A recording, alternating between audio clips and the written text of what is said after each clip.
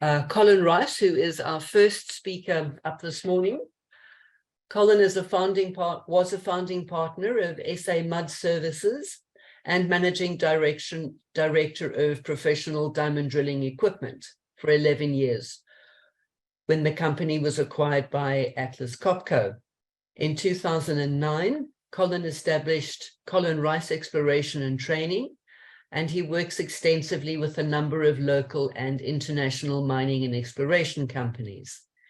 He has presented drilling-related training courses for the GSSA since 1992 and is an honorary fellow of the GSSA. So, Colin, all yours for the next 2 hours. Looking forward to it as usual. Thank you. Thank you. Thanks, Tanya. Thanks very much indeed. As Tanya said, I've been involved in the drilling industry for a while. I've been working with the GSSA for more years than I care to remember, and it's absolutely wonderful to be with you guys today. This is one of the nicest programs. I think it's great that the GSSA do this on a no-cost basis, and I really look forward to this day every year. I'm tasked today with kind of summarizing what a geoscientist, in the past we called them geologists, but now what geoscientists need to know about drilling. And so in the next 1 3/4 hours, 2 hours, I'm going to try and summarize for you what I think a geo needs to know about drilling. Before I do, let me just pause for 1 second, if I may. A number of years ago, as Tanya mentioned there, a very large international company called Atlas Copco bought my business from me. For a few years, I worked for them, and one of the jobs I had to do, one of the projects I had to go to do a presentation to a very high-level board in Atlas Copco. And I prepared my presentation and then ran through it with one of the vice presidents. And he said to me, hang on, stop. I'd started my presentation, he'd stopped, and he said to me, nobody knows who you are, tell them who you are. So I thought, what a waste of time. I've got such a short period of time to get this presentation across. It doesn't matter. So I went to do this very high-level presentation, got stuck into it. I was 3 slides into my presentation, and one of these guys said, stop. He said, who are you? And so this guy was right. So what I'd like to do, just very quickly, just to give you a little outline of my path in the exploration industry and how I've landed up where I am now. Very, very briefly, it'll take me 1.5 minutes. I started my working career as a maths teacher in Zimbabwe. I taught a senior school maths for about 8 years, 7.5 to 8 years. In 1984, I moved to South Africa with my wife and my little 2-year-old daughter and a dog and a cat. And I did not want to be a teacher anymore because teachers were earning salaries that were below the poverty line in those days, pretty much still are today. And I got offered a job as a development chemist with a mud company, a company that made fluids that were used in drilling. It was a brand new industry in those days, and I did my degree in maths and chemistry, and so I got this job as a development chemist, and that got me into the exploration industry. So my foundation was in drilling fluids, drilling mud, getting people to use these different additives that have now become commonplace in every single drilling operation. And later on today, you're going to chat to some guys from Imdex who run a mud company. They manufacture drilling fluids. From there, I migrated into myself and my business partner in those days started a borehole surveying company. We became the only contract survey company in Southern Africa. In other words, we would go out, and once you drilled a borehole, we would survey that borehole and tell you where the borehole had gone. That now is just a massive business. And again, you're going to chat today, later on today, with somebody who's going to talk to you about borehole surveying and borehole logging. And then from there, we migrated further, and we bought a so excuse me one sec, we bought an equipment manufacturing business. It then became one of the biggest manufacturers of exploration drilling equipment in South Africa. So I'm very lucky in that I've worked through different sort of facets, if you like, of the exploration industry. And through all of that, a lot of the work I've done in recent years has been with mining companies. And very often the work I do is to help sort out problems or misunderstandings between the mining company and the drilling contractor. And I believe that a lot of the problems that we have is because geologists don't understand contractors, and contractors most certainly don't understand geologists. And so you have this disconnect, and so you have issues, you have problems that occur. Now, I believe that, sorry guys, just give me one sec. I believe it's critically important for geologists. Sorry, can you guys still see my screen? It switched off there for a moment. Yes, can see. Okay, cool. Sorry, give me 1 second, guys. Sorry. My computer had a mind of its own there for a moment. And so I believe it's really, really important. It's critically important that geologists understand contractors and contractors understand geologists. And unless you have that understanding, you're going to have problems. So what I want to talk to you about today is based on a number of years of working in industry is where I think some of the gaps are, some of the places where geos can improve their learning, can improve their understanding, and so improve their ability to manage a drilling project. Okay, so that's what I'm getting at. We've got 2 hours. This should take about 2 weeks to talk about what we're talking about here. So I'm going to really compact it, but hopefully it'll give you at least an introduction into what we think a geo. We know that all geological information is based on rocks and understanding what's in rocks. And so rock samples at depths can only be obtained by drilling. And so by default, geologists must have a good understanding of drilling as an art, if you want to call it that, or as a scientist. It's one of the core competences of a scientist, of a geoscientist. Now we know that we can produce core samples or chip samples using a number of different drilling methods. We'll talk about some of those later on today. And the choice of drilling method will depend very much upon the stage of the project, whether it's an early stage or late stage project. And very often I come across situations where geos have an incomplete idea of what a different drilling method can produce. And so they want to produce these fantastic results from a method that is not going to give you those results. And so I think it's really important for geos to have an understanding of that. In early stage projects, a chip sample will be okay. And so we can use a rate percussion or an RC method to produce our sample. But in later stage projects, we must have a core sample. And so it's really important that geos have a good understanding of how we produce those core samples and the factors that can affect the quality of those samples. So I believe that the objective of any exploration drilling project is to produce samples safely and efficiently. And when we talk about samples, we're talking about a representative sample. In other words, I want a sample that truly represents the formation that I've just drilled, and it must be from a known depth. That is so easy to say and so hard to get right. And I would argue, based on some of the work I've done in the past, that many boreholes are not the depth that you think they are. Contractors either over or under report depth. And so it's very important that when we talk about this term representative sample, we're talking about the in situ representativity of the formation and the depth of that formation, of that sample that we've obtained.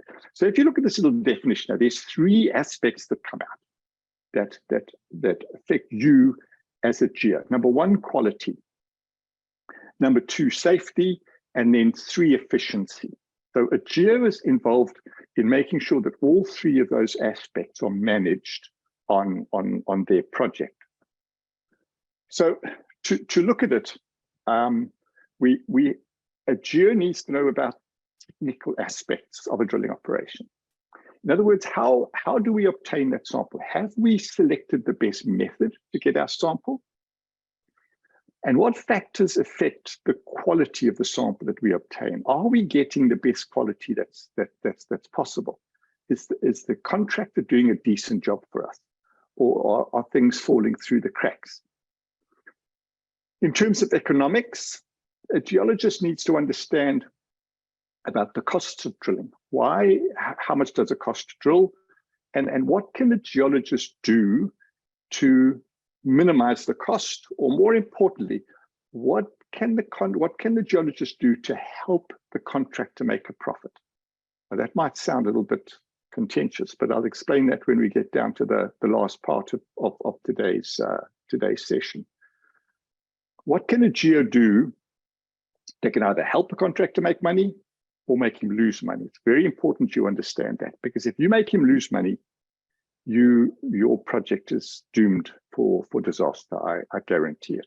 And then the third part, which is probably one of the most important, is safety aspects. In many regions in the world, in many jurisdictions, and most certainly in South Africa, geologists have got a very important role to play in terms of safety. And in fact, in some cases, geologists have a legal responsibility for safety. So I believe geologists, purely and simply because they're human beings and they're on a drill site, they need to be able to identify hazards and identify controls to prevent people getting harmed, to prevent people getting injured. And very importantly, they need to understand what their legal liabilities are. I've just read a really interesting article a short while ago. I went down to make some tea, and I was reading on my iPad here in Australia, a company, 2 people who own a company, it's an industrial company, have just been sent to jail for fairly long periods of time for not reporting an incident. Basically what happened was the guy was painting in a confined space. It was in a ship, in the hull of a ship, doing some painting using a toxic paint. Wasn't enough ventilation, and the guy passed out, and he was quite ill afterwards. They didn't report it. The same thing happened again, and the guy got seriously brain damaged. He's in serious medical trouble, and they tried to hide it. Now, these 2 guys, they're 2 brothers, in fact, who run this company, try to hide the thing. The law's caught up with them, and they're both in jail now. And I certainly don't think that geos will get themselves in that sort of trouble, but you need to understand what your legal responsibilities are. And so we'll talk a little bit about that later on. So I believe there's 3 major areas that I want to talk about today. I want to talk about some technical aspects of what a geo needs to know. I'm going to talk about some economic aspects and some safety aspects, and try and just encapsulate what I think you need to know about the drilling operation. So let's start. Let's look at the technical aspects first. Okay. Now, guys, what I'm going to go through here, we haven't got a lot of time, so I'm really giving you some broad brushstrokes here. Okay, but at the end of this little presentation, I'm going to show you some places you can go to get some more in-depth knowledge, because guys, I cannot stress strongly enough. The more a geologist knows technically, the more you understand about a drilling operation and how a sample is produced, the better job you can do in managing that project, in managing every aspect of that project. So I encourage every geo and people, some of you, I recognize a couple of names on the screen earlier when everybody was joining, a couple of guys who I recognize are on courses that we're doing some of our online stuff. And I say this all the time. As a young geo, when you go to a drill site, don't go to a drill site and talk rubbish and have a cup of tea. Watch what they're doing. Watch the operations. Try to understand. Ask questions, and try to understand what is going on. It's only by understanding those processes that you will understand what you can do to improve that operation in terms of those three aspects that we've spoken about. Okay, so drilling is the process of making a hole in the Earth's crust. And the whole idea is that we make this hole, we want it to remain stable so that we can do whatever we want to do in that borehole. And that hole that we've created, that void in the earth, we call that a borehole. And there's many different methods that are used to drill boreholes. And this is one of the most important things that I want you guys to understand. We generally tend to think that every drilling method, every way of making a hole is different. They're not. They're very, very, there's a great deal of commonality, many aspects of drilling across many different methods of drilling that are the same, with the same essential features. And that's what I want to talk about now. In every drilling operation, here I've said rock drilling operation, any drilling operation, if you're drilling a hole in the wall to hang a picture up, we have the same fundamental principles. And guys, at the end, this understanding is critically important. In every drilling operation, we have a drill bit. Let me try and get smart here with some of my things here. Give me 1 second. So we have a drill bit. And that drill bit is connected via a drill string to a drill rig, which is sitting on surface. So in every drilling operation, it doesn't matter what depth we're drilling, where we're drilling, how we're drilling, what we're drilling for, we have those two components. And the drill string is made up of a number of different drill rods all screwed together. There might be 1.5 meters long, there might be 3 meters long, there might be 6 meters long, there might be 9 meters long. And we join them together to make the drill string. And the purpose of this drill bit, the sole purpose of that drill bit is to fragment rock, is to break rock. That's the sole purpose of the drill bit. And we will choose different types of drill bit for different formations and to produce different types of sample. You'll see that just now. So all the drill bit does is it breaks rock. It creates fragments. It fragments the rock. And the drill string, all the drill string does is it provides a means to get rotation to the bit. It delivers torque to the drill bit, and it delivers weight on the bit. It allows us to push down and provide weight on the drill bit. So every single drilling method you'll come across has exactly those same features. It's got a drill bit that makes the hole, and it's got the drill rods that are connected to the drill rig. In every drilling operation, we have a drill rig. The drill rods, the drill string, is connected to what we call the rotation head. It's the part that allows the rod to rotate. We rotate the drill rods, and while we're rotating, we apply load to it. We push down, we apply a force, a downward force onto the drill bit. And that combination of rotation and load, what we call bit load, we'll talk about that just now again, that weight on bit, the combination of those two causes the rock to fracture, causes the formation to break. We create chips, and we advance the borehole. And every drilling operation works on those same basic principles. So in all drilling operations, we've got a drill string and we've got a drill bit. Now, as we advance the borehole, as the bit fractures rock, we create these fragments, what we call drilled cuttings. People have all sorts of names for them. They call it sludge. They call it all sorts of things. It's not. It's drilled cuttings. It's pieces of formation that we have fragmented, and we need to get that cutting out of the hole. So as this bit makes hole, we pump a drilling fluid, and that drilling fluid may be air or water. It could be air with chemicals added to it, or it could be water with chemicals added to it. But we have two main flushing mediums, either water or air. And we pump that water air down the drill string. It exits at the face of the bit and then flows up the side of the borehole, the space between the borehole and the drill pipe, the drill rods. We call that the annulus. It's the annular space. And the cutting then flows up the annulus to surface. So we have a bit, we have a drill string, and we have our flushing system, either water or air that we pump down the drill string. It exits at the face of the bit and carries the cutting back up to surface. Important term you have to remember, please, guys. The annulus is the space between the borehole wall and the drill rods. We call that the annulus space. Okay.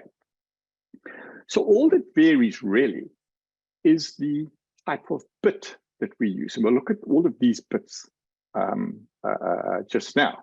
These are common bits that we use all the time in drilling operations. Each of them is designed for a different, basic, I suppose, for a different type of rock, for different formations, and for different purposes. So very quickly, I don't think it's very hard to understand that bit A, this one here, and bit D, and bit E, these are what we call full face bits. In other words, when we drill with this bit, the entire volume of the borehole becomes chip sample, becomes drilled cutting. The entire volume of the borehole is fragmented.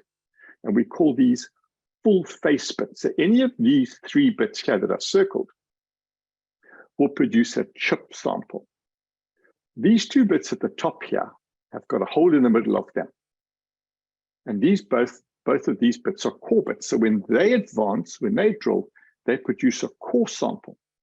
So we will select the bit, we'll select the drill string, and a bunch of other things based on what we are trying to achieve. What do we want to get from this hole? Do we want a chip sample, a core sample? What size core sample? What type of chip sample, and so on. So that's the fundamentals that are common to all drilling operations. And we'll talk about those in a bit of detail just now. So this is the most important thing you'll take away from this little session today. There are 4 features that are common to every drilling operation. It doesn't matter whether you're drilling an oil well, a hydrothermal well, a blast hole on a mine, or an exploration borehole, or RC borehole, or a diamond core borehole. Every single drilling operation has these same 4 features. We have rotation. In every drilling operation, we've got to rotate the drill bit. In every drilling operation, we've got to put load on the bit. We've got to push down on it to put the bit in contact with the rock so it can do its job, so it can fragment the rock. Then we have to have this flushing system that I spoke about. And then we also have got to have what we call a hoisting system. In every drilling operation, at some point in time, either the hole's going to be finished or the bit's going to be finished. I need to change the drill bit. And that means I've got to pull the entire drill string out the hole, change the bit, and go back into the hole. And we do that using what we call the hoisting system. Now, that's common to every single drilling operation again. So those 4 things, guys, please remember these, okay? Every drilling operation, we've got rotation, we've got weight on bit, we've got a hoisting system, we've got a flushing system. Okay, those 4 elements are common. Those 4 features are common to every single drilling operation. Now let's look at these in a little bit of detail. We've said in every method of drilling, irrespective of the method, we have to rotate the drill bit. And the part of the drill rig that rotates the drill bit is what we call the rotation head. And this here, in this picture here, this is the rotation head. And in this particular one here, it's quite hard to see, I guess. I don't know how big your screens are where you guys are, but this is a gearbox, this big chunky thing on the left-hand side here. And basically, we've got a hydraulic motor. We pump hydraulic oil into the hydraulic motor. That motor rotates some gears, just like the gears in a gearbox of a car. And those gears are then connected to a spindle that sits in here, and that's connected to the drill rod. And that's what gives it rotation. Different types of rotation head, they're not important to remember at this stage, but it's essentially, it's the rotation unit, the rotation head of the drill rig that provides the rotation that we require. Some drill rigs, because of the bit we use, we require very fast rotation. So some rotation heads are capable of rotating very, very fast, 1200, 1300 RPM. Other rotation heads are designed for slow rotation, 40 to 100 RPM. And so the design of the drill rig will be to suit a particular type of drill bit with a particular drilling method. And that will maybe become clear a little bit later on. Okay. One quick thing here, this is not critically important at this level, but if you can remember this, this is great. There are two ways in order for the drill rig, for the rotation head to provide rotation. It's got to engage the drill rod. It's got to grip that drill string or hold the drill string in some way so it can provide rotation. And that's done in two ways, only two ways. There's no other way, there's no third way. There's only two ways it can happen. The one way it can happen is like we can see on the right-hand side. This is a rotation head from a very big, what we call a blast hole drill rig used on a mine. So this big black thing in the middle here, this big part here, really is just a gearbox. Inside there's a bunch of gears that go round and round, and this little black piece sticking out the bottom here is the output shaft of that gearbox. Very similar to what you have in a car, where the output shaft of your gearbox drives a drive shaft that drives the wheels of your car. And the drill string screws directly into this output shaft. Now, this is what we call a top drive. Not important to remember that now. If you can, that's cool, but it's not critically important now. We call that a top drive system. So in other words, we've got the output shaft and rotation head, and the drill string screws directly into there. As the output shaft rotates, the drill string rotates, what we call a top drive system. The second way that we can impart rotation is using what we call a chuck. Now, chuck, if any of you have ever used an electric drill, it's got a chuck on it that opens and closes, and it either grips or releases the drill rod. So in this particular case on the left-hand side, this black and yellow checkered thing here is called a chuck. Inside of it has got a set of jaws that open and close. When the jaws close, it grips the drill string. I can then rotate the drill string. If I want to stop rotation, I will open the jaws. And then I've lost contact with it, and I can't rotate anymore. So there's two kinds. What on the left-hand side, what we call a chuck drive, C-H-U-C-K, a chuck drive, and on the right-hand side, a top drive. Now, the important thing here, guys, every single drill rig you'll find anywhere in the world, will be one of these two types. Every single drill rig will be one of these two types. And one of the first things you can take away from this course is when you go back to, if any of you are working on exploration projects or even on mines or civil engineering projects where you've got drill rigs, go and look at the drill rig and try and identify if it's a top drive or if it's a chuck drive drill rig. Because if we understand whether it's top drive or chuck drive, it helps us to understand the processes that follow with the use of this rig, and that helps us to understand several other aspects about it. So that's the first thing, okay. The second feature that's common to every drill rig is what we call weight on bit, or bit load, or bit thrust. All of these terms we use interchangeably. And all it is simply is the pressure. It's the load, the force that we apply to the drill bit to make it cut. Now, in some cases, some drill bits require huge amounts of weight, tons and tons and tons of weight, to make the cutting elements fracture rock. We'll talk about that in a minute. In other drill bits, we require very little weight on bit in order to make the bit cut. And so the drill rig has got to have the ability to alter the weight on bit. If the drill rig can't do that, we're going to have a very inefficient drilling operation. So the drill rig again is designed to alter this weight on bit. When the formation's really hard, we want to push harder, and if the formation's soft, we want to push less hard. So this is another function that is common. Every single drill rig in the world has the ability to provide bit load, to provide and to vary that weight on bit. Okay. The third thing we spoke about was a hoisting system. And as I mentioned to you, at some point in time, we've got to come out the hole. We've got to pull the drill string out the hole, change the bit, or pull the rods out the hole because we finished the hole, because the hole's complete. Whatever the case, we've got to have this hoisting system. And if any of you have had any experience at all in exploration drilling, you will know that mining companies are, what's the kind word I'm looking for? They are besotted with the risks associated with hoisting drill rods.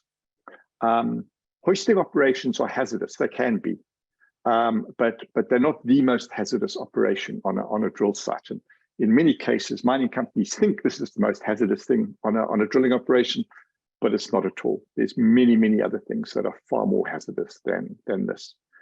I've just put these two pictures in here just to show you when we pull the rods out the hole, one of the key things we've got to do is we've got to stack those rods.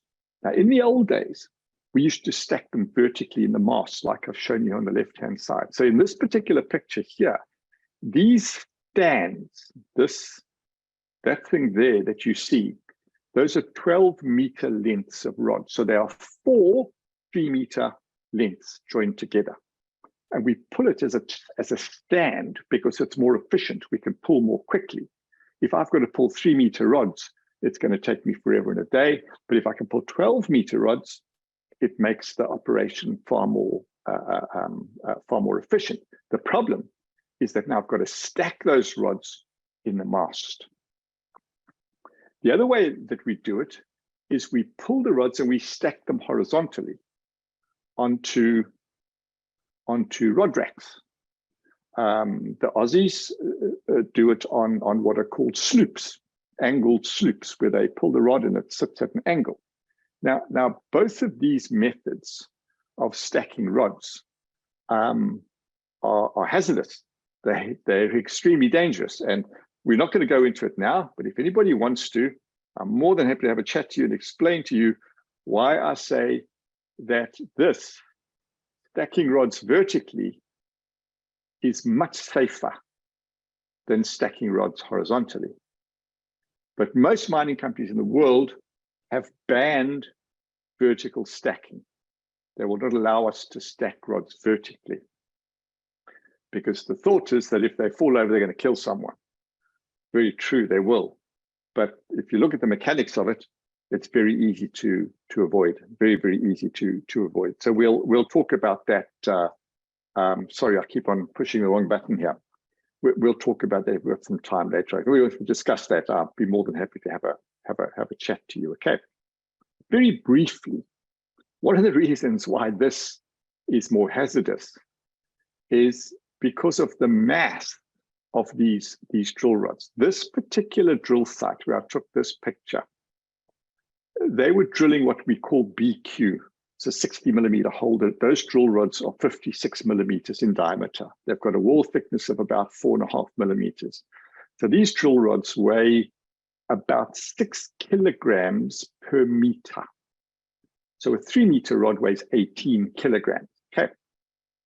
And this particular hole, they were pulling 1,660 meters of drill rods. Now take 1,660 and multiply it by 6, and you get a very big number. It's a very big number. It's about 3 or 4 or 5 bakkies, LDVs, small cars in weight. And those rods were balanced on these little stands here. Now, these little stands were just welded by some guy on a Saturday afternoon. They're not pieces of structural equipment. And can you imagine what would happen if these rod stands collapsed? And it happens frequently. So we can't just, because we don't like that way of doing it, we say we're not going to do that, we must do it this way, because we don't fully understand the risks involved. And unless you don't understand the risk, we can't manage the risk. So when you look at these operations, look at them with an open mind, okay? The fourth system that is common to every drilling operation is a flushing system. What we mean by the flushing system is the method that we use to get the cutting out the hole. As we advance the hole, we create chips, and we've got to get those chips out. We've got to get that drill cutting out the hole. And as I said earlier, we either use water or air, and we call that a drilling fluid. So water, pure water, very seldom we use pure water anymore. Normally what we do is we add chemicals to it. We add a lubricant or a polymer or something like that to change the properties of the water. And that then allows us, it gives the water different properties, allows us to drill more efficiently and to solve other problems that we might have in the hole. But basically, the water air, we call that the drilling fluid. So we either have a water pump that pumps water down the drill string and then up the annulus, or we have a compressor that blows compressed air, high pressure compressed air down the drill string, out the bit, and back up the annulus to surface. So we've either got a pump or we have a compressor that delivers that drilling fluid. If we're using water as the basis of our drilling fluid, we'd have a setup that looks something like this. We'd dig a hole in the ground, what we call a sump, and we'd have the circulation pump sitting on the side with a suction hose hanging into the sump. We start the pump sucks the fluid up, delivers it through the delivery hose, down the drill string, past the bit, and back up to surface. When it comes back up to surface, it flows through a series of troughs and settling ponds, if you like. And then, sorry, my mouse is very sensitive it keeps on going forwards. Goes through these ponds, back into the main sump, and so we recirculate the system, what we call a recirculated system, okay?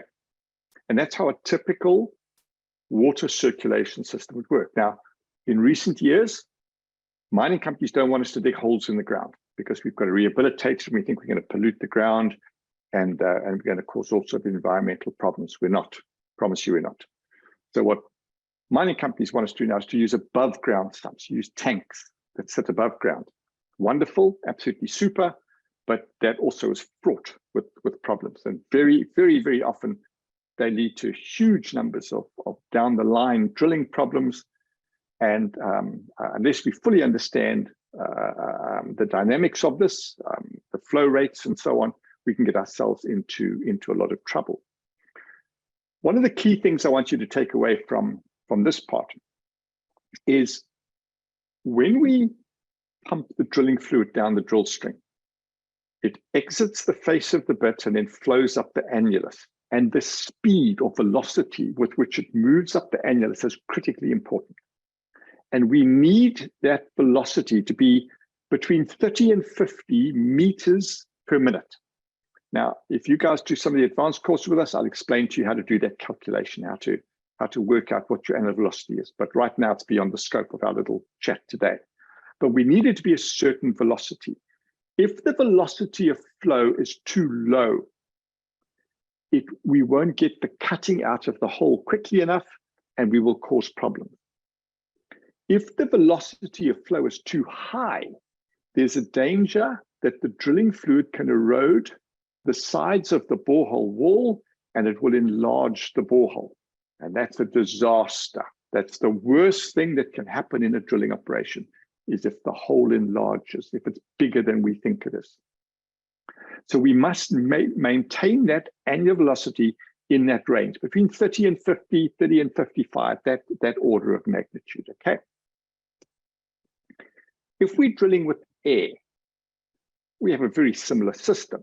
We've got an air pump, what we call a compressor, and that compressor sucks in atmospheric air, it compresses it, and it delivers it at high pressure down the drill string. When the air escapes at the bit, it then flows up the annulus and now blows the cutting to surface. Air, pure air, has got no carrying capacity. It can't carry the cuttings. It's got to blow the cuttings out the hole. And so when we drill with air, we need a much higher velocity. And what we call, again, I can't go into all the detail here, guys, what we call the upper hole velocity. The velocity of the air at the top of the hole must be about 1,000 to 1,500 meters per minute, much, much faster than it is with water. So we've got two flushing mediums, water and air. With water, we want about 30 to 50 meters per minute. With air, we want about 1,000 to 1,500 meters per minute. Very, very different cleaning systems there that we have. Okay, so let's summarize this part quickly. There are 4 features common to every single drilling operation. And just now we're going to talk about different drilling methods quickly, and you'll see what I mean.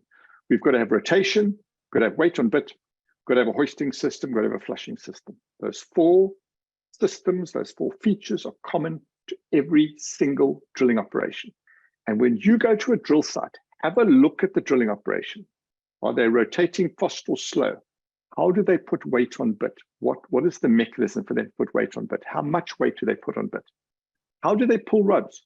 What mechanisms do they use? Do they use a winch? Do they use the rotation head? How do they pull and lower drill rods? And what flushing system are they using? Ask yourself those questions, identify those different systems on the rig, and then you'll start to understand how different methods of drilling work, how they make hole. All right, let's go to the second most important part of what we're going to talk about today. And that's how rock fails. If we understand how we can make rock fail, how can we fragment rock, we can then maybe understand why different methods of drilling are better suited to some rock types rather than to other rock types. And basically, there are 3 mechanical ways that we can make rock fail. There are chemical ways we can make rock fail, obviously, but we don't use that. We're only talking about mechanical ways. So we can either crush rock, we can shear rock, or we can abrade rock. Let me show you what I mean. So the one way we can make a hole in rock is with a hammer and chisel, a purely percussive action, and you all know exactly what I mean by that. Another way that we can crush rock, a mechanism, a method that is used in drilling and mining applications and in water well drilling applications, is to use what we call a downhole hammer. So again, you saw this picture earlier. We've got our drill rig, we've got a rotation head, but downhole here now, instead of just a bit, we've got a bit plus a hammer. And this picture on the right-hand side kind of shows you roughly what I mean. This bit here has got tungsten carbide cutting elements. So these buttons here, these are hemispherical buttons made of tungsten carbide. Tungsten carbide is very, very hard and it's very abrasion resistant. And this part here behind it, this thing here, is what we call a hammer, a downhole hammer. And the way it works is like this. We pump high pressure compressed air down the drill string, it enters the hammer, and it makes a piston. Inside the hammer, there's a piston. And that piston reciprocates. It moves up and down very, very quickly, 900 to 1,000 blows per minute. It moves very, very fast. And every time it moves downwards, it strikes the top of the drill bit, transfers an energy wave into the rock, and causes the rock to fracture. The rock chips are then blown up the annulus back up to surface. So the compressed air that makes the hole cleans the hole. That same air then escapes and carries the cutting to surface. Now we call this a downhole hammer. The term downhole is kind of obvious because the hammer is down at the bottom of the hole. And we'll talk more about this just now.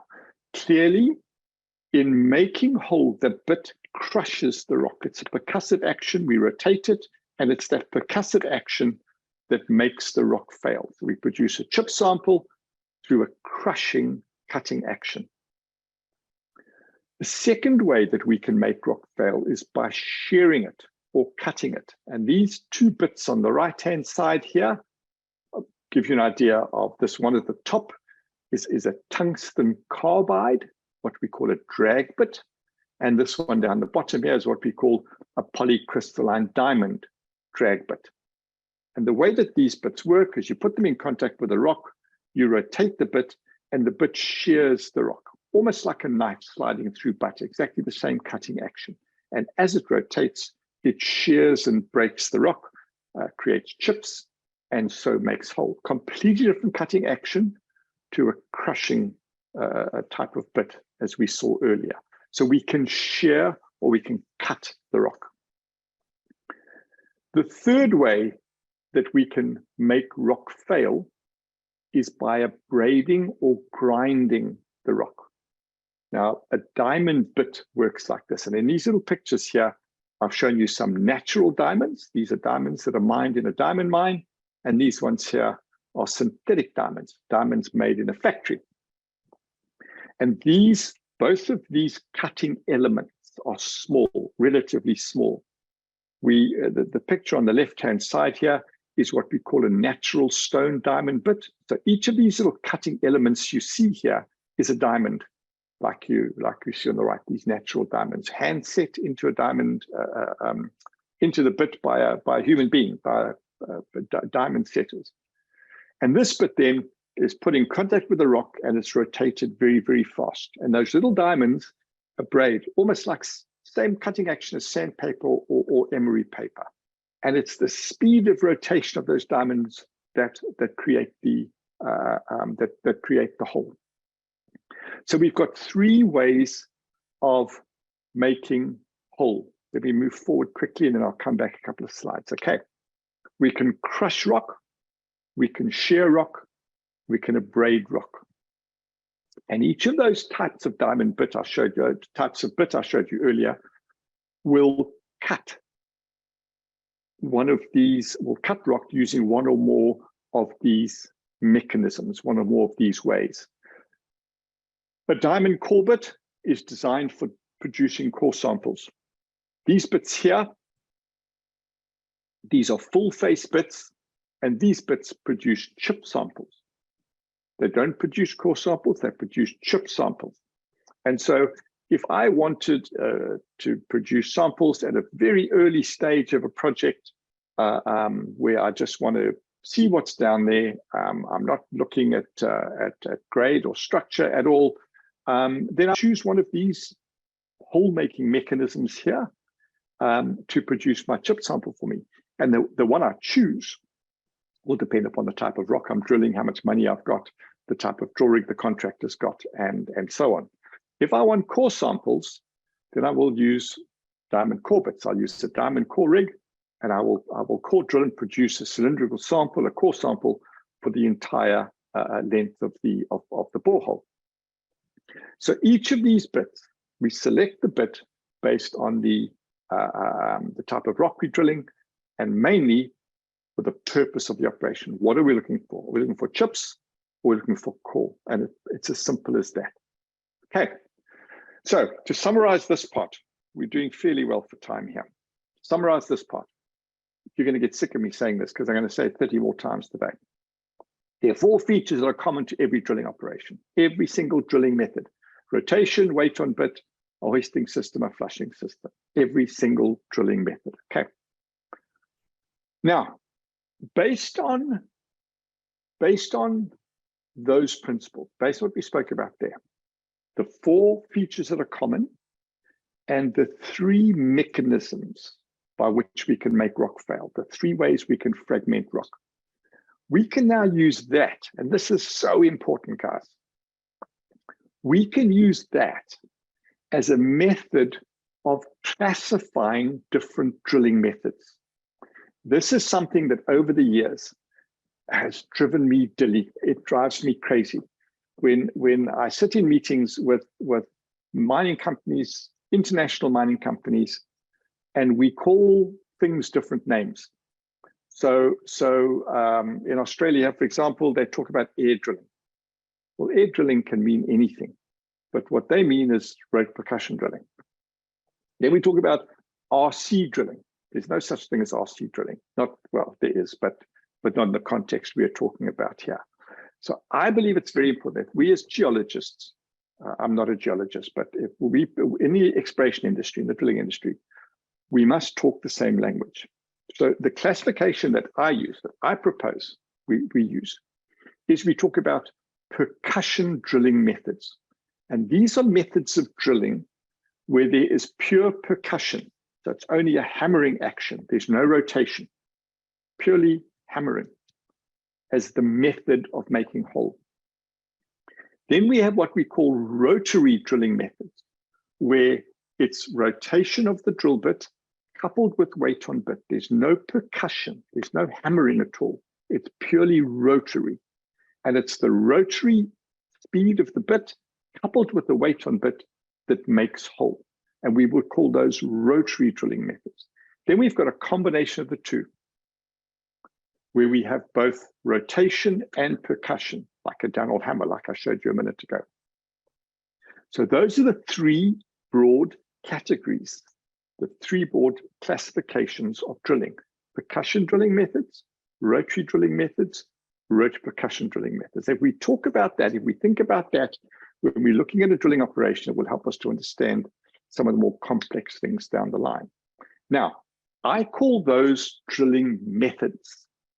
Those are drilling, there are three drilling methods. And then we have what I call different drilling techniques. So within rotary drilling, for example, I can drill with a full face bit, like I showed you a minute ago. Or I can drill with a diamond bit. Both of those methods of drilling, both of those hole-making mechanisms are rotary methods. There's no percussion. I'm just rotating and I'm putting weight on the bit. This one here happens to produce a chip sample for me. This one here happens to produce a core sample for me, but they're both rotary methods of drilling. And then we can do the same. I can't go into this in a lot of detail. We just don't have the time, guys. But in terms of rotary percussion drilling, we have got two methods of rotary percussion drilling as well. We've got what we call top-hole hammer and down-hole hammer. So if we start talking about the same, start using the same language, I think it will save a lot of misunderstanding down the line.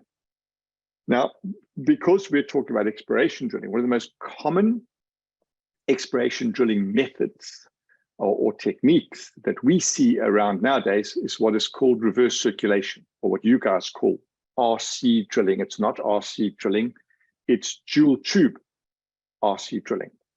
And we'll talk about dual tube RC drilling in a minute. But dual tube RC drilling, that technique can be used with a rotary bit or with a downhole hammer. We can use it in both hole making mechanisms. That will become clear, hopefully, shortly. Okay. All right. So let's have a look now at drilling methods. We saw our definition earlier of what I believe an exploration project is all about. And so we can decide whether we're going to produce a core sample or a chip sample. Now, producing a good quality core sample is difficult. In some formations, it's easy, it's nice and hard and competent and drillable.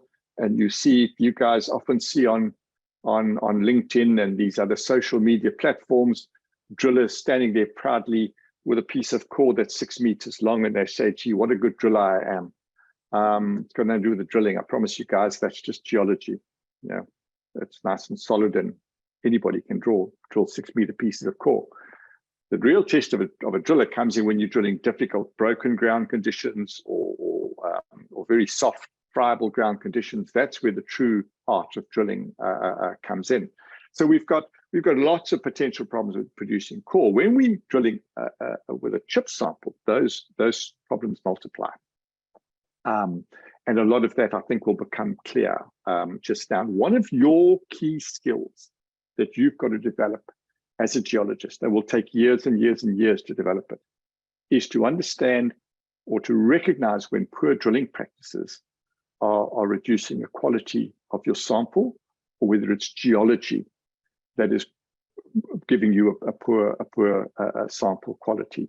It can be one of the two. And generally speaking, contractors would like to say, you know, we've lost core or we ground core because of geology, when in fact it's not. It's through with poor equipment maintenance or poor drilling methodology. So it's one of the key things that geologists would have to do. That as you get more and more experienced in your field, you'll be able to recognize more and more easily. Okay. So we've got these drilling methods and drilling techniques that we've spoken about. Okay. Let's talk first of all about diamond core drilling. Now, guys, I'm rushing through this. Okay.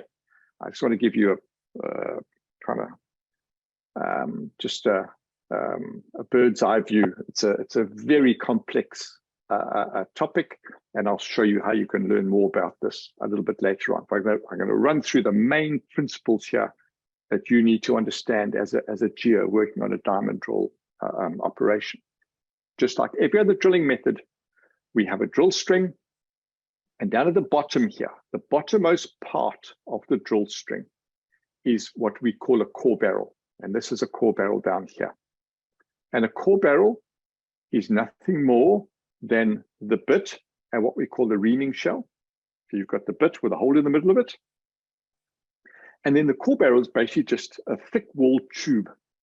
And the whole idea is that as this bit advances, as we advance the drill bit, we produce this core sample, and the core sample feeds into the core barrel.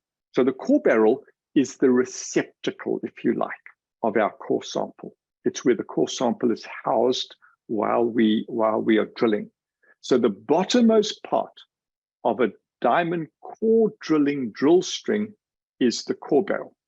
Core barrels can vary in terms of diameter. They can vary in terms of the core size they do.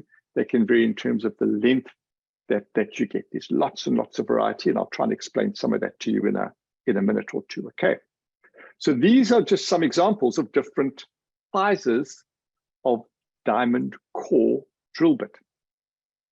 And one term I want you guys to try and remember here, please, if you can, this width here.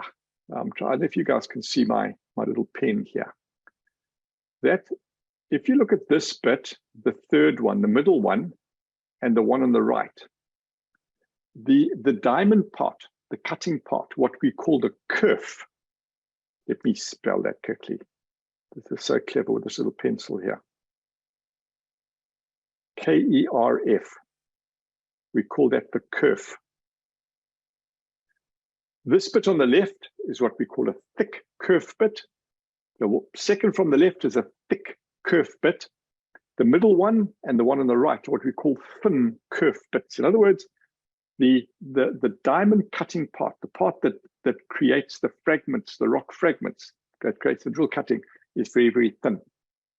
And so you can see here, this bit gives us a very big diameter core sample, and this bit gives us a very small diameter core sample. And that's to do with the way the core barrel is designed and so on. So the core barrel, we can alter the design of the core barrel. We can select the core barrel according to what we want to try and produce. The size of the core and the quality of the core. That is really what we would look at. And core barrel design is a complex thing. I'm going to show you very briefly how they designed.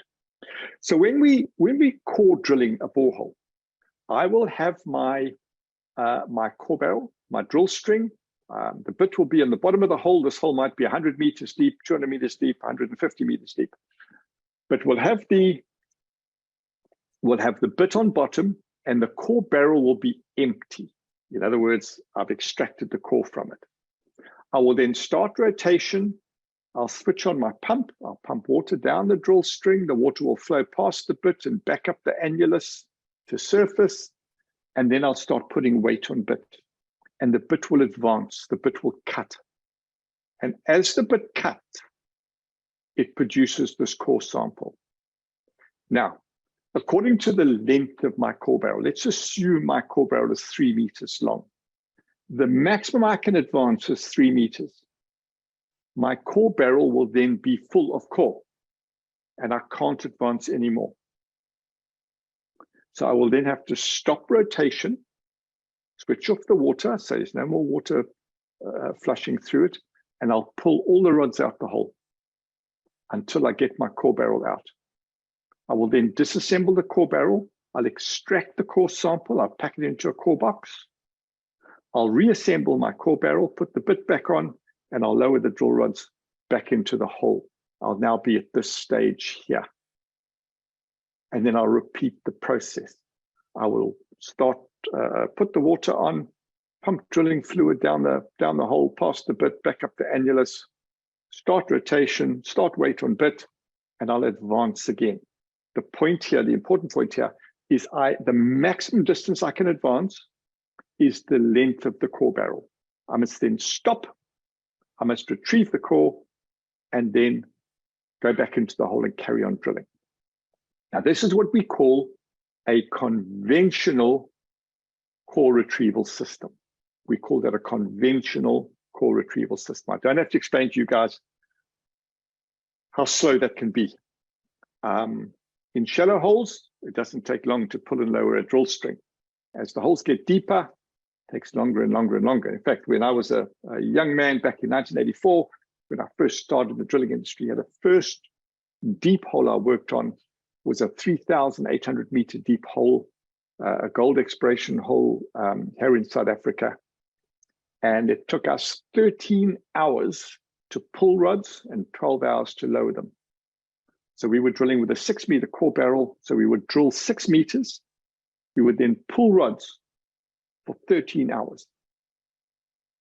Get all the rods out the hole, get the core barrel out, disassemble the core barrel, take that 6 meters of core out, put the bit back on, then 12 hours back down to bottom to lower again. We would then drill for about 45 minutes to fill that core barrel, pull for 13 hours, lower for 12 hours, drill for 3/4 of an hour, and repeat that. So it wasn't a drilling operation.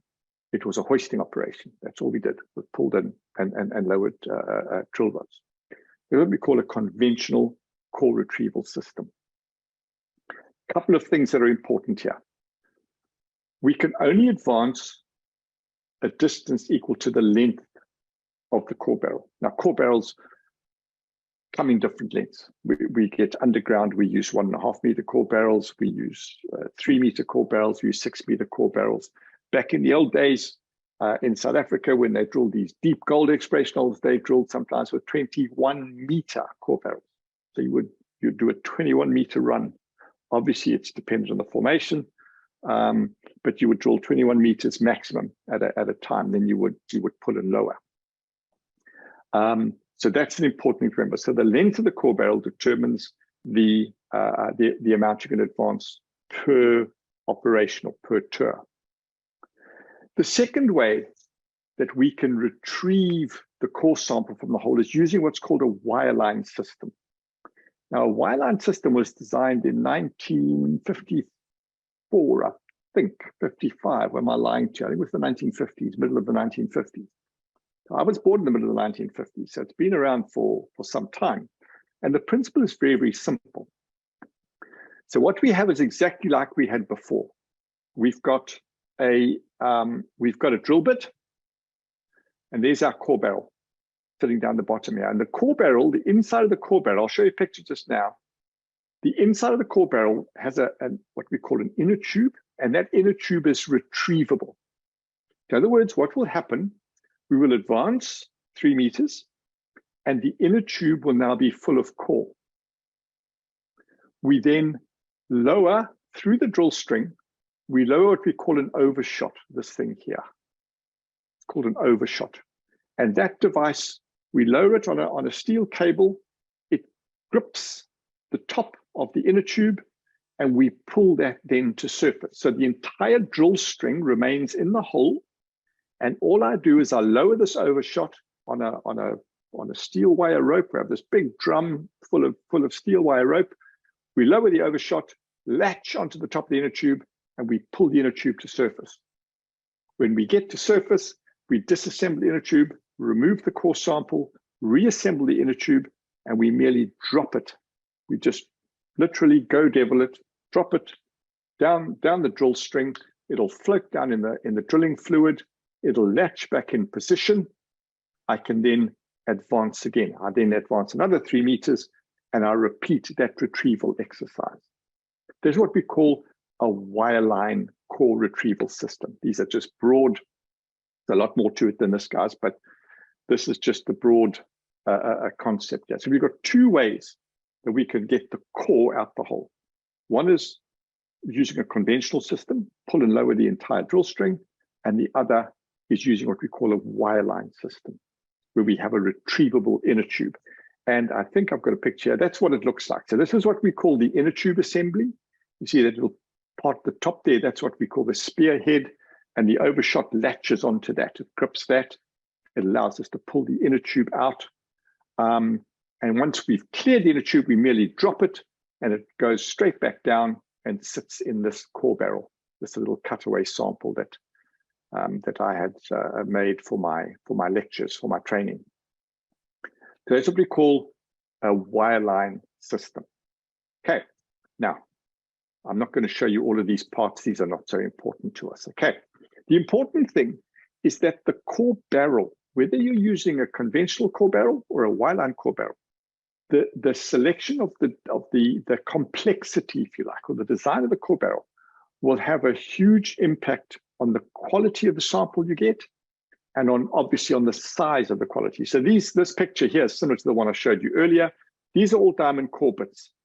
They all give us different sizes of core, different hole sizes, different core sizes, and they're all selected for different purposes. And that's what you will, as a geologist, come to recognize as you do more and more work in the industry.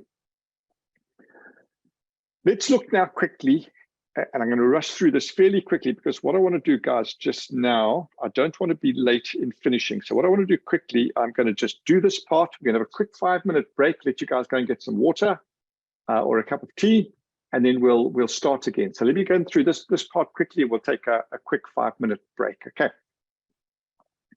If we look at conventional core barrels, these are core barrels where I advance, I pull the entire drill string out the hole, and then I go back into the hole and I advance some more, what we call a conventional system.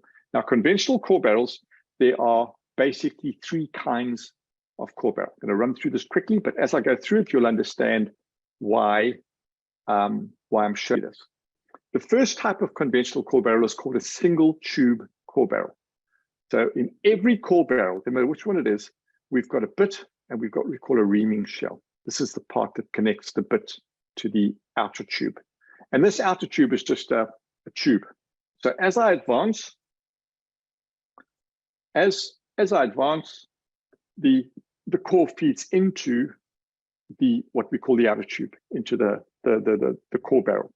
The important part here is that the drilling fluid that I pump down the drill string comes into the core barrel and it flows over the core sample.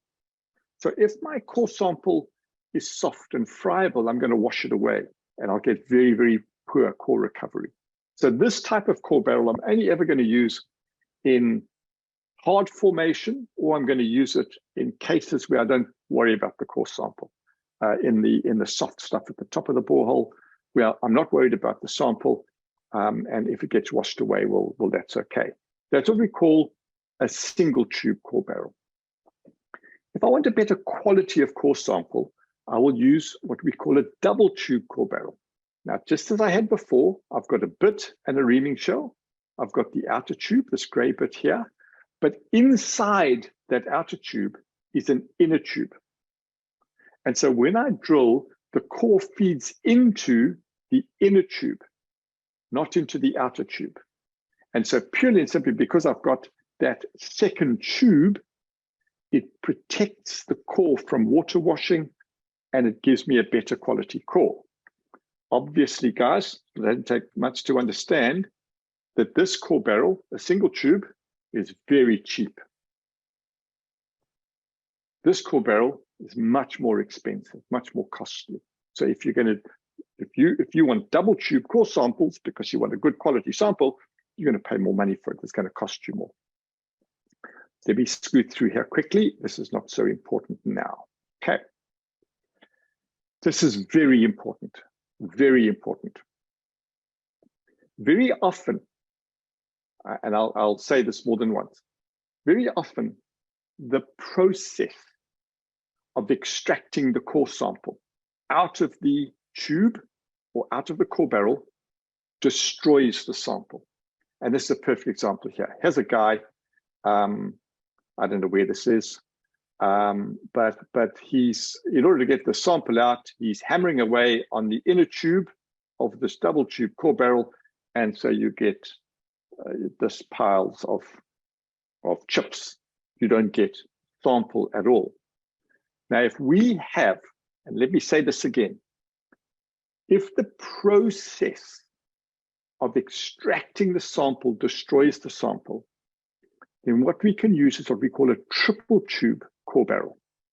So now we have the outer tube, the inner tube, and then inside the inner tube, we have another tube.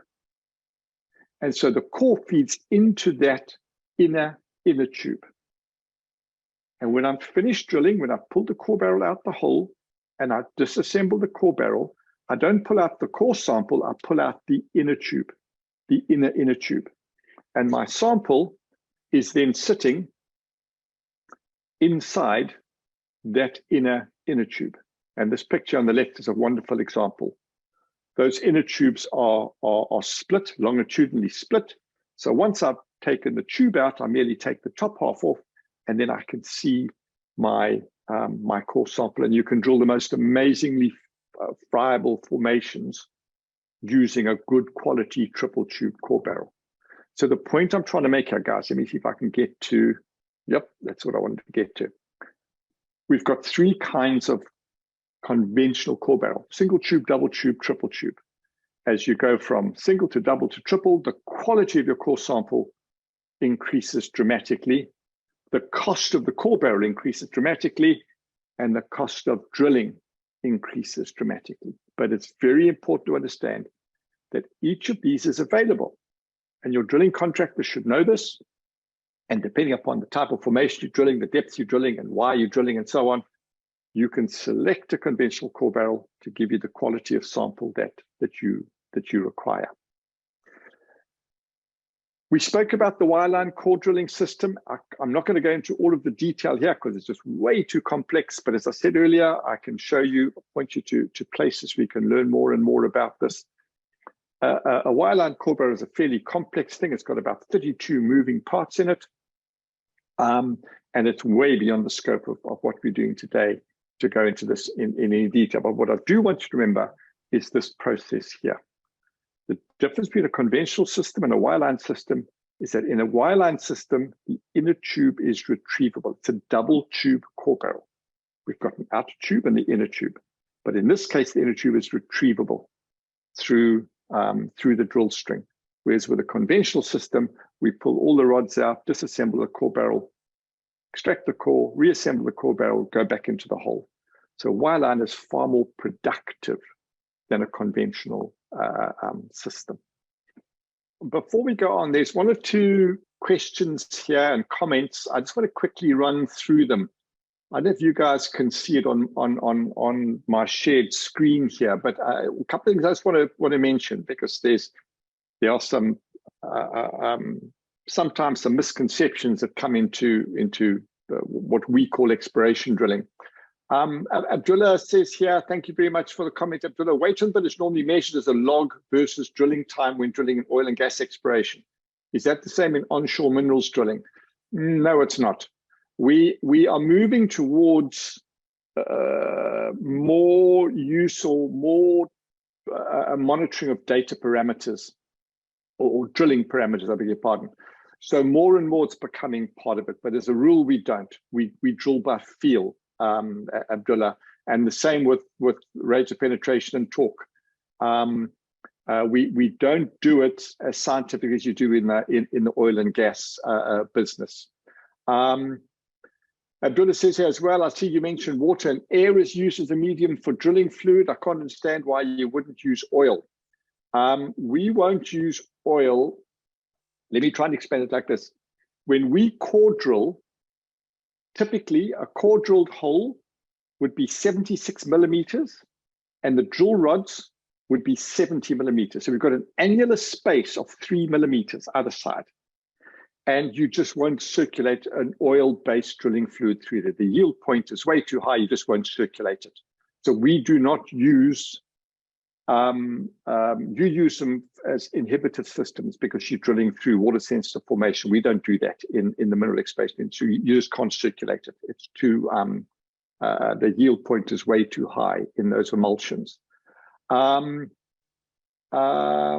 just going through these quickly. Demakatsu asks what sonic drilling is. Great question, but we haven't got the time to talk about it now. Do one of the later courses. In fact, if you do the drilling methods course later in the year, we talk about it there. Can a core barrel be more or less than 3 meters? Absolutely. We use 3 meter, 9 meter core barrels, 6 meter, 9 meter core barrels as well from time to time. Eric says there quite correctly that in the United States, core barrels are measured in feet and inches. United States is so far behind the rest of the world, hasn't caught up with the metric system yet, only joking. But there, yeah, they use imperial measures. So they talk about feet and inches. Different core sizes. I'm not sure. I don't believe I've done it in this little session here, guys. But yeah, the different core sizes, it's critically important you know that. What I'll do, there's a table I have of all the different sizes and diameters. I'll share that with Lally, and she can maybe then share it with you guys via your email link. Okay, so I'll do that. I'll send you those dimensions. Then Eric here says he was on a drill in Sweden. That's interesting. I'm going to Sweden early next year to do a training course, and there they use only water. Many drillers use only water, but typically they will use some sort of cutting fluid, some sort of cutting oil, and a polymer to enhance the properties of the water. And then what Obakri says here, I believe the use of the polymer is for 2 reasons. One is to make sure the bit doesn't get worn off fast, and 2 is to assist with flushing our cuttings. You're half right. The polymer won't necessarily extend bit life. It may, but what a polymer will do, it thickens the water, it increases the viscosity of the water, and it's the viscosity that helps you lift the cuttings more efficiently. So you 95% correct there in what you said. Okay, so that's managed some of the questions there. Let's move on now. And let's carry on. Sorry, guys. Let me just find where I am here. My keyboard doesn't want to do what I want it to do. Let's talk now about the next method of drilling. And I want to talk about reverse circulation drilling here. But before I talk about reverse circulation or dual tube reverse circulation, I just want to recap what we spoke about here in terms of rotary percussion drilling. Earlier, we spoke about what we call a downhole hammer, where we have a bit, and then inside the bit is a piston. I beg your pardon, inside the hammer is a piston. And the piston reciprocates, comes down, strikes the bit. Every time it strikes the bit, it transfers an energy wave through the bit into the rock. The rock is fractured and the chips get blown up the side of the hole, back up to surface, up the annular space, back to surface.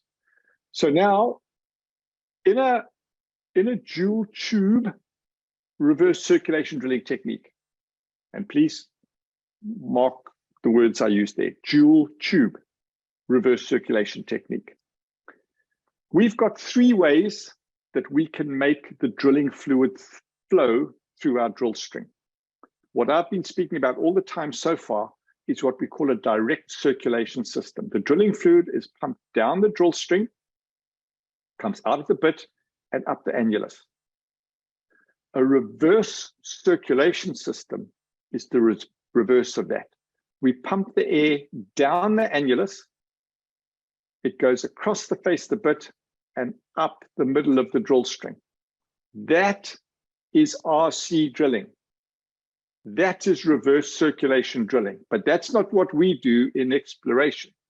What we do is what we call dual tube reverse circulation. And it's very, very important that we use that distinction. In a dual tube system, I have an outer tube and an inner tube.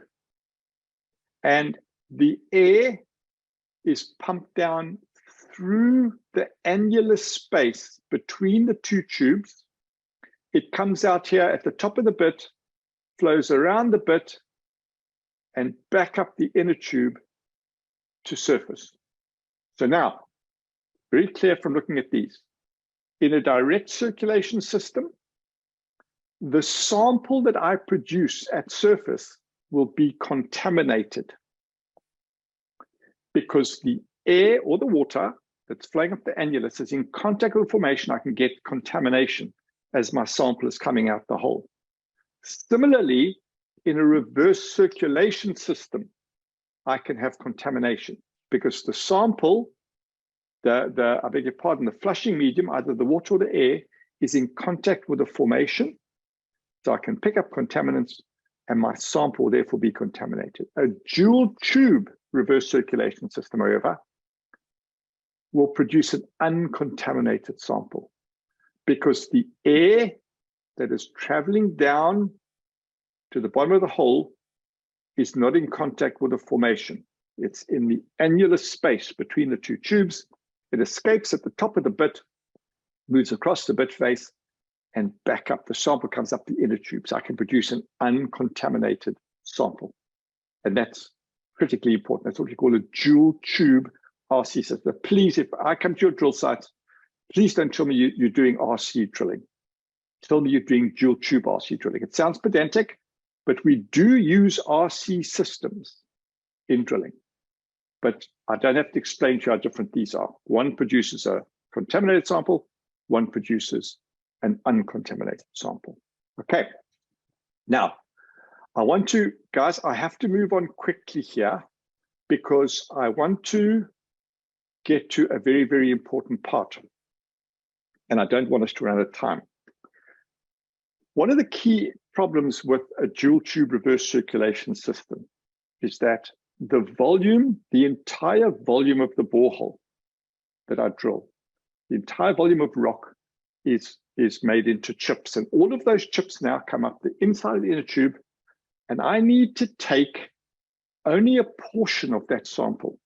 For example, if I'm drilling a 140 millimeter hole, typically 140 millimeter or 4.5 inch in American terms, depending upon the density of the rock, I'm going to produce about 30 to 32 kilograms of cutting per meter. Now, there's no way I'm going to take 32 kilograms of cutting per meter to the lab to have it assayed. That's going to cost me an arm and a leg. It's going to be ridiculous. The cost of transport will be more than the mine's worth. So I want to reduce that mass of sample. I want to split that sample so that I can take a smaller part that is truly representative of that entire mass, that meter or half meter, whatever it is that I've drilled. And that is done using a sample splitter. And these are two typical sample splitters that you will find on exploration projects. The one on the left is called a riffle splitter, and the one on the right is called a rotary cone splitter. We just don't have time.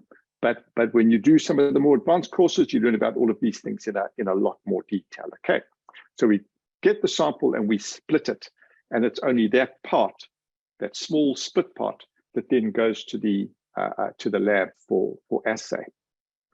So to summarize this first part, then, and I mean heavens, we haven't even scratched the surface. What do you need to know about the technical aspects of drilling? Well, you need to understand different methods of drilling will give you chip samples, different methods will give you core samples.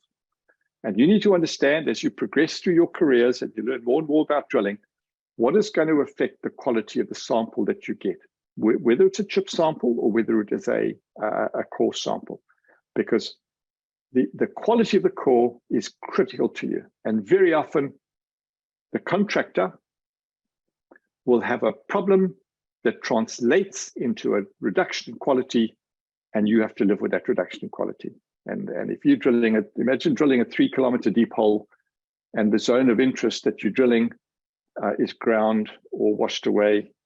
Well, you've drilled 3 kilometers for nothing because the quality of your sample doesn't tell you what you want to know. So that's what you need to focus on. I want to quickly now move on to these last two aspects. Okay. And we'll try and do some justice to these.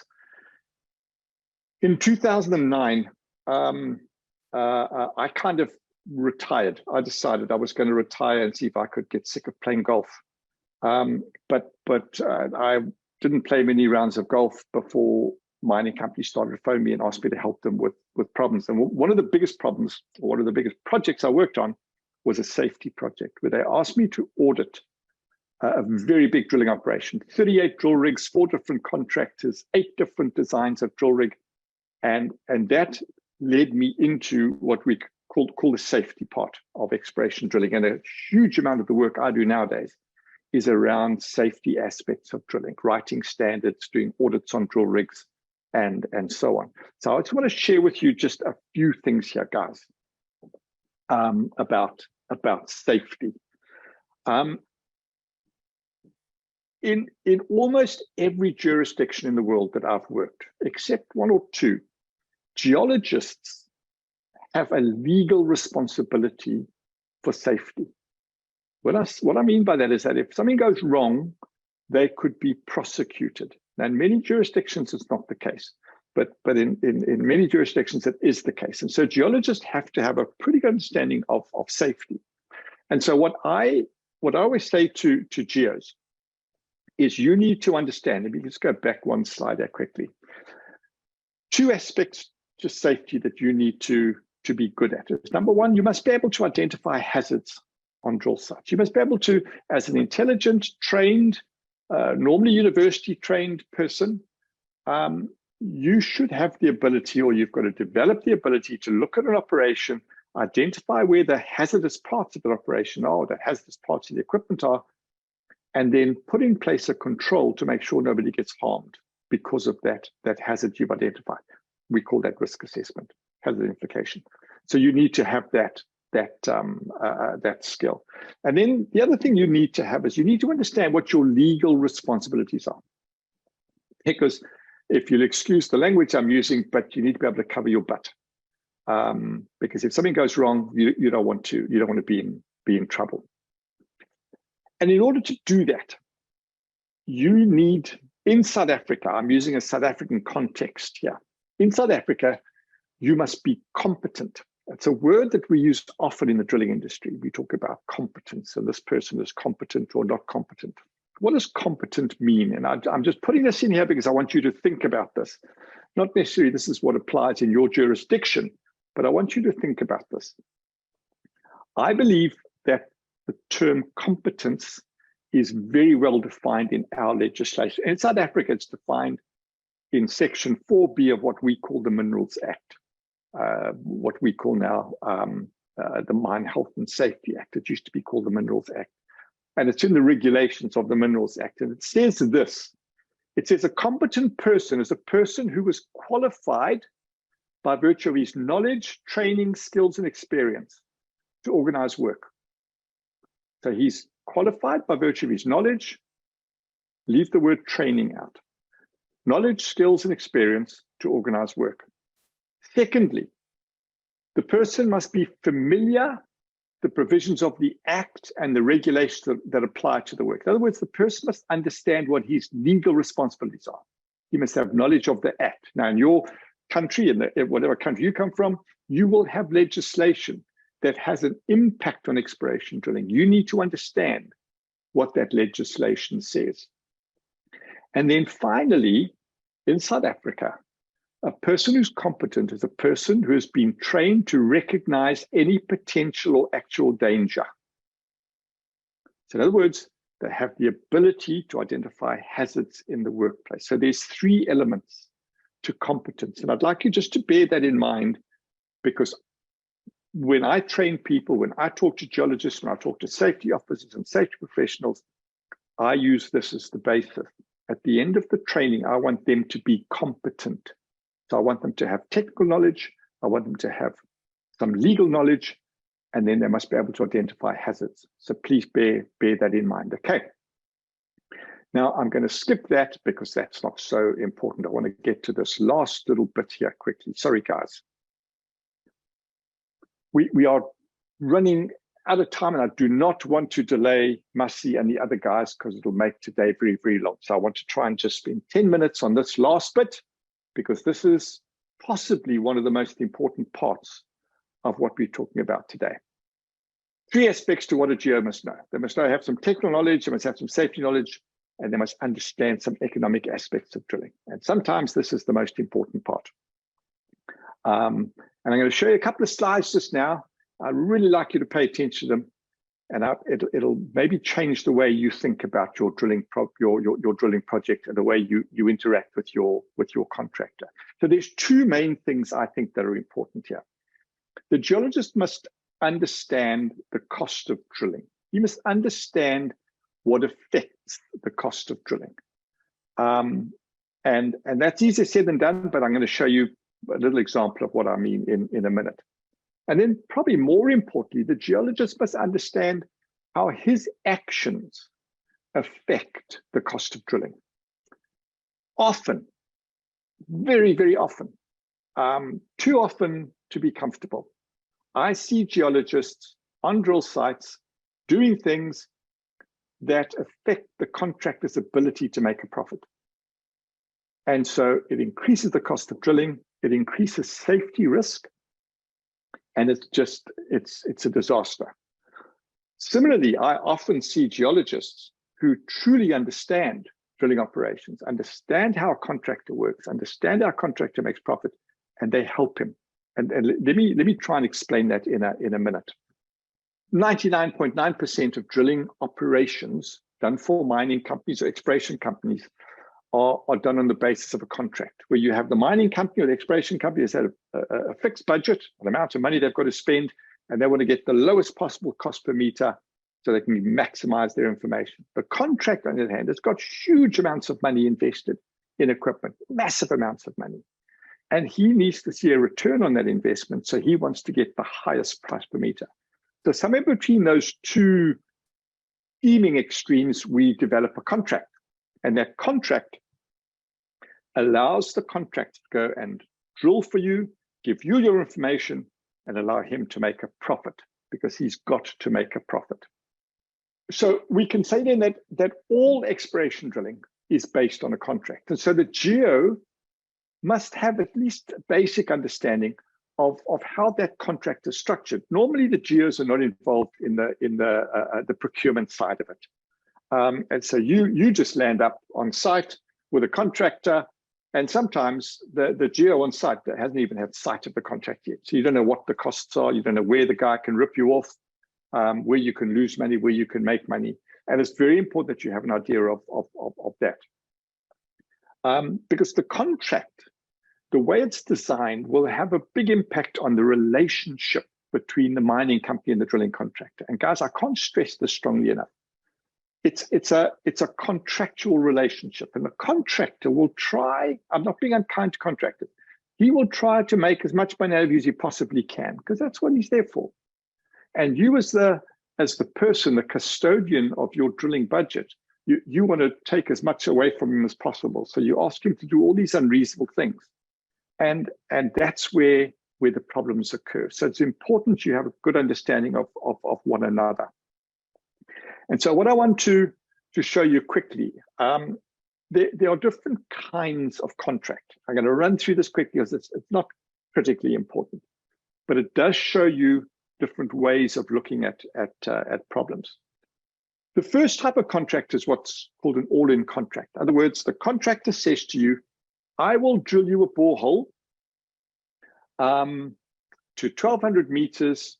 I'll put 3 wedges in, and you're going to pay me $45,000 per borehole, or whatever the case happens to be.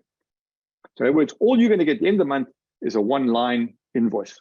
6 boreholes at $45,000 each is whatever 6 times $45,000 each, what we call an all-in contract. Sometimes used, they used to be very popular here in South Africa, not so much anymore. Now you can use an all-in contract if you know what the risks are. If you're not so happy about the risks, then we use what's called a variable rate contract. And in a variable rate contract, the contractor will charge certain fixed amounts, and then he'll charge a variable rate based on hole size and depth. So you'll have a series of rates that will change as the hole gets deeper. Then the third kind we have is what's called a fixed rate contract. So the contractor will come onto site and he's going to bill you $230,000 a month to have a drill rig on site, whether he drills 1 meter or he drills 7,000 meters. And that would be a type of contract that's used in situations where there's a lot of risk. So you might not have access to sites, and the contractor might have to stand for long periods of time because of political reasons or access reasons or just continuity of work reasons. And so he's got to cover his costs, so he will charge what's called a fixed rate. There's a fourth kind of contract that I'm starting to see now in the work that I'm doing. And this is called a minimum shift rate contract. What the contractor does here is he says to you, my shift rate is $6,000 per shift. And so he will work, he will drill, and if he doesn't generate more than $6,000 in that shift, he will bill you $6,000. If he generates more than $6,000, he'll bill you the higher amount. But it's designed to make sure the contractor covers his costs. That's critical, guys. The contractor has got to cover his costs. He's got to make a profit at the end of the day. Now, let me just jump through here. I want to jump to this most important part here. How does a contractor make a profit? Well, typically what happens is you produce a tender specification with a scope of work. The contractor will go away and he knows what his costs are. So you're going to sit and work out his costs. You'll come out and you'll say, it's going to cost me so much per meter. I'm going to, in my tender rates, I'm going to put in the amount plus X% profit. But in doing this, in doing these sums, and this is a very simple way of doing it, guys, and many contractors will tell you that they don't do it like this, that's fine, but nuts and bolts are they will.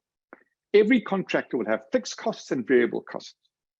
So fixed costs will be things like rentals, insurances, leasing costs on vehicles, salaries and wages.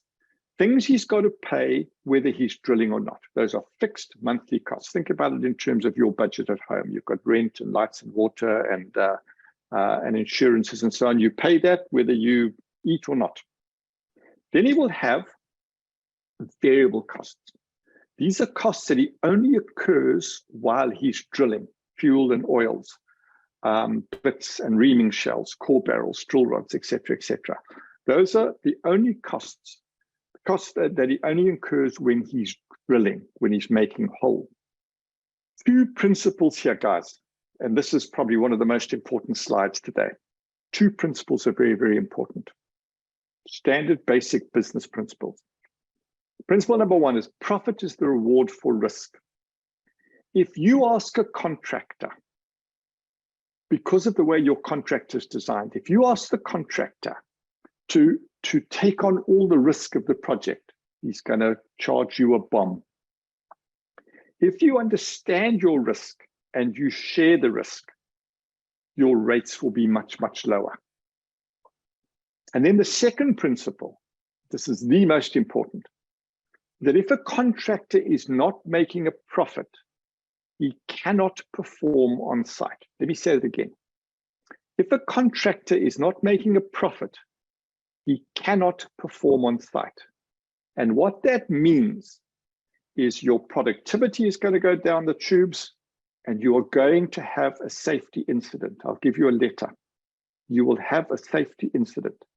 And most, I'm lying, not most, but many of the accident investigations you see, many of the situations where people have accidents, it's because the contractor is not making money, is not making money. And when he's not making money, he doesn't maintain equipment, he doesn't train people, he takes shortcuts. He's got to increase productivity, so he'll do things that are outside of the specification.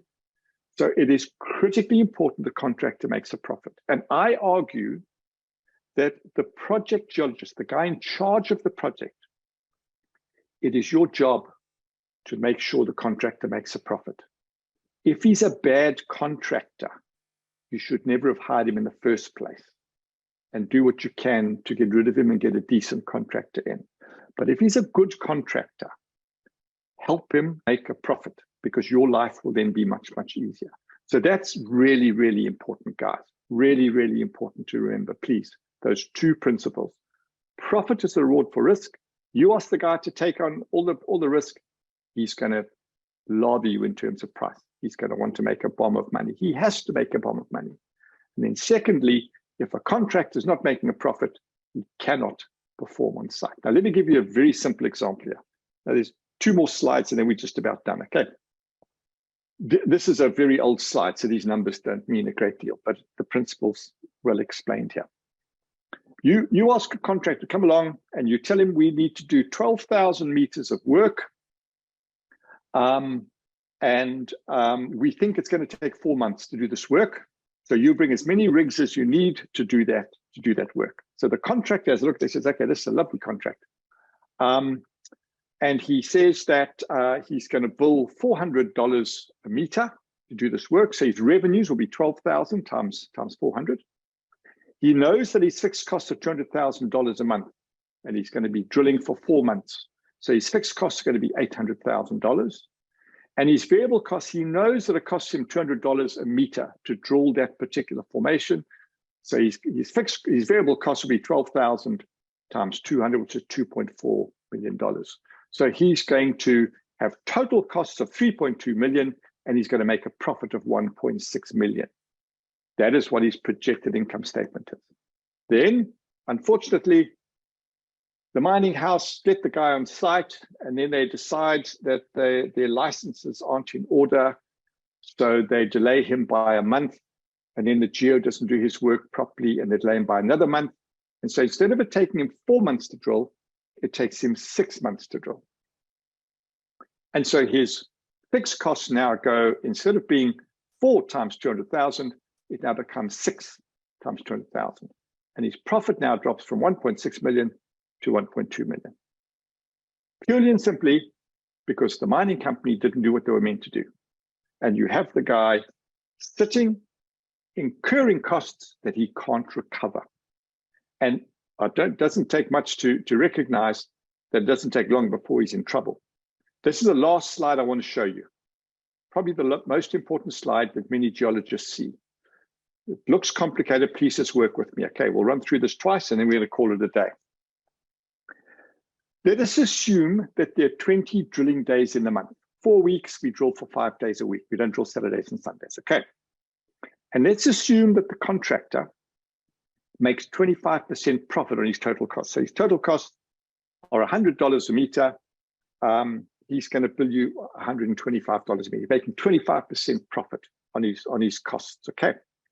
Then, in the first 15 days of the month, all of the revenues he earns are going towards covering his costs.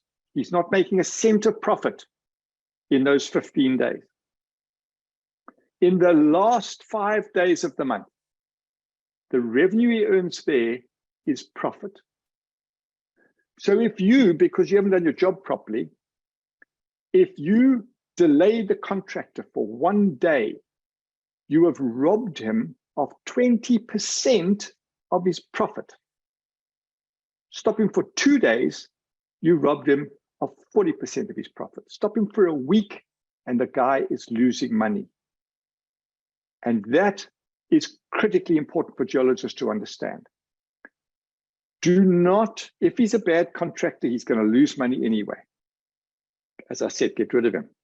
Make an excuse. But if he's a good contractor, don't stop him unnecessarily. If you haven't done your work because you haven't pegged a hole out, or whatever the case happens to be, take it on the nose and pay him his standing time. But you can't have the contractor stand because you think it's your job to make him stand. Okay, guys, we are just about on time. I do not want to delay Massey. There's 1 or 2 more things I'll talk about, but they can wait till one of the later courses that we do. Last slide I want to show you quickly.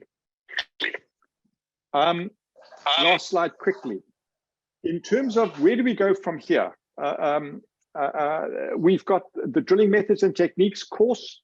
that we do in September. I think it's the 5th to the 26th. You might want to look at that. We're going to a lot of this stuff in a lot more detail.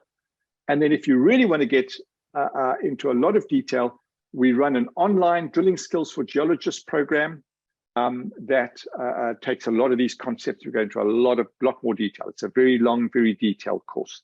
If you go to the website, colinriceexploration.co.za, you'll see all of the details there. Okay, guys, there's one last thing. There's one last thing I want to just say here quickly. In the comments here, one of the last comments here, we're talking about drilling fluids. I want to mention this because it's important. Abdullah said there, polymers also increase the pressure exerted by drilling fluids to overcome formation pressures if you're drilling through porous formations. Adding a chemical, adding a polymer to a drilling fluid will not increase the density of the drilling fluid. It increases its viscosity. And the only way you increase pressure is by increasing the density of the fluid. Adding polymer will not increase density. It will only increase the viscosity, which helps you to clean the hole more efficiently. Okay, Tanya, I'm going to leave it there. Is that okay? Hi, Colin. Yes, that is perfect.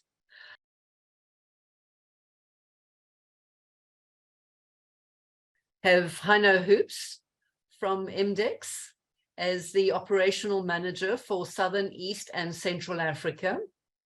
He started off in 1994 as technical sales rep for Samchem, managing drilling fluids on ultra-deep holes and grouting of boreholes. Heino specializes in developing mud systems for kimberlite core drilling. He then left Samchem, joined Boyce & Bohr as a site supervisor, and then moved across to IMDEX when IMDEX acquired Samchem. He has been at IMDEX ever since then and brings a wealth of drilling and drilling fluids experience with more than 25 years in the drilling and drilling fluids industry. And so Heino is going to talk to us about what we need to know about drilling fluids. Heino, over to you. Tanya, thanks. Thanks for the opportunity to be part of the organization and do a presentation regarding drilling fluids. I think you said it all about me. There's nothing more to say. I don't think that most of the geologists are familiar with Heino. Are more familiar to the drilling companies, as we are dealing more direct to drilling companies and as towards the geologist. I don't know, Tanya, please stop me. But if there's any questions, please just fall in, stop me, and we can then address that specific point. Or if you want to make notes and you can ask me questions after the presentation. If you don't understand a term, please stop me so that we can explain that then as well. The content of this presentation is why should geologists have basic knowledge about drilling fluids on site, basic principles on drilling fluids, some tips on in-hole problems, and then how should drilling fluids be monitored on site to get the best properties out of it. So why should we care about muds? Drilling fluids have an impact on drilling operations between 30 and 60%, and drilling fluids account only for 5 to 15% of drilling cost. Normally, drilling fluids are the lowest on the food chain, if I can call that food chain.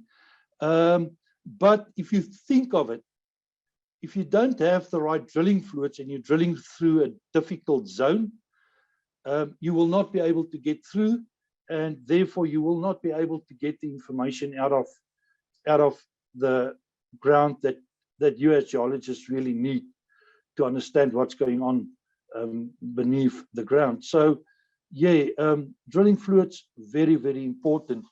Primary functions of drilling fluids, and I will go a bit more into depth on some of these 12 points, but in short, it's maintain wellbore stability, remove cuttings from the well, control formation pressure, suspend and release cuttings, seal permeable formations, minimize reservoir damages. I think most of you guys already have read through this. Like I said, I will go into a bit more depth on some of these primary functions of the drilling fluids. Why use a drilling fluid? First of all, it improves productivity, achieves objectives that's been set by the geologist, help to drill through difficult geological conditions. It improves conditions down the hole. It prevents tool lossing. In other words, if you drill in a very broken formation and you don't have the right drilling fluids, the driller might lose the drill string in the hole. Impact on drilling cost, and drilling fluids must be looked upon as a useful tool to assist the driller in completing all his objectives that's been set out by the geologist. Functions of a drilling fluid, like I said, cooling of the bit. This is primary. The primary function of any drilling fluid is to give lubrication on the drill string, especially where you drill deep holes. Anything from 500 to 3,500 meters. You need to have good lubrication, and then also while cooling the bit face, cooling may be enhanced by inclusion of wetting agents. So in the old days, the only lubrication that was available was the rod grease. Saying that, we still have rod greases today as we speak, but Imdex developed liquid lubricants, and that's where the wetting agent comes in. So it's not just lubricating the drill rods or the drill string, it also opens up the diamonds in the bit face to give you a better rate of penetration. Then, very, very important, removal of drill cuttings. Now, there's a lot of factors that can influence the rate of how these cuttings are removed from the bit face, all the way up in the analyst space. Talking about analyst space, for those that don't understand the term analyst. So the analyst space is the opening. If you can have a look on the picture, it's that blue arrows. That is the analyst space. So the analyst space is the opening between the outside diameter of the rod and the inside diameter of the borehole being drilled. That is called the analyst space. So factors that have influence on how these cuttings are removed is the viscosity, and then the size and density of the cutting, and then something that we normally don't take notice of is the pump rates of the pump. So people might think the faster you pump, the quicker and the better you get your drill cuttings out of the hole. It's not true. There is a certain rate that's been set, and this is not been set by myself or Imdex. It's an API standard, and ideal annular velocity should be between 24 and 43 meters per minute. Saying this is that as the cuttings are moving up into the annulus, there is what we call slip velocity. So depending on the density of the sludge or the particle that flows up into the annulus, depending on the size, that particle might drop down 9 to 3 meters while you're pumping up. So that's where viscosity comes in. So viscosity in normal drilling terms is the thickness of the fluid, but I'll get to the properties of the fluids. And like I said, a big factor of removal of cuttings is pump rates. There is ways that you can quickly on site determine what is the pump rate that the guys are using. Each and every bit do have a pump rate setting as set out by the bit manufacturers. And that is just to quickly see whether you're in that rate or not. And we also try from our side, from IMDEC side, is we also try and train the drillers that they need to use the correct pump rates. A part of not using, if you have too excessive pump rates and you're drilling in a very friable formation, that might also cause the hole of collapsing, and you might create cavities because you're pumping too much water up into the annulus. So just for information, so the recommended pump rates for drilling NQ is 30 to 38 liters per minute. For HQ, it is 38 to 45 liters per minute, and then for PQ drilling, it's 68 to 87 liters per minute. And this is really, really important to stay in these parameters that's been set out by the bit manufacturers. And thinking of it, all the bit manufacturers have the same pump rate that they set out. Another very important function of a drilling fluid is suspend cuttings when circulating is stopped and to release them at surface. So what does that mean? As you pump and the drill cuttings go up into the annulus, it gets onto surface, it goes into the settling pits, into the sumps. When circulation is stopped, and this is a very fine line, and you haven't done a bottoms up, there is still drill cuttings in the annulus, and you also have the drill cuttings on surface. So your viscosity must just be inspect so that once you stop, the cuttings in the annulus doesn't fall back immediately, but the cuttings on surface must be released. Also very important on this point is the site layout, how the guys are setting up their pits. So normally people will think for a settling pit, it need to be a wide, deep pit.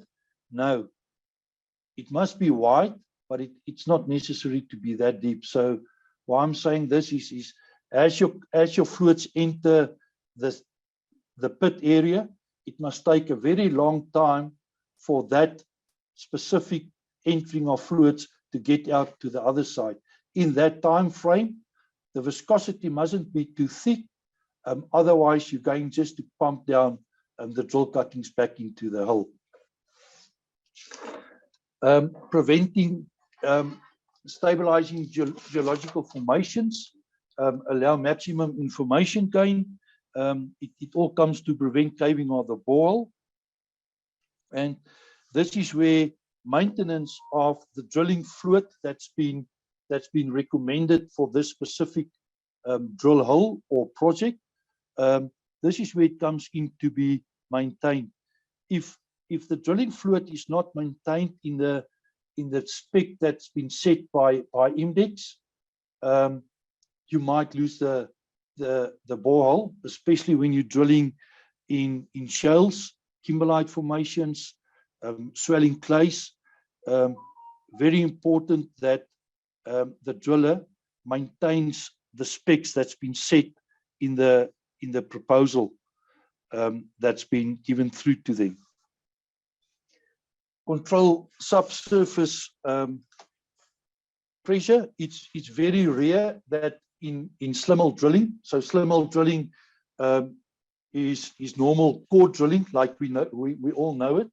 So very important or not important, but it's in rare cases that we need to add weighted agents to keep the gas or the water inflow contained in the borehole. But like I said, in slimhole drilling, it's once in a blue moon that you do get the application where you might drill into methane, and then you need to have what we call weighted mud system. Otherwise, it's just normal drilling with a lubricant and a polymer. Provide buoyancy. It is just, I mean, buoyancy said it all. Outside the borehole, if there's still water in the borehole, outside the borehole, the drill string have a weight, but when you put it into the borehole, the weight is still there, but if you drop the rods, it won't fall like a rock out of the sky straight to the bottom. That is where the buoyancy support comes in with rods and with casings. Is there any questions regarding the function of the drilling fluid? What counts as a drilling fluid? Any fluid is any medium which is circulated through a drill hole during drilling operations. This can be air and water, air and polymers, foam, bentonite and polymers. So in short, even in RC drilling, in production drilling, in normal DTH, there you can use fluids like the foams, and then in the core drilling side, it's basically polymers, bentonites and lubricants, and there we talk about a water-based mud. Other muds that you can get is oil-based muds. That's more for the oil field, oil and gas industry, and then the synthetic-based fluids. That's also more towards the oil and gas sector. But in slimhole drilling, we're using water-based mud. So in other words, you have two parts. You have water, that is the one part, and you have the drilling fluid, that's the B part, and you mix the two together. What are the major properties of a drilling fluid? Remember earlier I've said, there's parameters where this fluid system must be in. So what do we use to set out these properties is viscosity, or as we all know it in the drilling industry, is the thickness of the fluid, weight or density. Sometimes we also need to have a filter cake. I'll go in a bit more depth into it when we get to point 3. Then there's the solid contents, TDS, and then very, very important, and actually point 5 must be point 1, is the quality and the type of the makeup water. I'm just going to, in very brief, discuss these 5 points going forward.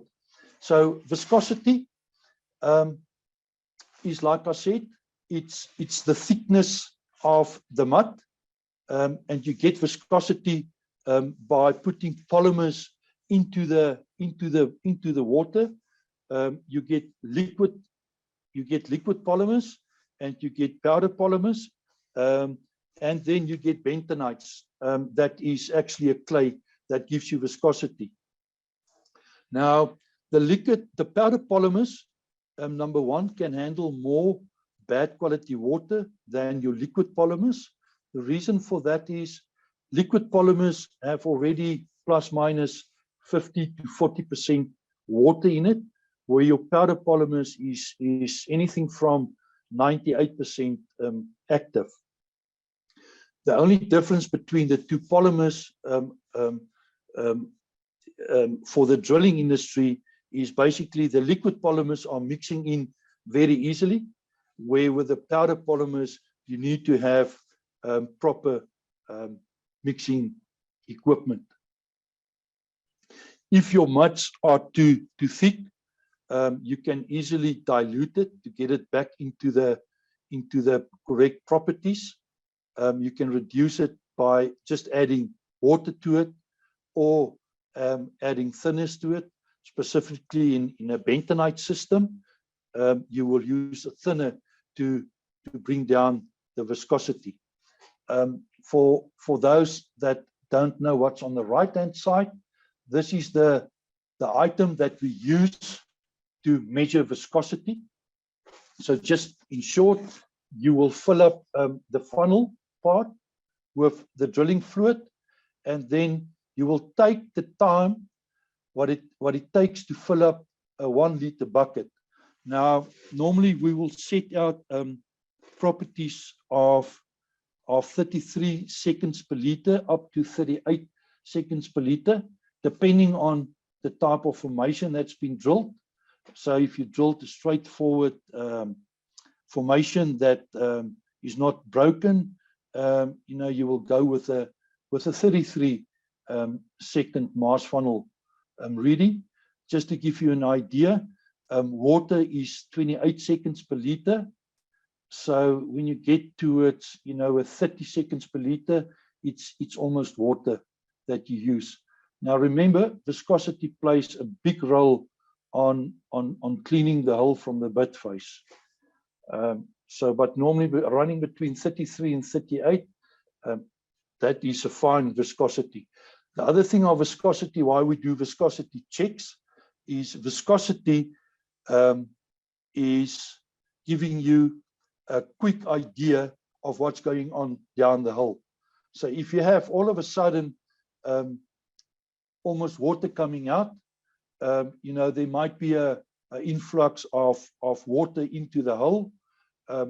Other influences on viscosity, if you're drilling a very active clay zone, so the clays will take a lot of the properties out of the polymers, and by means of that, you will also see there's a drop in viscosity. Weight or density. Again, if you drill in an area where there's gas, you need to have a weighted mud system, and this is the item that we use to do mud weights. This is called the mud balancer, but in slim hole drilling, mud weight for us gives us more indication of how many solids do you have in your system. So if you have a lot of solids in your system that did not settle out in a surface pits, you will have a very high mud density. In South Africa, we use the term SG, specific gravity, as mud weight. In normal drilling fluids, the mud weight would be around about 1.01 SG. As this mud weight goes up, like I said, that will give you an indication that you have too much solids in your system. You need either to dump the whole system or start diluting. Also very important, you don't want to run with a too high mud weight, because that can causes fluid loss into the formation, and even do some hydrofracturing if you're drilling in very, very porous formations. Filter cake. So drilling in formations where it's very broken, drilling in formations that have shells. As your drill bit goes into the virgin ground, we use the term spurt loss. So before the drilling fluid can do any work, you have an amount of fluids that penetrates into this formation. Now, to cut down on the spurt loss, there's various products that you can use to build up a filter cake. Now, building up the filter cake will prevent the fluids from entering into the formation. But again, depending on the geology of the hole, will depend what type of formations what type of drilling fluids we will recommend. But this is what filtration, we talk about filtration control, and the only way how you can prevent filtration is by having the building up this filter plate with certain polymers and even bentonites. Solid content. This is the item that we used to do a solid content. It's really that you need to dump your settling systems or your sumps, but sometimes what might cause a buildup of solids is your colloidal particles, especially when you start drilling in clays and in kimberlites. So your colloidal particles is so fine that it does not settle out. The only way how you can settle out colloidal particles is to use a flocculant. So what the flocculant will do is the flocculant will attract all the colloidal particles to each other till it's heavy enough, and then it will settle out. But almost must to have on site to check from time to time how much solids you do have in your system. Then the last one is water quality. If you have really bad water, like in bad hard water, high chloride content, then there's only one or two products that will work in this environment. So it's very important to know your water, to understand what is in the water before you start doing any drilling fluid mixes. Bentonites don't like high chloride contents. So for bentonites, you need almost to have clean drinking water. For our drilling fluids, a high pH is always good. So we look at a pH of around about 8 to 9. If the pH is a bit too low, there is additives that one can use to bring up the pH.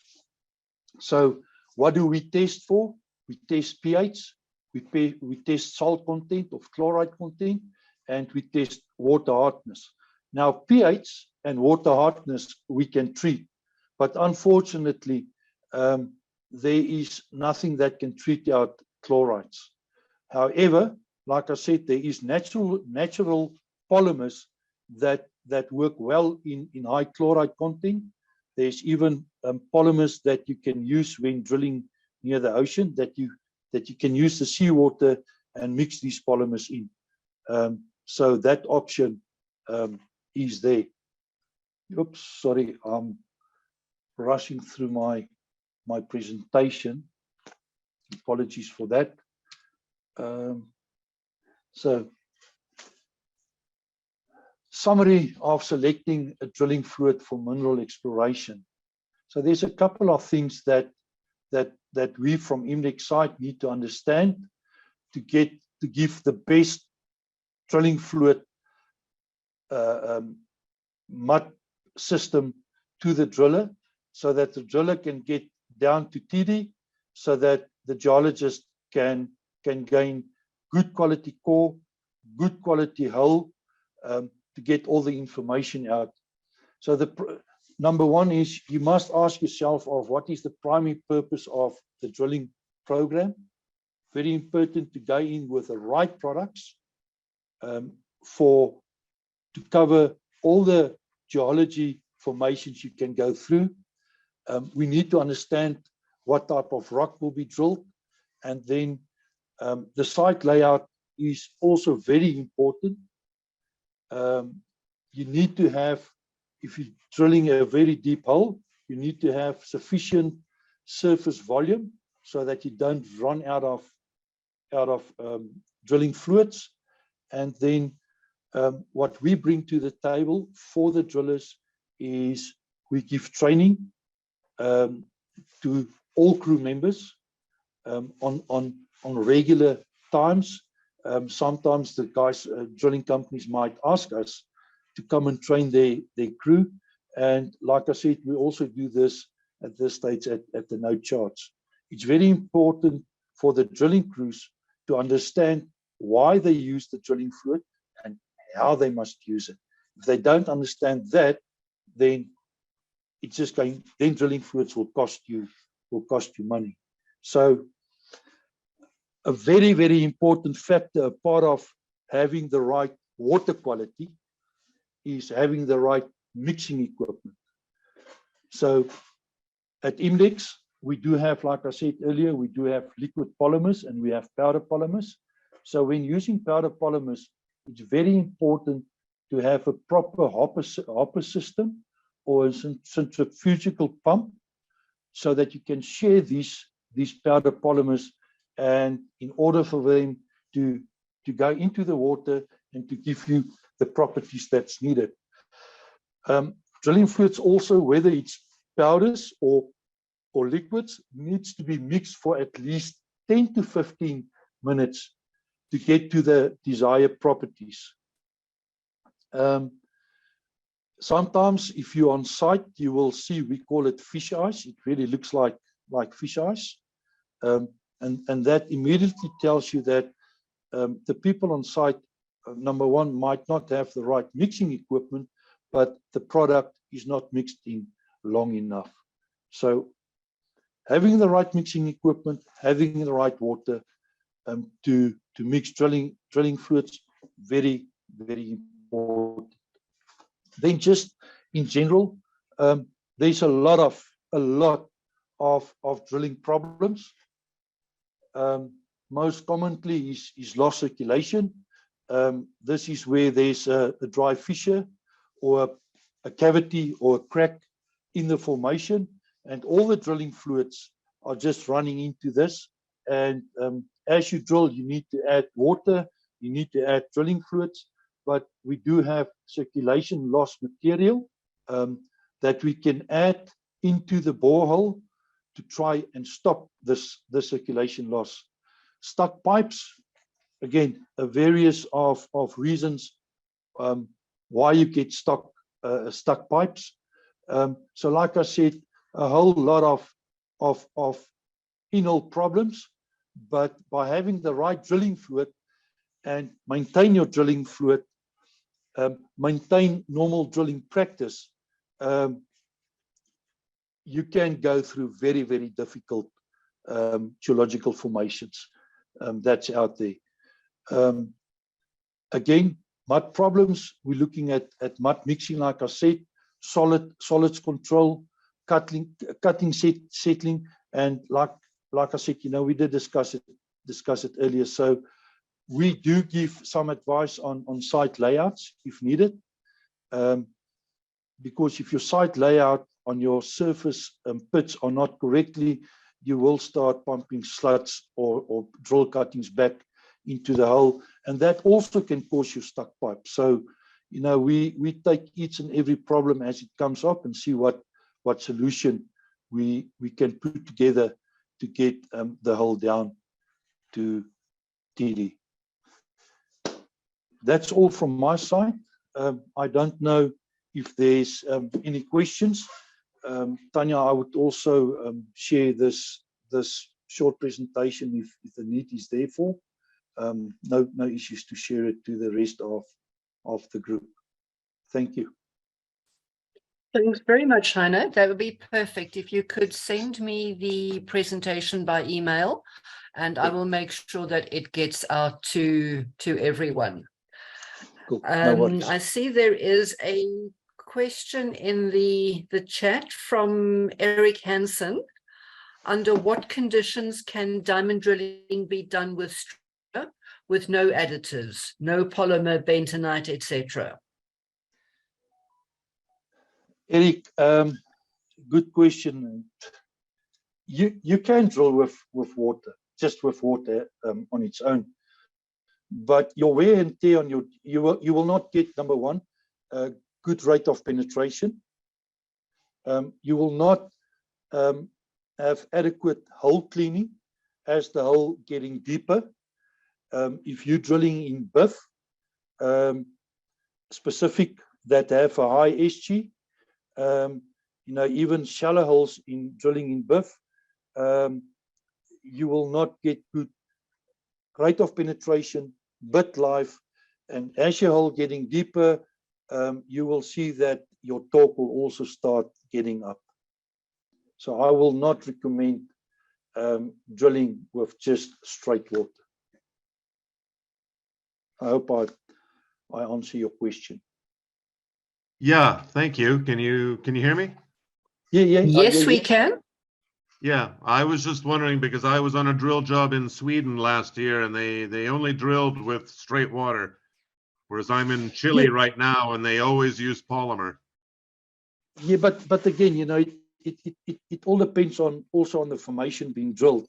But like I said, you think you're getting rid of all the drill cuttings, but your larger drill cuttings, you will have regrinding on the bit, and that is where rate of penetration comes in and bit life comes in. Ah, okay. Yeah. Okay, thank you.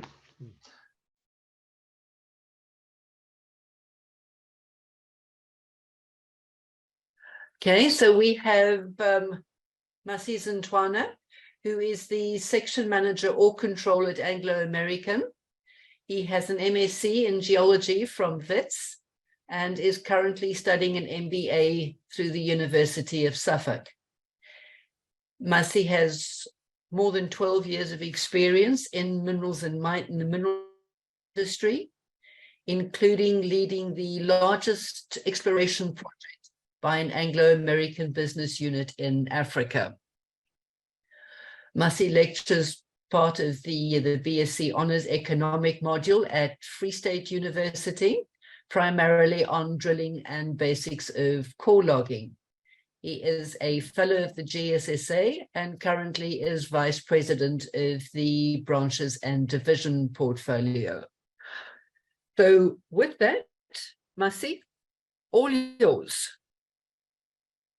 Thank you very much, Tanya, for the introduction, and thank you again for organizing this stellar meeting. As you heard Colin and I earlier, I was saying that it's one of our yearly highlights.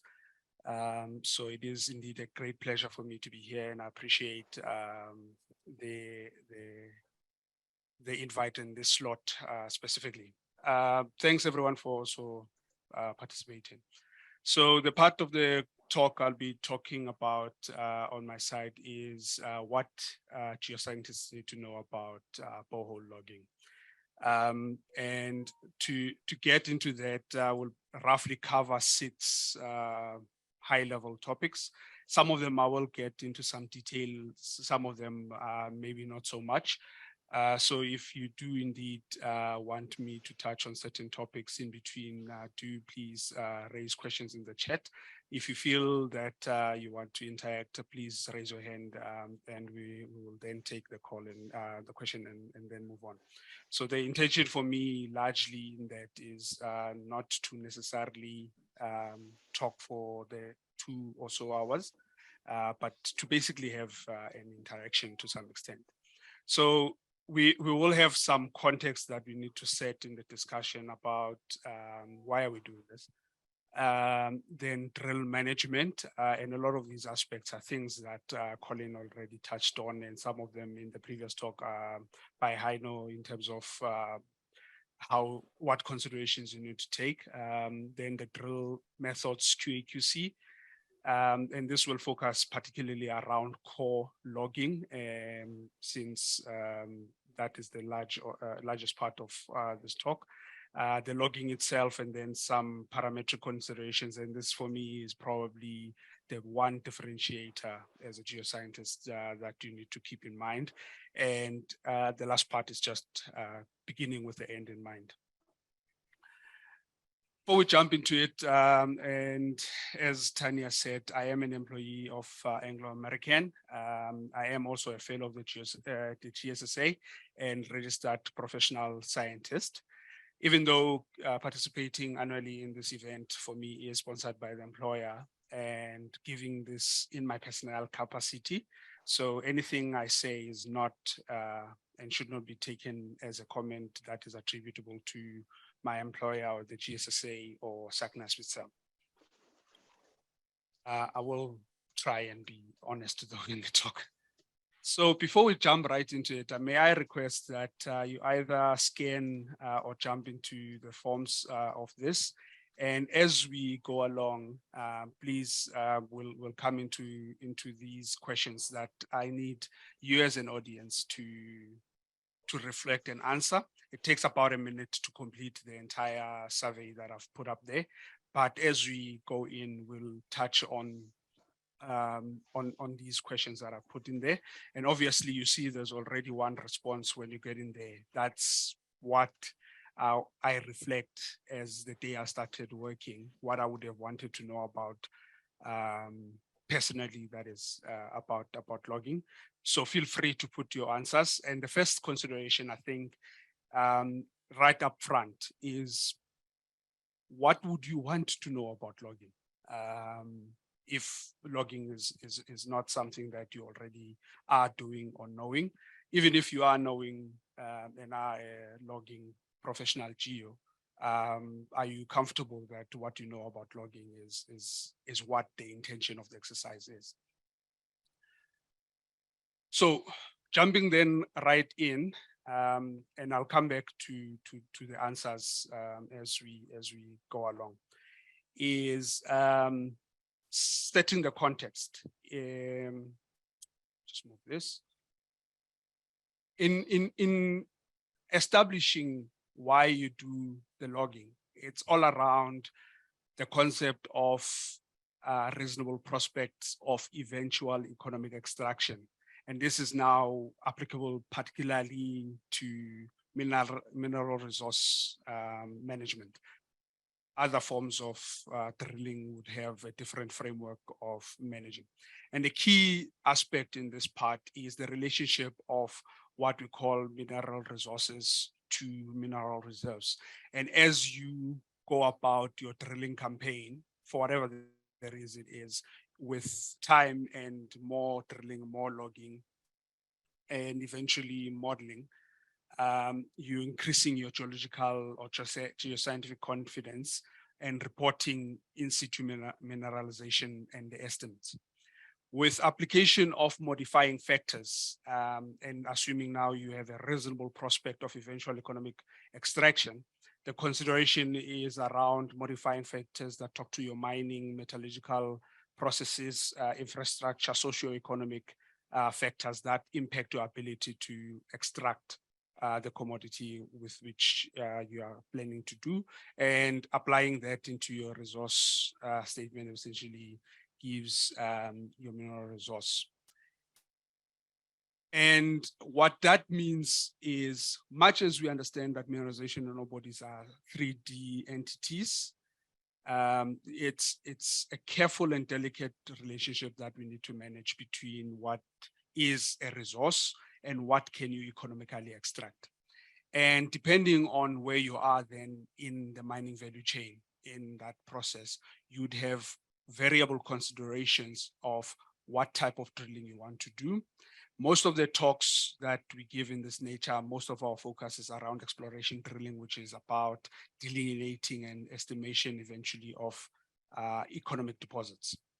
And there might be different stages even in there between reconnaissance, the actual prospecting, defining the resource estimation and sterilization campaigns when you want to consider concept studies for infrastructure development.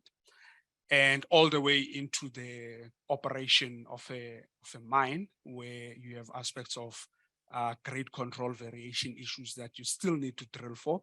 Maybe core drilling might not be the method that you turn to. Might be other options, as Colin touched on this earlier. In some instances, and which is something that's fast gaining traction in this day and age, is something called geometallurgy, which is basically the integration of, let's say, physical properties of the rocks and how they physically behave in your mining and processing processes, systems to be able to extract the maximum value out of the ore body. Typically, most of the grade control we would do historically would be focusing purely on grade, which is what analytes you're dealing with. But the grades alone does not mean that your liberation and other processing consideration would be optimized. That's where geometallurgy as a field comes in. And obviously then there's always brownfield, which is trying to keep your mine economically producing as long as possible, and close and on lease exploration. That's where brownfields would sit, and drill and blast where you need to blast hard rock particularly. You might still need to do further drilling in that space, but again, there might be a couple of considerations of what mining engineers want out of that that you need to take in as a geoscientist. And failing those results, you would need to come back to that. The key thing, though, in terms of why drill to begin with is the fact that anything you see from a surface point of view is largely an XY expression, which is the 2D geological information, a map, a model in plan view most of the time. The third dimension is basically what you want to see from drill core, trenches, road cuts, or sidewalls of a pit if you are in an open pit environment. But again, ore bodies are not 2D, they are 3D entities. So the logging aspect fundamentally talks to, in the absence of any of the road cuts, outcrops, and trenches, when you have drill holes and drill core particularly, what is it that you're going to look for in the third dimension, in the Z dimension, to complete the story? As I've been saying in the previous slide, you'd see that here is basically a summary of a mineral system. So what is a mineral system? And this is what basically sets your broad scanning view of why you're logging. Is any economic deposit is anomalous in nature, meaning that it's a concentration of a particular commodity metal in a particular horizon in a controlled fashion, which is different from the surrounding rocks. It could be the same rocks that you're dealing with. It could be host rocks, which are fundamentally different information and age from what you are targeting. And the four basic things you are looking for is a fluid and a metal source. Where's the fluid and the metal that you're concentrating generally coming from? How is it moving to where it gets trapped? That's the second part. And the third part. And obviously, once you have your concentration mechanism and you're forming the mineral deposit, the excess fluid that has nothing to do with upgrading or preserving your mineralization needs to escape the system. And this outflow in other areas would typically be expressed as a flushing mechanism. And the idea is, if you do not flush, you cannot concentrate behind in enough scale the metal or the commodity you're after. No concentration, no deposit, straightforward. And in most ones where there's a fluid in a form of aqueous fluid being mobilized in some sort of plumbing structures, geology structures, there is obviously a fluid rock interaction. These are telltale signs of what is happening in your local and regional spaces. In the form of tectonics, most of us being geos, you would recall that tectonic events have major influence of certain types of deposits, and you can see that you can have convergent, collisional, and extensional tectonic settings. And down here at the bottom in each view is a geological time scale from present to about 3.5 billion years back. And you see where supercontinents have been identified to have formed. There is a general concentration of certain types of commodities. And for the case of South Africa, those that are here or in SADC in general, you would want to see, for example, the concentration of IOCG type deposits, and Australia is also quite big on this, would typically be anywhere in the Precambrian and the Archean. The likes of the Bushveld and the Great Dyke sit in that space, and in some places like Namibia, where porphyry, copper, and gold deposits are becoming one of the things that people are after. It's much younger in the Pan-African ages in the South African or African context.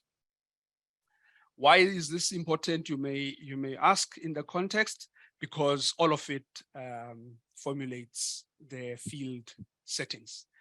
And the important thing here is you know what your 2D view is, and you know where surface expressions of what you are looking for as a commodity looks like.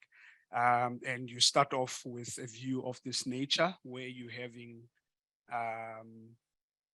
delineation of where potential mineralization is, and how it looks like in the XY view, but you do not have the picture of the Z axis if you can. And obviously that talks to your stratigraphic section. What you're looking here at and the previous slide is part of the Transvaal supergroup. And showing here is basically where iron or high-grade iron ore is being hosted and the overburden that is associated with that. And the importance of field relations is to know, once you have drill core in front of you, what are you basically dealing with in that drill core, and can you place yourself in that core where you are in the stratigraphic column? We'll come back to the image in the right a bit later again, but it's the same sequence of rocks, if you will, just not sitting in the stratigraphic order, and there's a number of reasons around that. So before we jump into then the drill management, may I just remind you of the plea I already put up earlier, and indicate that there is another question in there, and you'd have seen by now.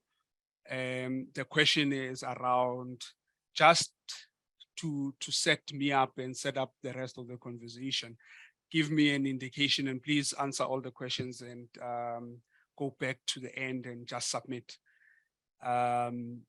what we're dealing with in terms of this question. So if we just allow me to bring this to your view. Those are the current responses at the moment. In terms of the first question, that's what most of you is saying. Good practices, logging, data, core importance, the impact, technical aspects, and half of our audience at the moment that have responded is less than 2 years of experience. And there's some, I'll be interested in this group of 5-year plus. I know I'm part of that group. I'll be interested in knowing who's in that group. So please do feel free to raise your hand and comment in some of the things I say, and let's have the discussion as it comes up. So as the responses are coming in the background, I will then continue. Drill management. Colin touched quite a lot on this. And in this part of the discussion is basically going to take off, what do you do to manage your drill campaign for the end in mind story I was talking about. What that means is, much as you as a geo are not a driller, to get the best result out of your logging, you need to understand what the driller itself and this equipment that you use in your drill campaign does and does not do to your samples. Because it could be very easy that you do not know, you cannot tell, and your interpretations and your logging is compromised as a result. So what you have here is a diamond rig, and it's a platform rig. It's a type of a diamond rig. It's a coring method, and Colin would have gone into great detail of this. General site layout, and I picked a very old rig for this purpose, is for me one of the few examples I have worked with that shows general good housekeeping. You could be in the middle of nowhere, far from everything, and you need to make it as convenient as you can for the people that are doing the work to get the best out of results. So if you're not familiar with the drill site layout, the rig itself, the string and the rod, the drill string and the core barrel and the hole are down that part, as Colin was talking to. Lying in front of the rig there is what is called the core barrel bench, and there at the top would be the inner tube that is going to be used potentially in the next run. This is a wireline method. As you can see, there's a thin rope running through the pulleys there coming down. And there at the back, just next to the engine there, there's a drum. It's a reddish thing sitting in there. That wireline is a wireline hoist drum. And in there, that's where the up and down hoist system of retrieving samples sits. Important, the previous talk was talking about drill fluids. There you have the old fashion of making a sump. And this sitting in here is what is being dug out of the sump to make sure that you have optimal fluid circulation. And as you drill and you put your samples in there, you retrieve and wash the core. Obviously, you have to put it in a core box, and that's where you are. And you have stash depending on how you're drilling. The tank at the back is just to make sure if your sump runs dry, you have a backup water that you can use on the site to keep your water pump running, because you don't want to run that pump dry, because downhole friction increases, cuttings are not being washed out, steel, rock, all together cook under the friction and the revolutions that the rigs will be putting out. And the next thing, you have lost a hole in samples, which then calls for efficiency exercise. The drills come in many designs and forms. And some of the aspects that you as a geo need to also consider are non-technical aspects. In this view, you're looking at a different type of a drill rig, still diamond drill rig, different configuration of the operating panel. And as you can see, problem number one, you'd have to deal with, and you'd heard Colin talk about legal liability. There you are having an operator that is sitting on top of a drum, on top of something else that is a makeshift chair. Legally speaking, an inspector can't stop you if you have a site like this.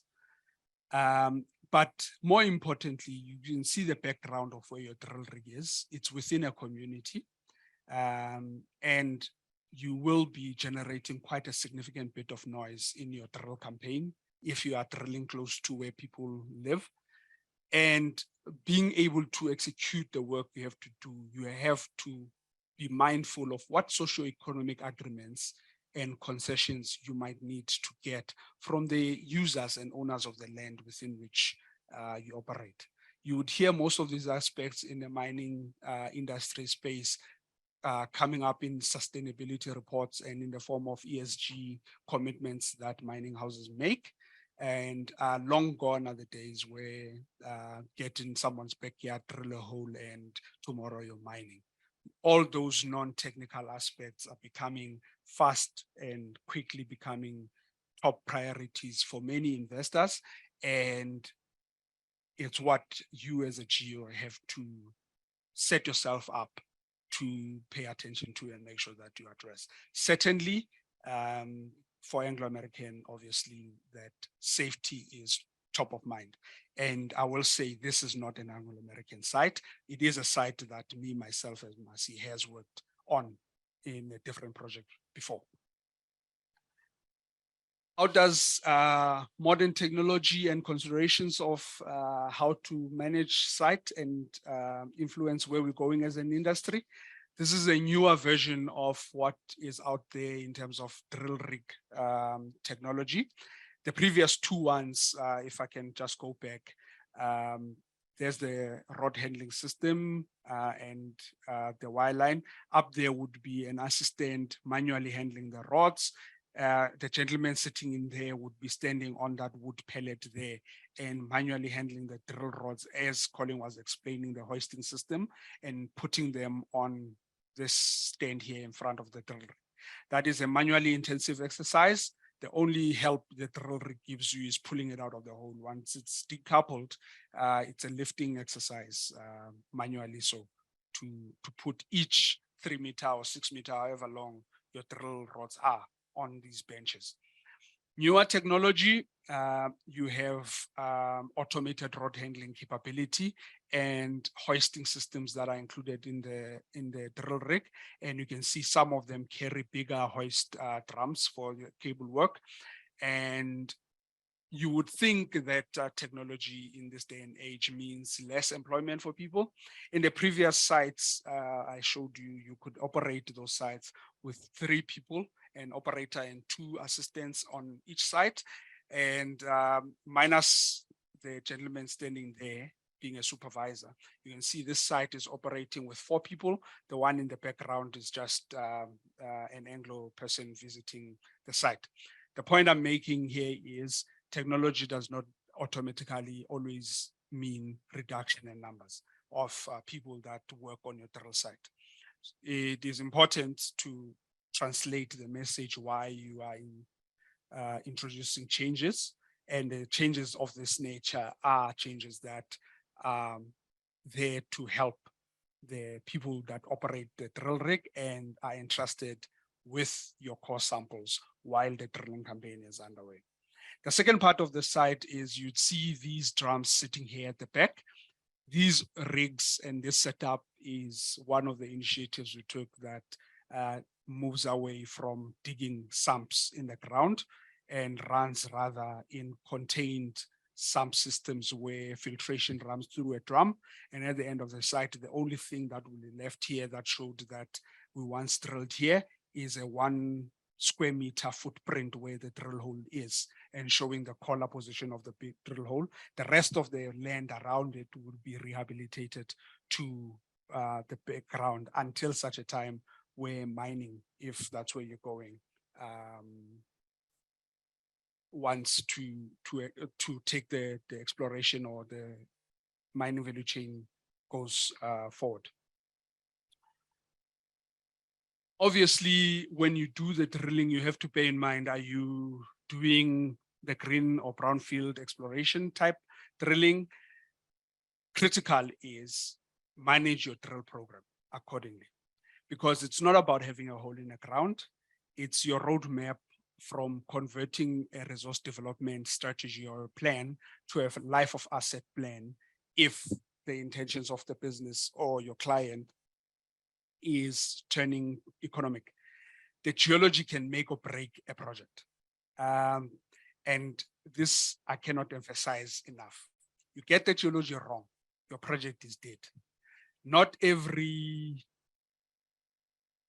exploration campaign, and the conversion rate is generally less than 20%, much less, in fact, of what starts as an exploration project that ends up, particularly in Africa at this stage, as a mine. And there's a number of reasons why that happens, but it all boils down to reasonable prospects of eventual communication, economic extraction, and what you as a geologist communicate throughout the project as value in the ground. And prospective areas and what brownfields, the difference is, for those that know, greenfield refers to a completely virgin ground in the middle of nowhere, no mine exists. Brownfield, there is an existing mine, you see an opportunity to expand in a particular direction, and your local geology and field setting tell you that maybe you are onto something, and that informs your drill management. Obviously, drilling is not unique to geology. As I said in the previous slide, it is definitely not about the hole in the ground. And arguably, when you as a geoscientist are part of a drilling campaign, there are 2 important outcomes you want to get out of a drill campaign. One is samples you can trust, and this is in no particular order. samples you can trust and always go back to, and all the people that work with you on that drill site get back home safe. As I said and indicated earlier on, most of this is about core drilling, and particularly diamond. Why you want to pay attention to this? Because it is, comparatively speaking, non-destructive to the internal structures and textures of the rocks you're dealing with. And as you can see, relative to what you would get out of a CHIPS sample, you can still see the relationship of all the textures in the core sample, and you can see the original lamination in this piece of core sample. So if you drill something like percussion or dual tube reverse circulation, as Colin was explaining, you would be destroying all those internal structures and textures you want to capture. It is also your opportunity to get the most representative sample of the in situ rock features. Remember, you are not logging for the core itself, you are logging for the ground within which you drilled that core from. So whatever you're describing needs to be as representative as possible of the XYZ of where that drill hole sits. It is, however, time consuming and relatively expensive when you consider the other drilling methods. Much as the rotation speed is possibly the highest in diamond drilling compared to the other methods Colin was talking to earlier, the rate at which you recover the samples is actually even slower. And because of its slow and the expensive nature of the equipment, it is cost intensive. And to achieve all of these top four, obviously it calls for regularly checking in on your drilling quality, because this talks to what you would call a sample representativity index. This becomes very important when you transition into the discussions of mineral resource evaluation and knowing that what your target rocks at depths are, not the depth of the hole. What target rocks are you looking for? You could very well design a borehole for 250 meters and end up either finishing that hole at 150 or worst case, even much closer to 500 plus meters deep. So you're not drilling for depth, you're drilling for end of mineralization, if you will. And you need to know very well what your regional and field settings are guiding you towards that. And that's why this aspect of drill management is important, because it's not logging itself, but it is a methodical approach to making sure when you do eventually do the logging itself, you are capturing the most correct version of events representative of the ground XYZ within which that borehole comes from. Going to get core samples, obviously, from your core drilling exercise. And these, this table just shows these types of core sizes, depending on the diameter. The one you want to pay attention to generally is the metric system. And for normal exploration, you'd typically be between the BQ and NQ hole, depending on what purpose that borehole will be serving. And the core diameter you're looking at fundamentally, especially in the JSE and SAMREC code space, you are aiming for about 5 millimeters of core sample. The whole diameter you're dealing with, you can see, is much bigger than that. Relatively speaking, and these are the annular thing that Colin was talking about to make sure that your circulation system is functional.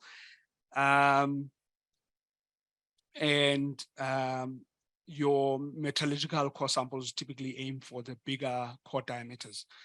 What I do want to highlight to you, as you can see, the whole diameter of an NQ size is big relative to the core you retrieve in this case, because the assumption here is you are dealing with a wireline drilling methodology, and the curve you can use there, if you remember what curve is, as Colin was explaining, is much thicker and your sample is thinner.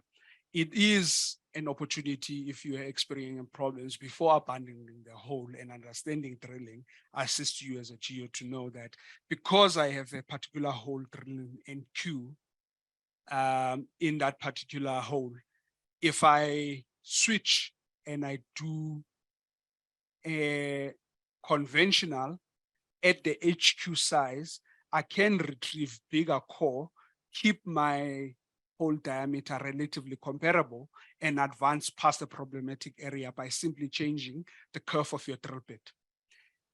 For various reasons, you might want to do this.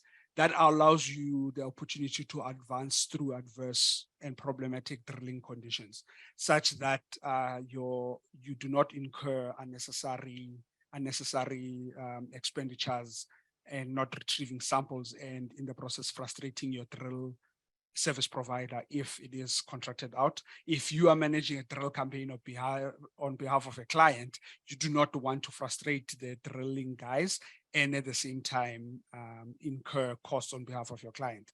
So understanding that entire exercise is important.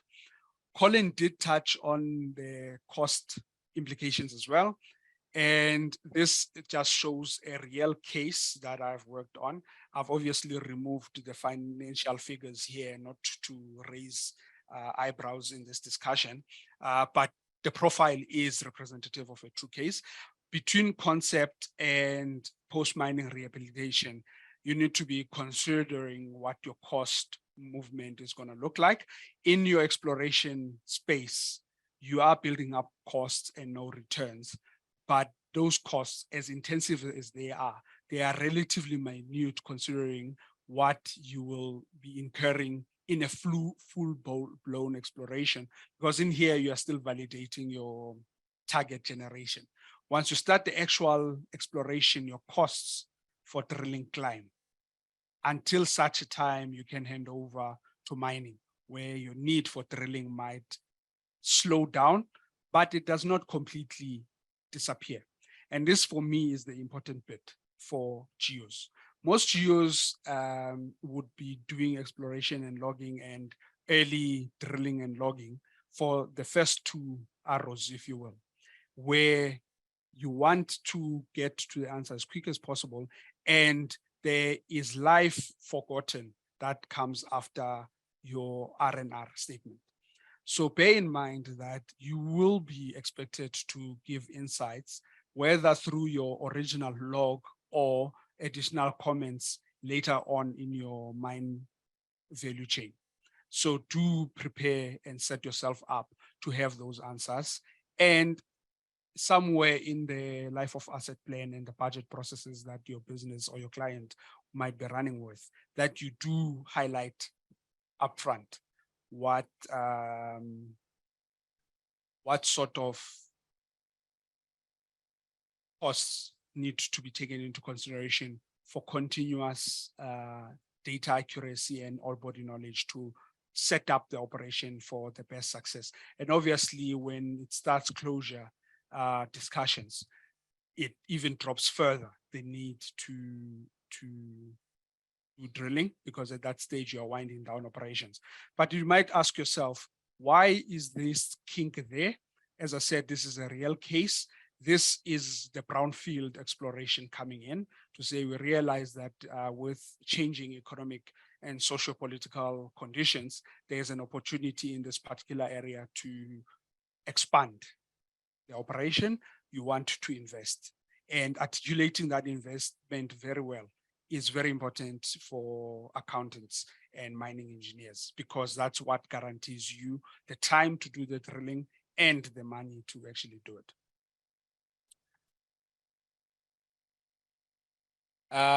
Hendrik Smith, as I share my screen again, you put quite a detailed comment. Do you want to perhaps unmute and let's talk about it?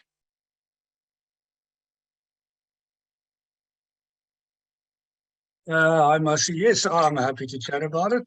Just commenting on something I saw in one of your slides, and it's something I've encountered in conversation with people a few times, is that the there's often a perception that mapping data and surface data is only a 2D product, which I think lets many people miss out on actually fully making use of their geological information. Most certainly, and I think it is a very valid point to make. It's good starting position, if you will. And the key thing I think for me in that discussion is, if you're going to put a drill rig on the surface of the earth in a specific geology targeting a specific commodity, it is very important as a geo, especially while starting out, in fact, even experienced one, to understand where and why you're putting that drill rig, because you need to be certain of what answers you're looking for. And those answers must be answers you couldn't get otherwise from good old mapping. Yes, for sure. And I think obviously the benefit in this type of scenario is that what most mappers never get to do is while they can develop a 3D understanding, based on their interpretation, they never necessarily get, or they often don't get to test that understanding or get to test the model they come up with, which is obviously, if you put the drill rig there, you can now really test your understanding of the geology further, because you're getting hard subsurface data. Definitely. Okay. I really appreciate that comment, and it's certainly most valuable. So please, if as a geo you do conduct logging, do keep in mind, why are you doing it? And certainly it's because you've drilled, but why were you drilling to begin with? Let me know if you can see my screen. I see there's still that delicate balance between the 5+ years and the less than 2 years geoscientists. I find this, I didn't expect this, Tanya. I think post this, we can perhaps reflect what it means. I expected more than half to be starting out, which is the case if you consider that I'm a student and the less than 2, but the amount of, let's say, competent geos that are participating is also something that is a wonderful surprise for me. So in terms of the risks, I see in terms of what risk geoscientists are aiming to mitigate during mining, a significant portion says all of the above. Certainly you want to be clear of what are the sources and potential contributors to dilution and contamination. That basically downgrades your ore body. Financial losses, in the sense that you get the geology wrong, your mining might be inefficient, effective in your processing. So you do want to do that, have line of sight of that. And obviously a reputation, where you cannot deliver a product you promise. You promise clients that you want to deliver a certain spec of a product, and because your geology doesn't allow you, you cannot deliver that. And in some of your things, you have to either put out poor product quality or take force majeure, which marketing people do not want to hear, because it means they have to go back on agreements with clients, which often means penalties, and nobody can trust you. I did post the picture with regard to question 4, and as we continue, we'll come back to this one in the session.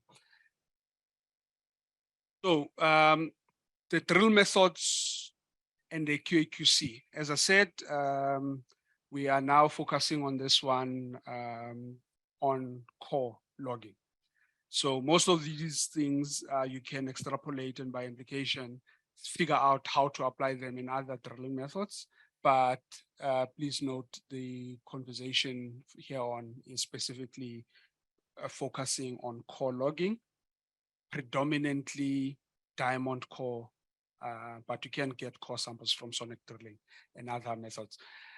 But they are rare.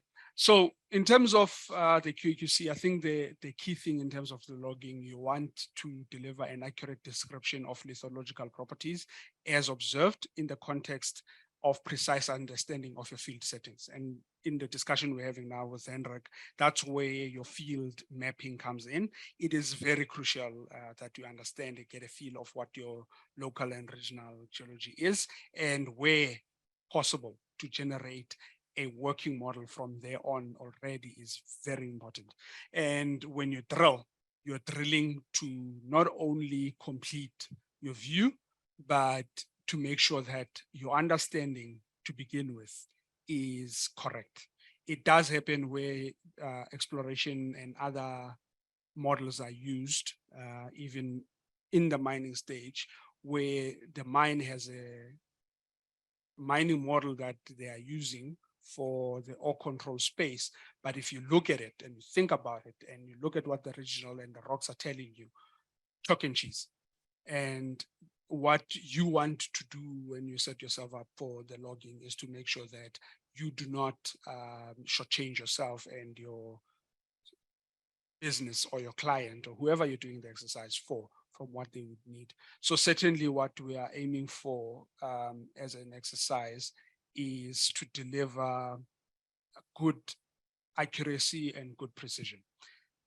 In this depiction, you want to be on the bull's eye of what the lithological setting you're dealing with, and your description enables another geo, especially in the resource space, that might not have seen the core itself, or even in the production space, the metallurgists and the production geologists that might not have seen the early stages of developing a project. But if they go back and sift through the data that they have to their disposal, can understand fully on what Masi was saying. I can accept when accuracy might be off, but you still have precise understanding of field settings, and your descriptions might be a little bit off. These are the nature of things that give an opportunity to somebody else that might have developed further understanding to trace your steps back and see, okay, these were the misunderstandings and errors made in the description. We correct them. It helps a correction of the understanding and the interpretation. This is what assists the conversation around a review of a genetic model or an ore body model. What you do not want is too many different descriptions of the same setting, because that is neither accurate nor precise. And all it is a checklist exercise when you do your logging.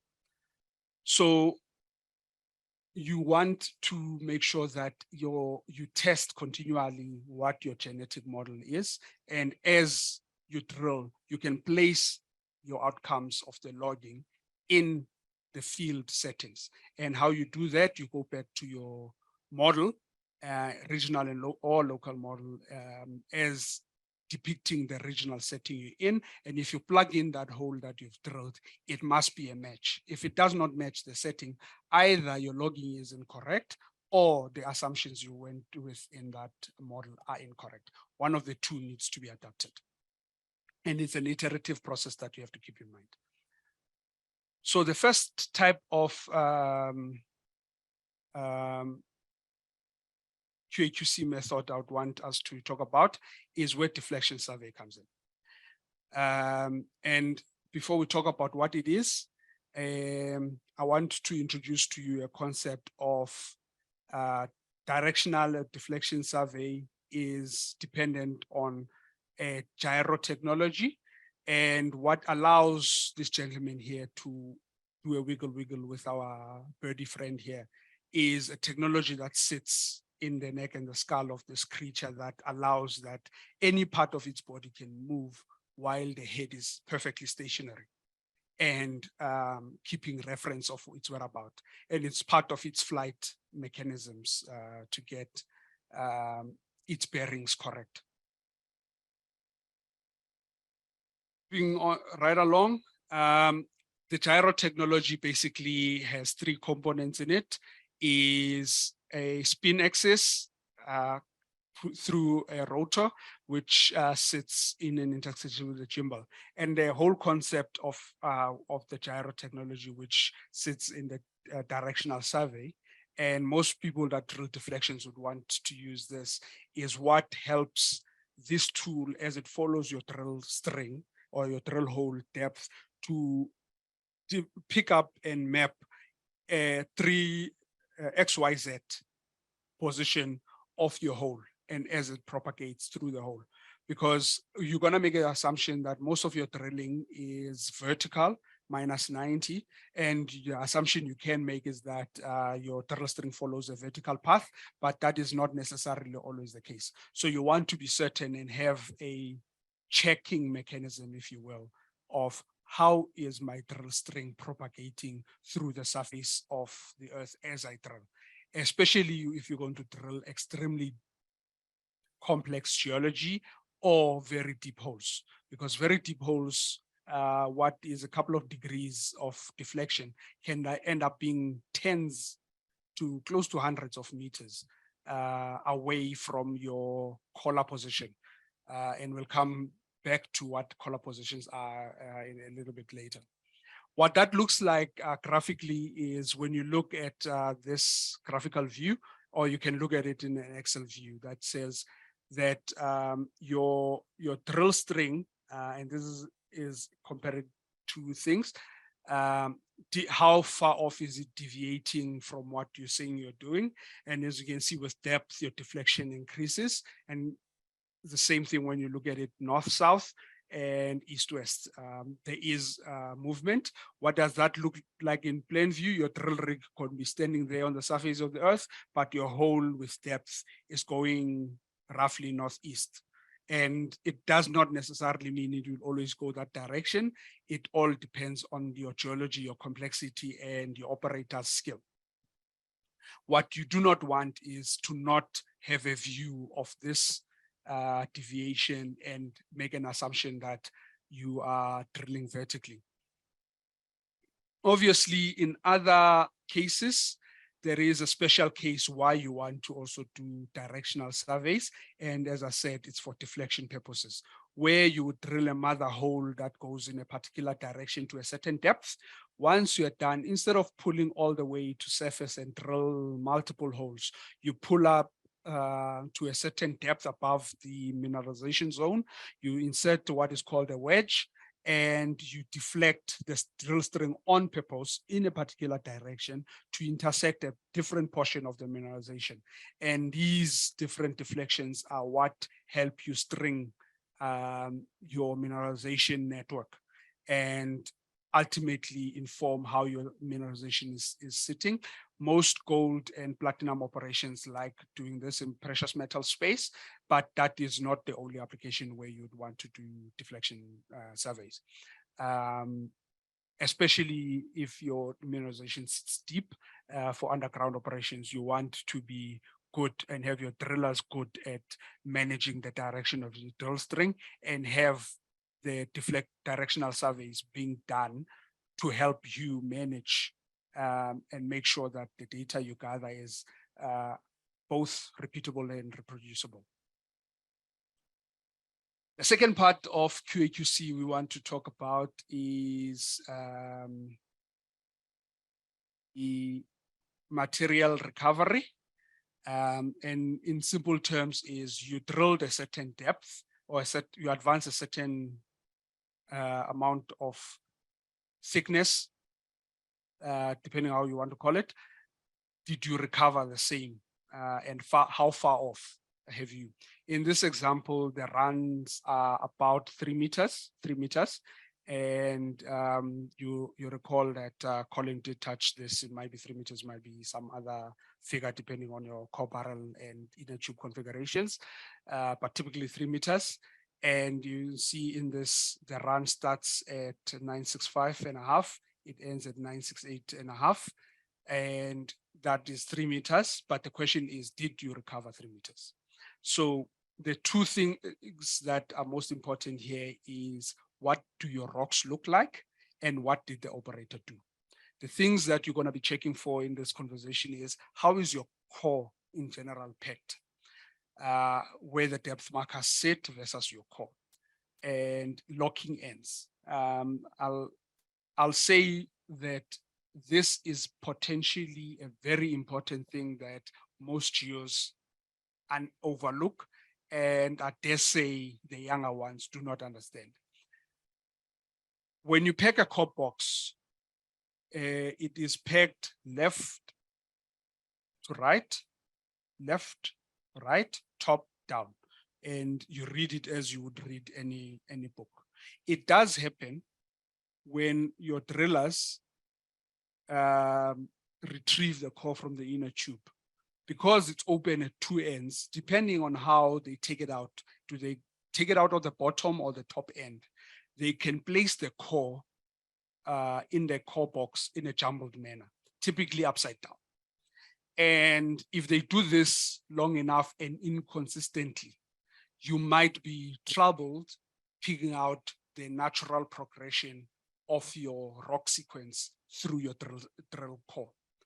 Now, this is fundamentally important because the only way you can test continuously, where you see they had a break in the core, they stopped drilling there and they started drilling again. Where possible, in this case, it would be very difficult because on either side of the depth marker, it is broken. The ends of the core need to fit together.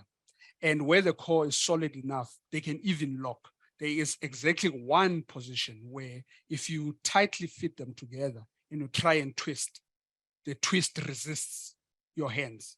And that locking feel is telling you that is the only way those core pieces fit together. That is how you test the locking mechanism. And most geos overlook this part. The broken portions, just because it's broken, does not necessarily mean you cannot test it. It means in those broken pieces, there will be portions of core that stitch together exactly one way. And when you glue them in your mind together like a jigsaw puzzle, back together, they form a surface that locks with the other side.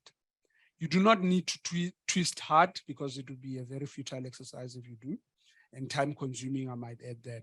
You want to give yourself the absolute certainty that these pieces go together, even though there's a depth marker between. Because if that depth marker is not sitting in the correct position in the drill hole, then any of the following material recovery techniques are meaningless. So you've satisfied yourself, the core is sitting left to right, bottom up, right way up.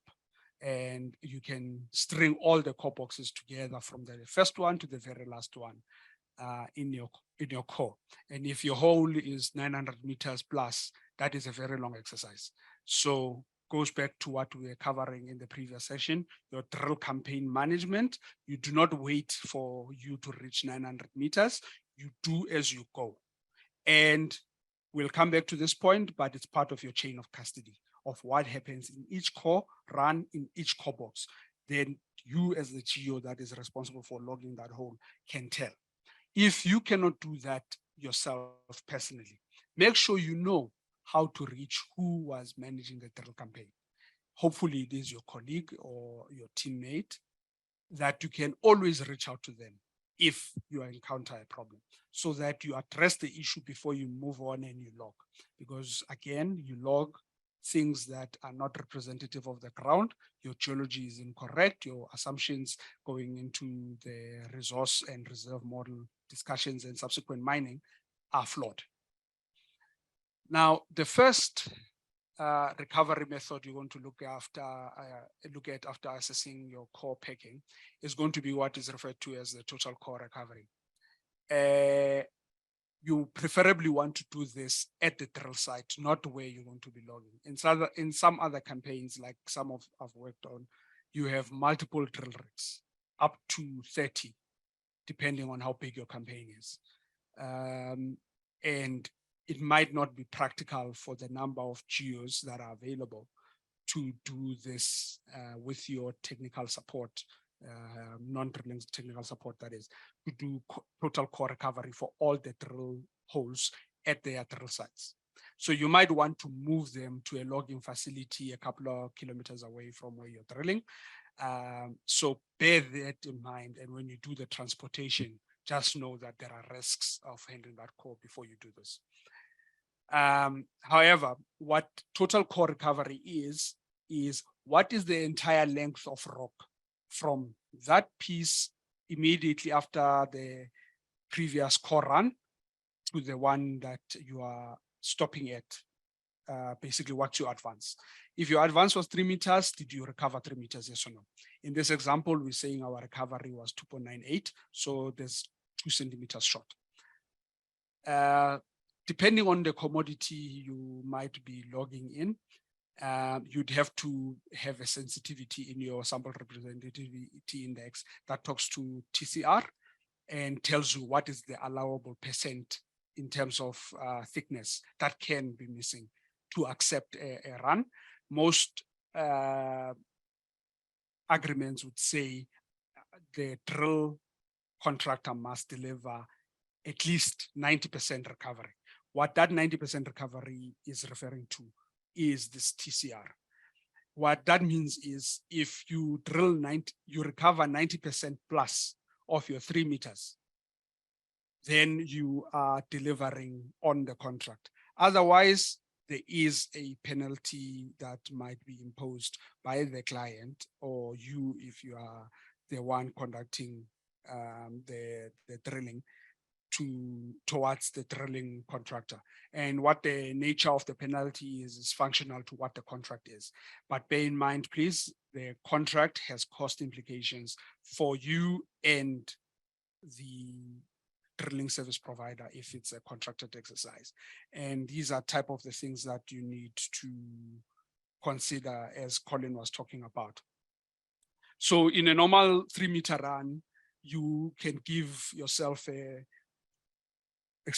rule of thumb that says your recovery must be at the minimum for every 3 meters, 2.7 meters. Anything smaller than 2.7 is less than 90%, and whatever the conditions that need to kick in need to be invoked.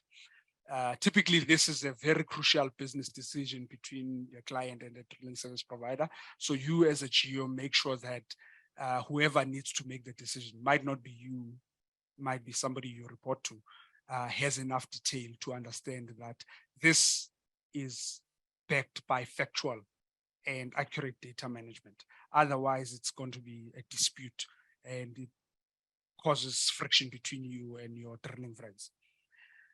The second part of this is something called a solid core recovery.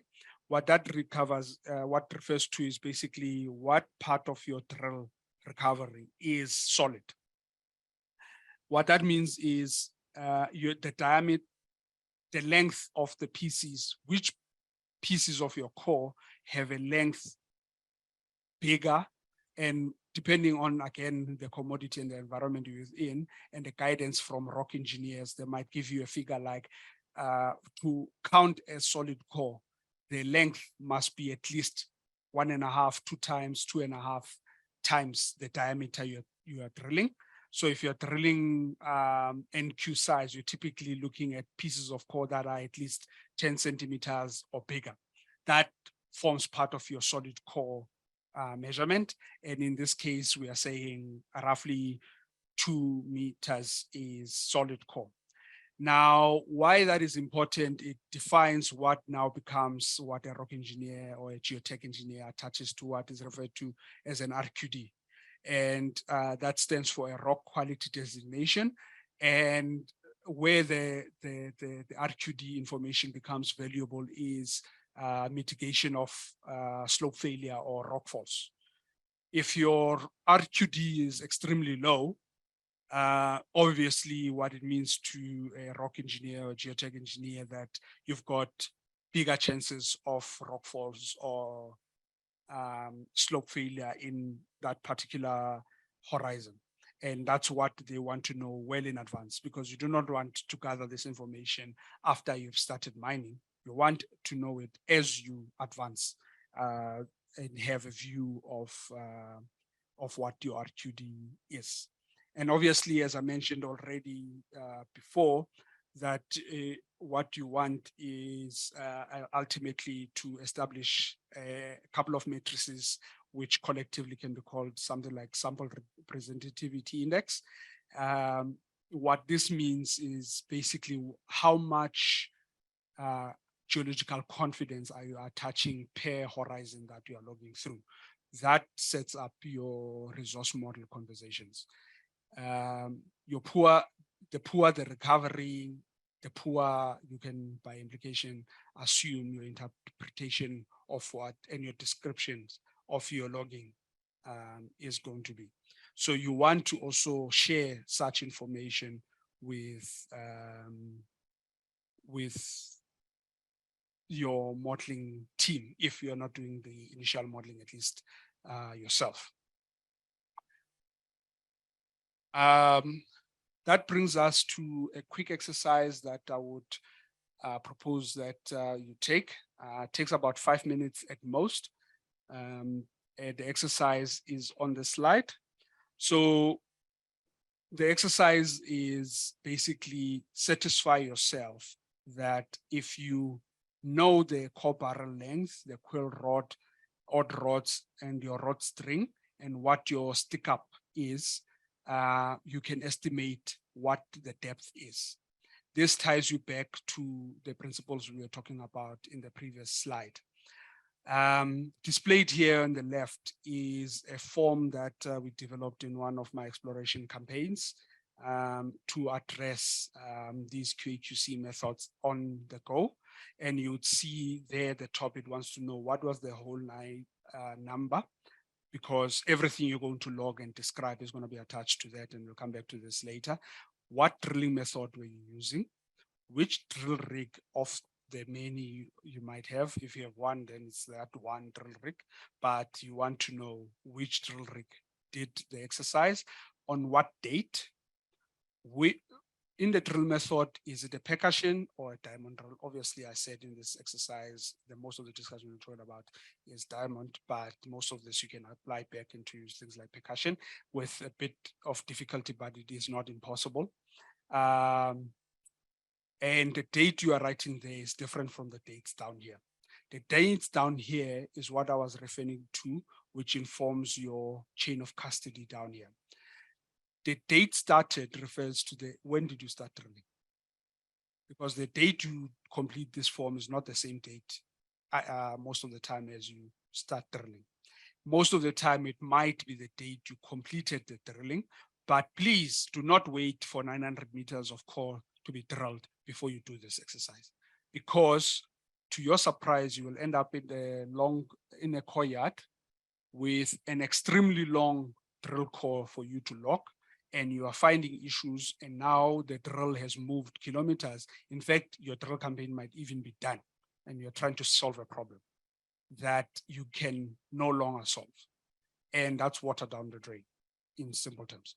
So please, even if you do a multiple of these, the last one you do is at the end of the hole, which talks to your end of hole, and we'll get to that at the moment.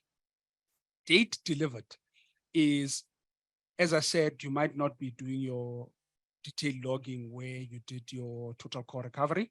So it will be delivered to a central facility where you are going to do your core logging, maybe sample prep and the rest of sampling processes that you need to do to get assays done. So you want to know, when did it get there? Why do you want to know there? So that if it's a problem that has nothing to do with the driller, you want to trace when did it get there and how did it get there. And obviously the information I'm referring to that is for the exercise here on the right is information that goes in there.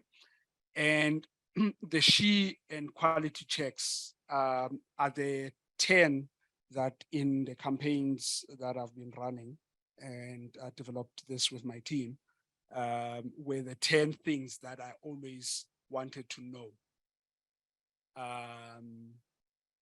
Whether I have any risks.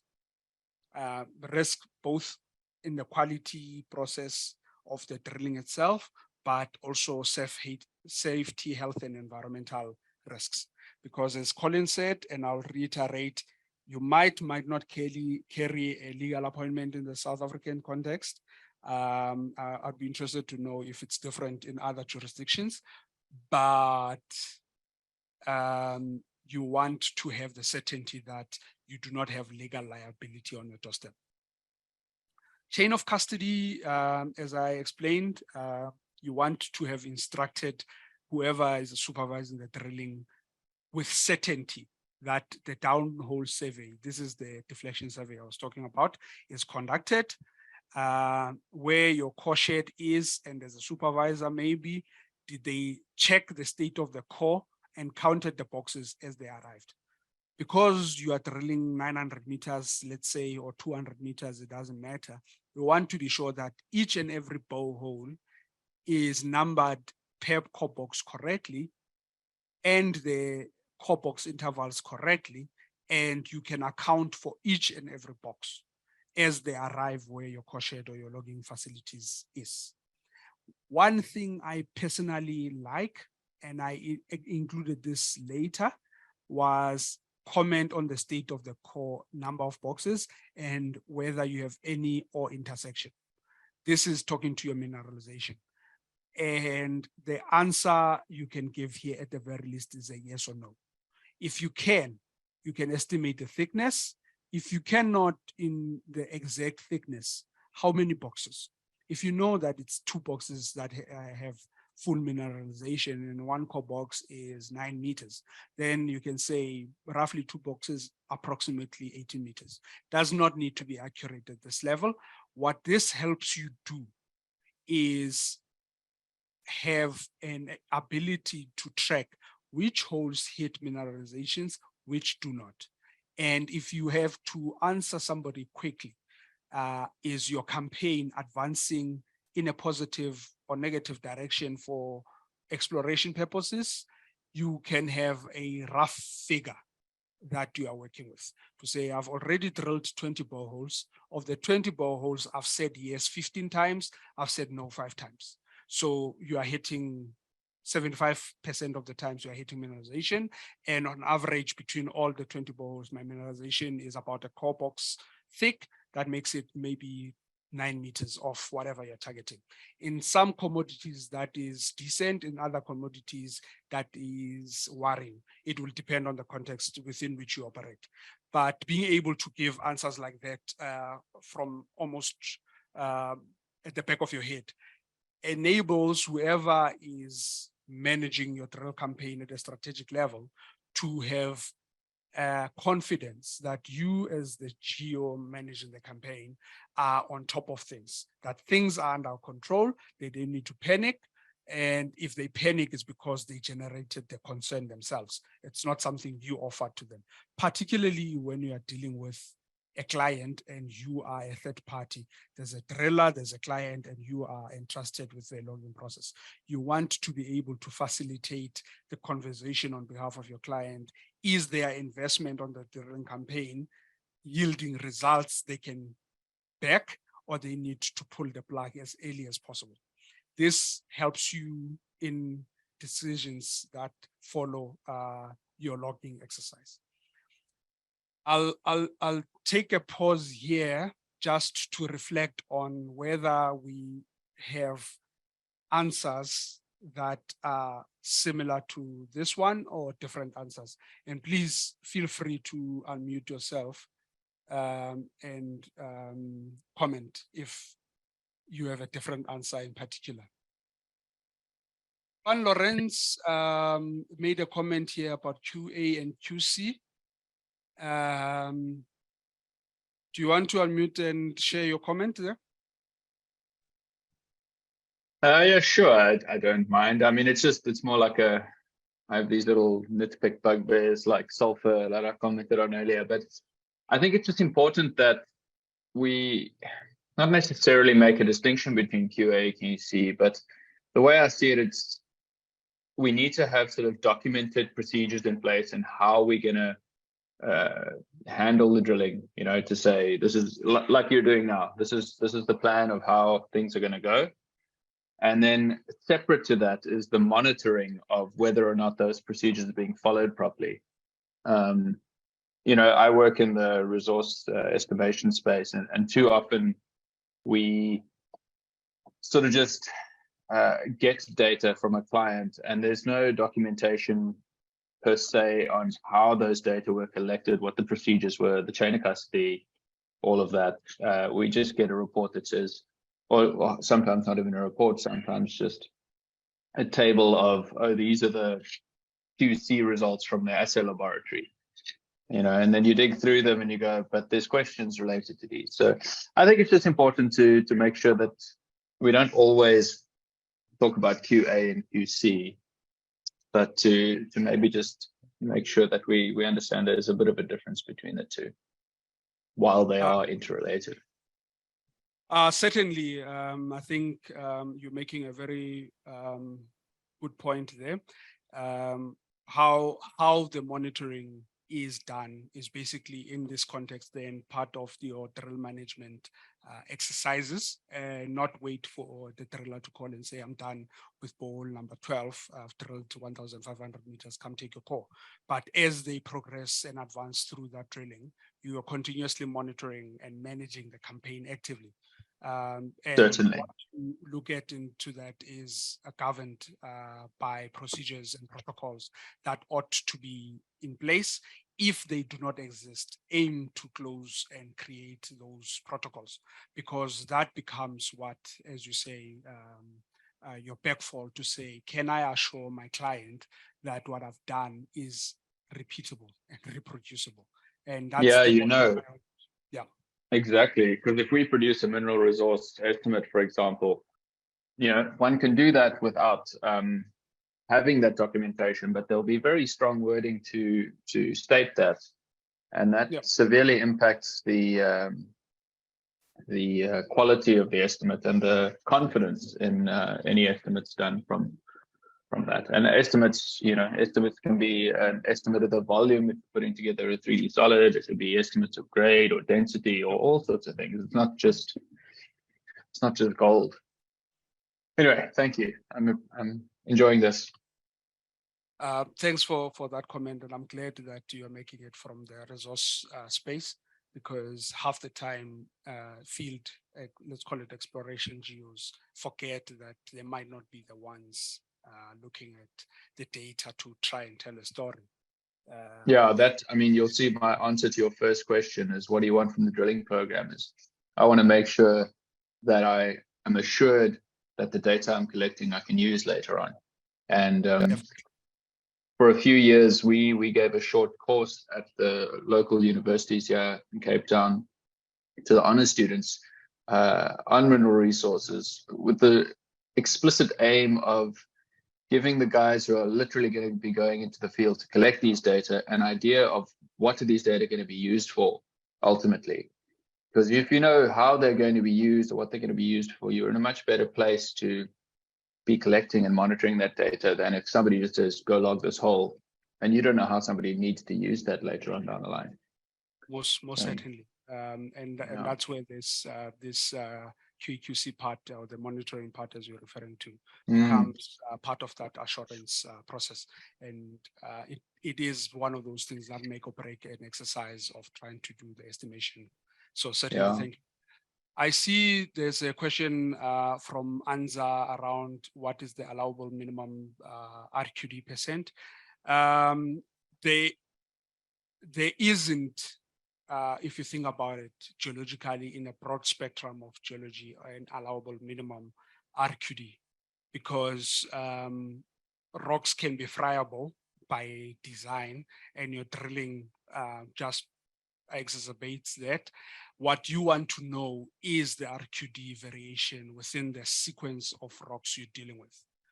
And why this is important, again, it goes back to, if it's going to be for a mining exercise, you want to know that when you're putting up shafts and developments and high walls, you are putting them with the correct geotechnical and rock engineering inputs as best as possible, because the last thing you want is to build a final wall pit boundary on a rock that has a low RQD and it keeps failing, because that is going to put your mine and ultimately the people who operate in it at risk. So I'd say if you are aiming to have a competent high wall, anything less than 75% is a risk in your RQD, because it means there is greater than 25% chance that you are dealing with a not so competent rock.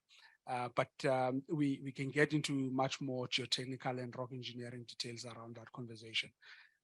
So I think the answer to your question is that in terms of RQD itself, you want to know what it is. That is the answer you're after. Whether that's acceptable or not, that's the conversation that follows, depending on what you want to achieve. If I try and explain this way as well, is in a different setting, if your ore horizon itself has a poor RQD, that means in your mining process, you do not need to spend as much energy as if it had a high RQD to fragment a rock during your drill and blast exercise. Case in point, as I said, I work for Anglo American. I'm particularly in Sishen mine. It's one of the hardest iron ore mines in terms of competence now. Significantly hard iron ore to drill and blast, load and haul. It's very hard and abrasive. Comparatively speaking, Anglo iron ore mine in Brazil does not drill and blast on a routine like Sishen. Why? Because a significant portion of the ore body in Brazil, you can mine without drilling and blasting. Why? There's many reasons, but the RQD is certainly high in Sishen and extremely poor in Brazil. That allows them to mine their ore horizon without as much investment in the drill and blast space. So again, it depends what you're after. If you are a geotech or a rock engineer and you are trying to mitigate rockfall and slope failure risks, you want to know which rocks will hold your pit standing. If you want to be in the control space and have your mining processes efficient, you want to know, is there an opportunity of being smart about your drill and blast to fragment the rock with good enough energy, but save on the costs. And RQD is one of those things that can be a telltale sign in those exercises. Abdullah asks, what is stick up and what is odd rod? Abdullah, in the example we're looking at, the rod string, if I can start the example there, you are dealing with 77 rods making up the rod string, and each length is 3 meters. So that would be your standard length for your drill campaign. However, it might happen that you are drilling in a very remote area and your rods are coming via a ship from a different continent. Let's say you're drilling somewhere in West Africa and your rods are coming maybe from South Africa or Europe, or even North America. So they need to be delivered at a port and then trucked to you wherever you're drilling. So depending on your supply chain efficiencies, your rods might not get to you. So as rods wear and become old, the end joints become weak. One way to sustain your drilling while you're waiting for new rod supply, depending on the supply chain routines, as I said, you might send it to a local guy who's good ironsmith or good with machining, where they would cut off the worn parts of the rod and refashion the coupling points, the box and the joint, to basically make them fit with the other rods. But now your length is no longer 3 meters. It's an odd length. You don't know exactly what that length is, but these are the rods you want to measure individually and know that that particular odd rod is 2.5 meters, the other one is 2.7. Ideally, if you aim for the same length with your local help, it makes your job easy. In some other instances, the length can vary. So that's what an odd rod is those rods that are not standard length. There are some arbitrary lengths different from the standard length.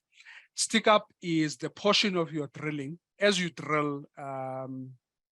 Let's see if I can now draw on the screen. But as you drill,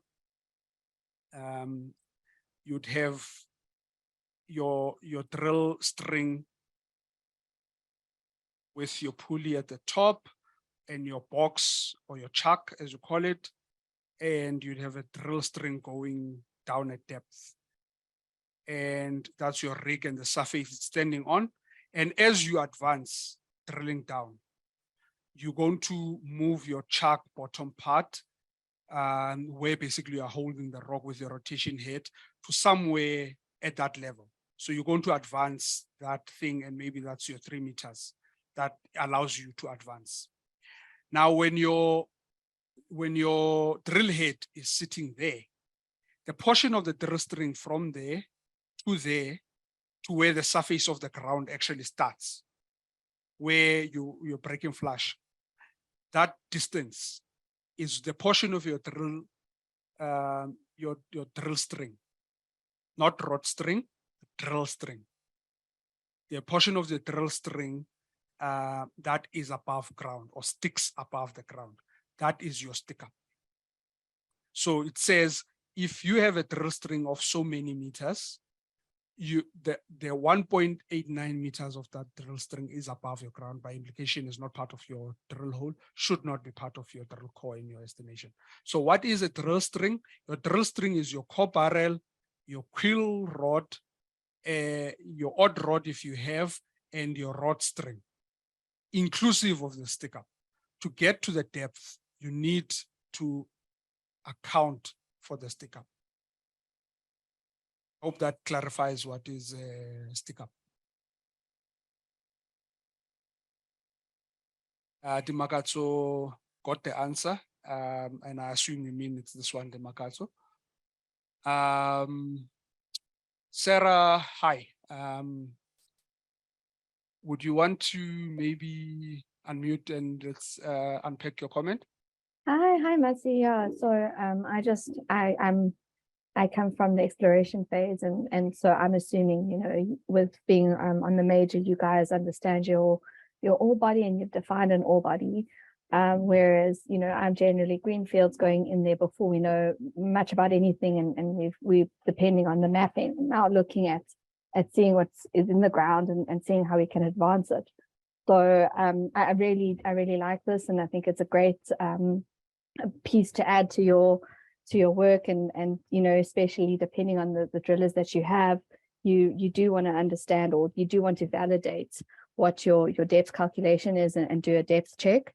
I just at the bottom there on the left hand side, we discussed or you mentioned about the ore intersection, and personally, if it was me running the project, and not necessarily on this one but on mine, I think I would change it more to mineralization intersection, which is also a term used, just to be, you know, really nitpicking here, but it does have quite a big yeah, thanks where your mouse is. It does have quite a big influence on the project, and you know, getting terminology is quite important, or getting it right is important in the project. Certainly, thanks, Sarah, for that comment. And I think you heard in the beginning, as you point out, I was jumping between mineralization and ore, because it would, as you say, depend on what you're dealing with. In this sense, yes, you're quite spot on. The mineralization is more inclusive, if you want to put it that way, of setting project phase and what your target mineralization is. So it is, you can change that. But if you already know what you're after and you are advanced in your project, and you already at least have exploration results that back up your further phases, you might also be at a stage where you know whether saying or not is kosher, depending on the project's funding model. So it's a point well made. Thank you for raising that. I see Magabia, welcome, and you're saying you are lost in the calculation. So I think when I was saying do the calculation, I just wanted to see how many of us get it and how many of us are lost. I'll come back to now. Abdullah, if I understand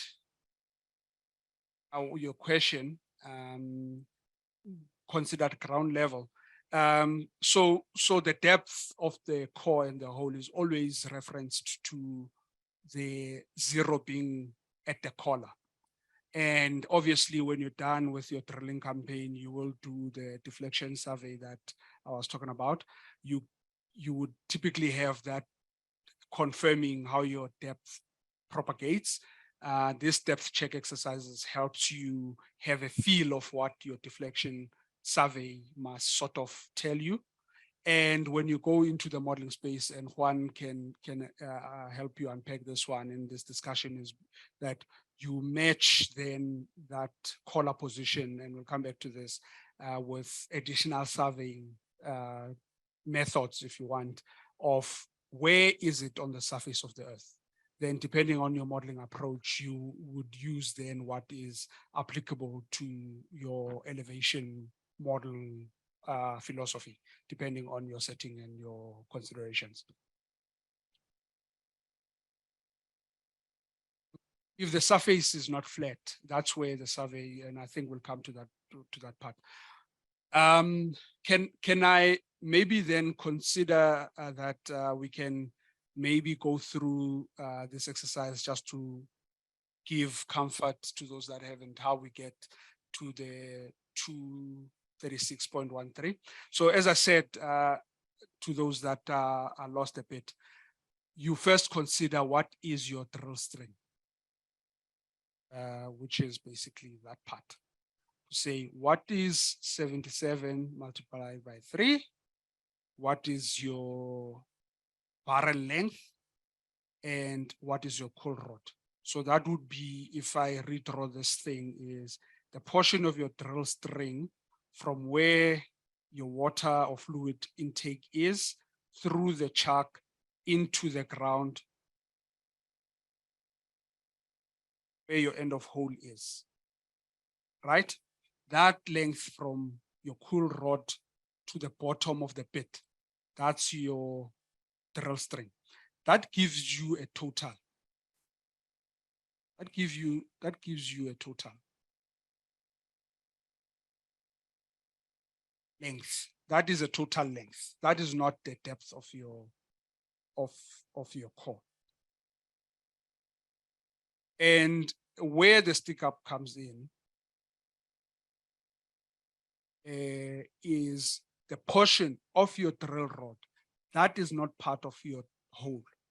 By implication, you should not have core because it's a void above the ground. In is the stick up portion. So you need to know what is the portion of your drill string sitting above the ground so you can remove or subtract that. So in this particular exercise, what you are then dealing with is your total length in this should be something like 238.02. Tell me that you got here if you've gone that far.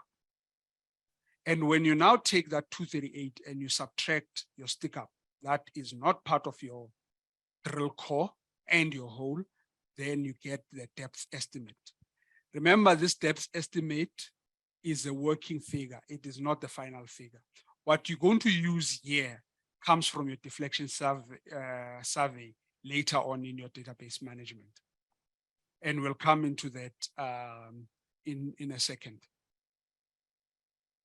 Any other questions? I am not seeing any.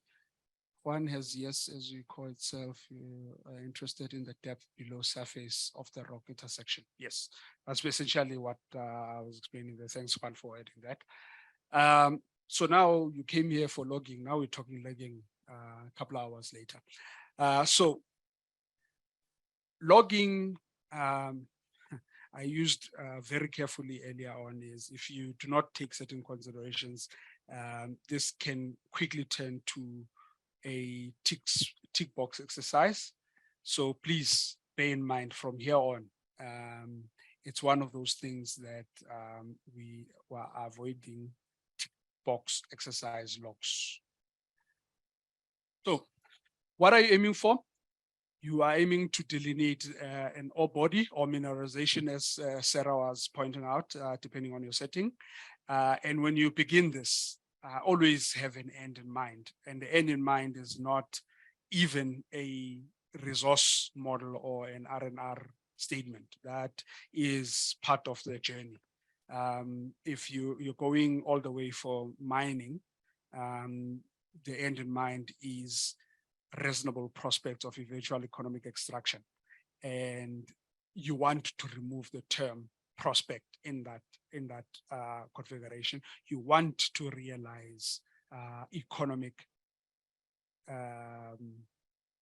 extraction. So the end in mind is you want to set up the subsequent activities to deliver the most cost-effective extraction method. Because obviously the more economic it is, the more you can get out of the ground. You crank up the cost, your grade and tons taken off. And your targets, as you know more, you do better. So you keep a working model and you iteratively refine what you know.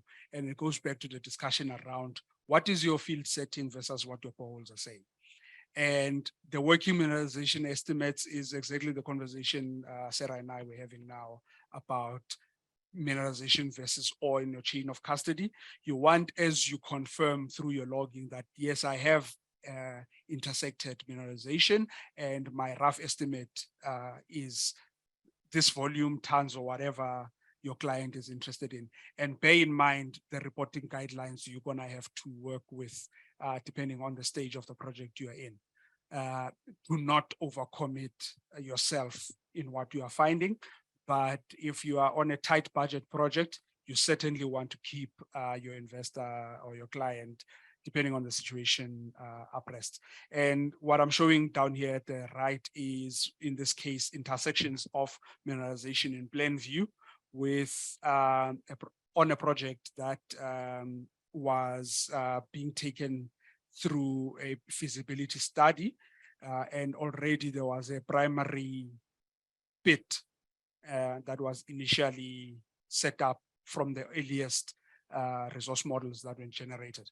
And the point I think here with iteration I want to make is you would see there's a significant amount of mineralization that sits outside the initial pits. And being able to do this iterative reflection on your work and your model assumptions enables you to test whether you are delineating your mineralization in our body with the end in mind.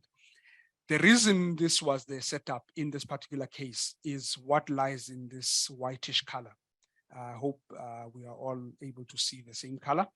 The whitish color there is an environmentally sensitive portion of the area. And by implication, there were restrictions imposed by the regulator about when and how to drill in those areas. It cannot be that you forget your environmental, social governance dependencies of your project, as I mentioned earlier. So at the earliest stages of this area, all that could have been drilled is basically the majority of what falls within the boundaries. When the environmental compliances and environmental management plans and guarantees were given to the regulators as part of the mining works and the exploration works program, things were changing over time. So the duty of us that know the start of the project and that have been part of it, and those that came later, was to always make themselves familiar of what conditions can I not do certain things and what conditions should they changes my approach to the drilling exercise. And being able to always go back to your core and what you are looking at as an iterative process keeps you right on the money. And the communication by the end of this feasibility study was there is an opportunity of expanding the pits and potentially drilling further between them, considering environmental considerations and limitations, potentially see if there's an opportunity to connect the two areas that were initially thought of as isolated. In terms of whether this is a reasonably prospective eventual economic extraction, the initial assessment was yes, but further work needs to be done. In terms of now what you consider in your capturing exercise is a good old statement for industrial engineers. They like the statement for different reasons, but a Peter Drucker quote that has been reinterpreted to mean that if you are not measuring it, you are not managing it. But one of those versions is if you can't measure it, you cannot prove it. And the point here is back to what I was saying is aim for good accuracy and good precision as an intended outcome. What you can accept with caution is around what precision is, even though your accuracy might be questionable. However, some, and I dare say most logs, when you are in a tick box exercise space, end up being in the space where there's a long sheet that tells a resource modeler or even a mining engineer what you said you saw in the ground. But if they look a hole or an area 10 meters away from your log, chalk and cheese. What you want to avoid is exactly that. And obviously, when you are logging, you bear in mind you're going to capture the information in a database. This is a database we use. Those that are familiar with the looks of it might tell what it is. But for the purposes of this discussion, I've covered the name. But the point is here, you are going to use a relational database to store what your observations are based on the unique hole ID. And everything, basically, what you log into is going to be your borehole name. What hole are you logging? And please bear in mind, you mislead the database, it's going to mislead you, straightforward. There is no two ways about it. And that's why even the QA/QC and the protocols and monitoring throughout your entire drilling, logging exercise are absolutely critical. And as you can see in the various workspaces, you can set up validation processes. Please do not see this as unnecessary workload. It is absolutely critical. And Juan will even tell you as he was articulating the resource modeling space, this information makes or breaks a model. Not have access to a database, whether it's because of where you are on the surface of the earth, that database wants you to be connected to the internet and your network doesn't support that, does not mean you can't do this. This is a sheet, again, we made on Excel and printed it out in a piece of paper, but all the things that are highlighted in red are things that when you go back to the database a week, a month, 2 years later, please don't make it that long, but just making a point, is going to be the things that the database are going to ask you, but where's this information? Because somewhere in the database, you've built in your protocols and your monitoring mechanisms, in a QA/QC mechanism, that it is a mandatory field. That borehole must have a from to, a name that is primary. If you want, you can put a secondary one. Color, we'll come back to color. For me personally is one of those. And then you go into, if it's a sedimentary setting like this one we were in, you want to describe the class if you're encountering any class, any structures, mineralization. And this is where, again, Sarah's point comes back is, if you do not know and you do not want to commit, do not call things you do not know as ore, rather call them as mineralization. And in here, you do not if you are in an iron ore business, you do not capture what is iron ore and forget what is not iron ore. You might intersect something else that in somebody else's life is mineralization. You want to certainly make somebody know that, hey, hang on, you sent me here to come find a diamond, but I'm finding other things that we should maybe have an answer to. And obviously where fluids and metamorphism and hydrothermal alteration might be real, depending on your geological setting, there will be alteration by implication. So you can have a relational database that is cost effective, but the point is your data management needs a well-governed structure. That brings us to now what we were talking about in terms of what are parametric considerations. So parametric considerations basically is back to the point I made in the previous slide that says it's basically talking to quality-based logging, and you are talking about quantifiable or measurable properties. Now, some geos will argue with me that you cannot measure everything. I dare say, perhaps, let's have the discussion. And the point I want to make here is logging is a science. It is not subjective. What is subjective is the interpretation. Your job in logging is not to interpret, is to describe accurately. So if you are not measuring it, you cannot prove it. So where do we start? Normally we start with collar information in general. So what are we looking at is the borehole and project data. What is the whole name? Which project is it on? Is Massey the geo or somebody else the geo? Maybe it's Sarah's drill campaign. Who is the driller if that is relevant? When did you start and end the drilling? From what depth to what depth? This part might seem trivial.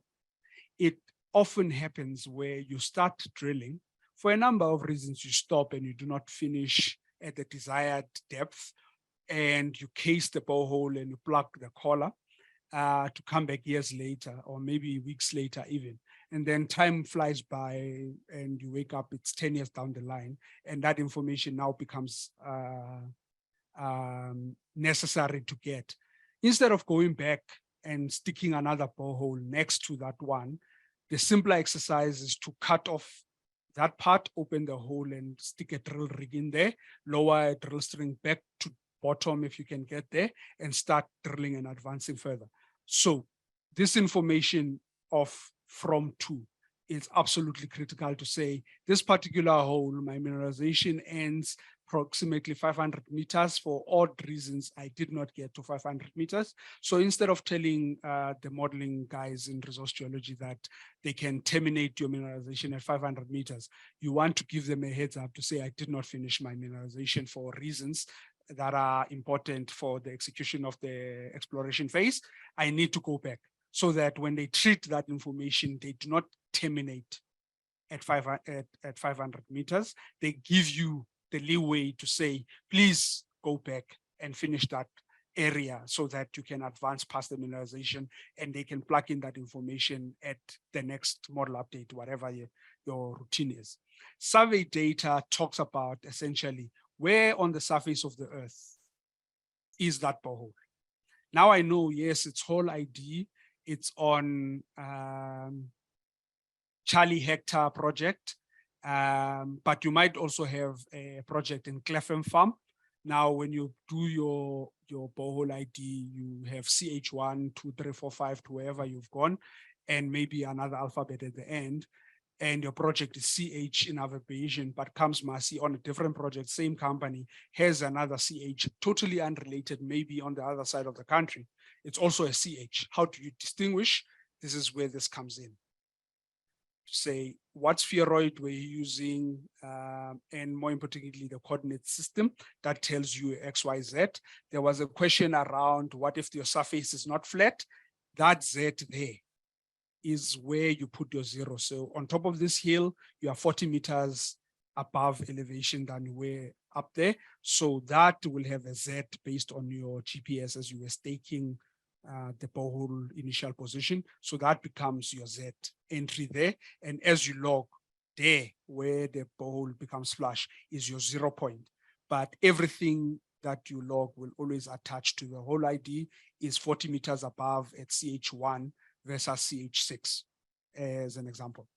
And the survey devices, your GPS, how accurate is it? Depending where you are, you might use your cell phone. That gives you at best 3 meters these days, or an old GPS that cannot do anything better than 6 meters. But later on, when you do your final collar surveys, you come with a robust high-tech GPS that gives you a meter or less in terms of your accuracy.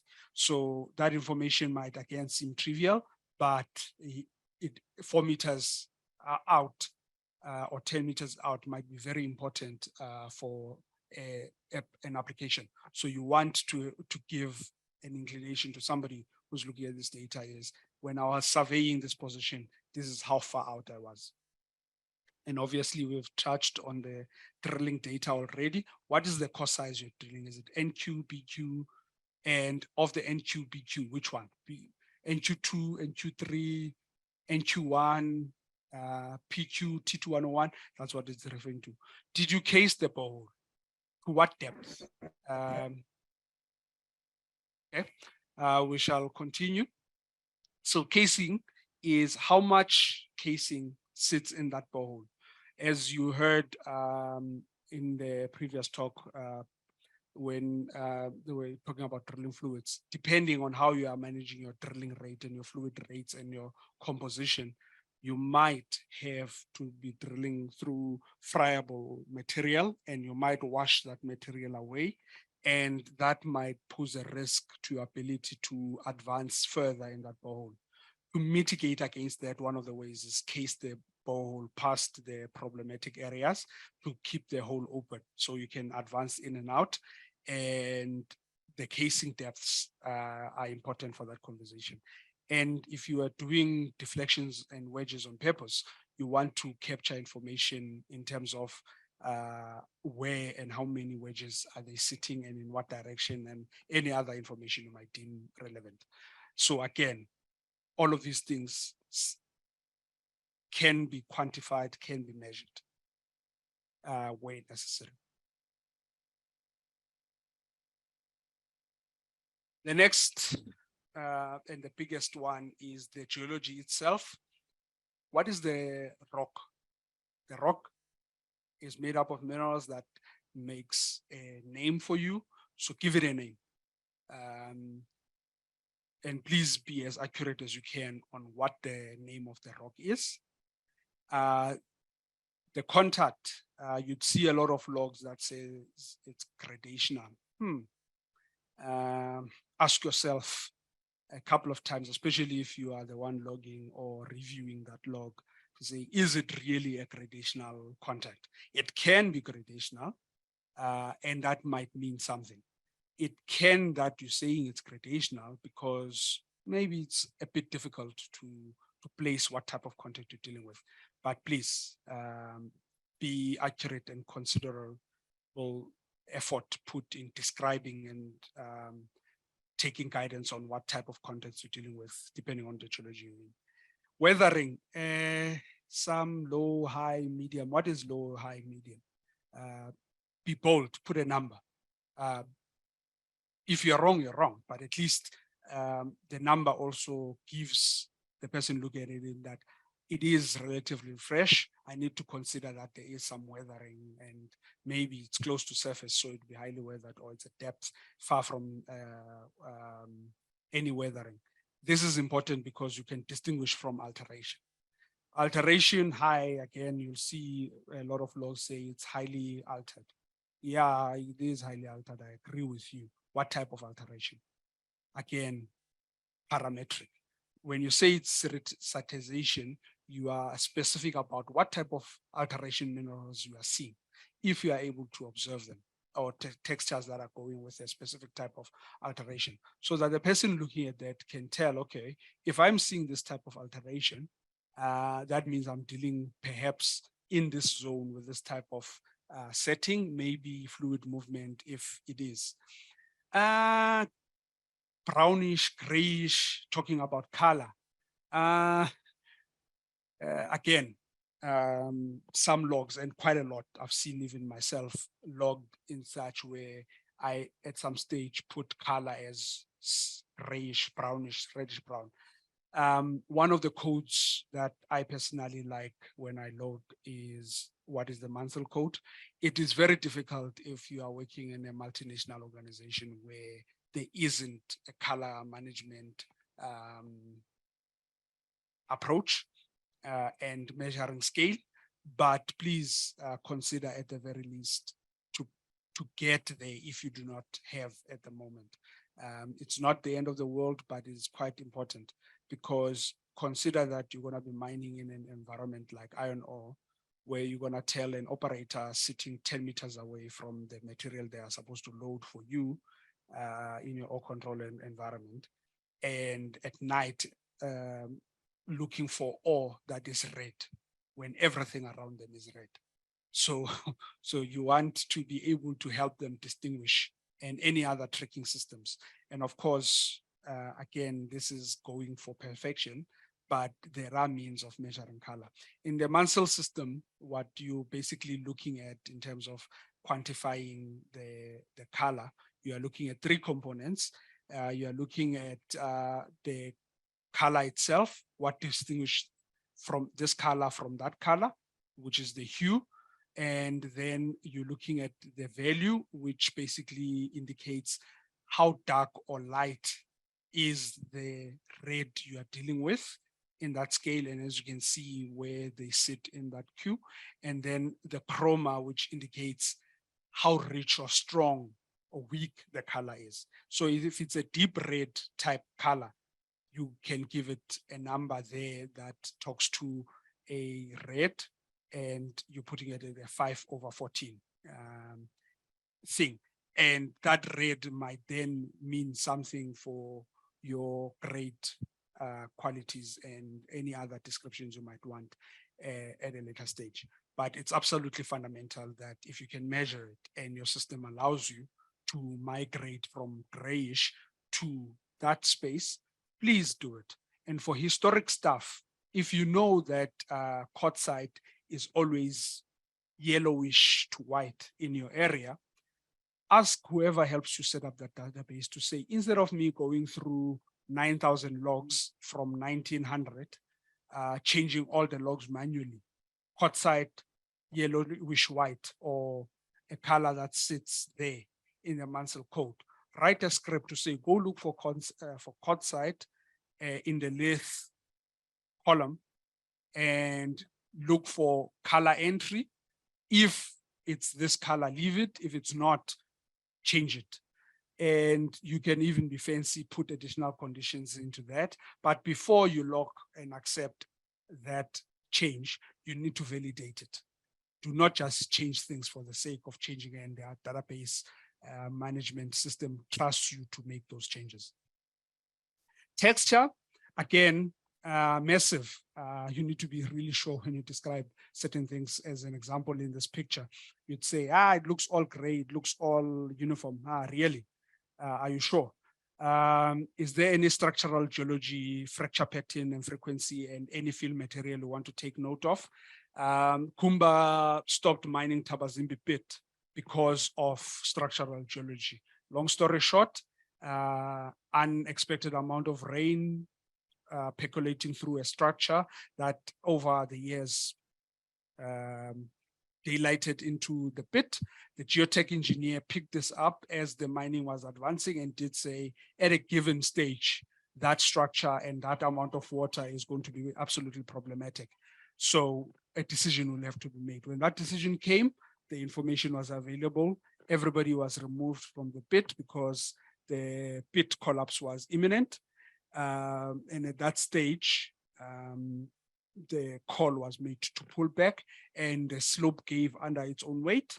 Long story short, the amount of rock that came down meant that it is no longer economic to advance mining in the Satan mine I'm referring to.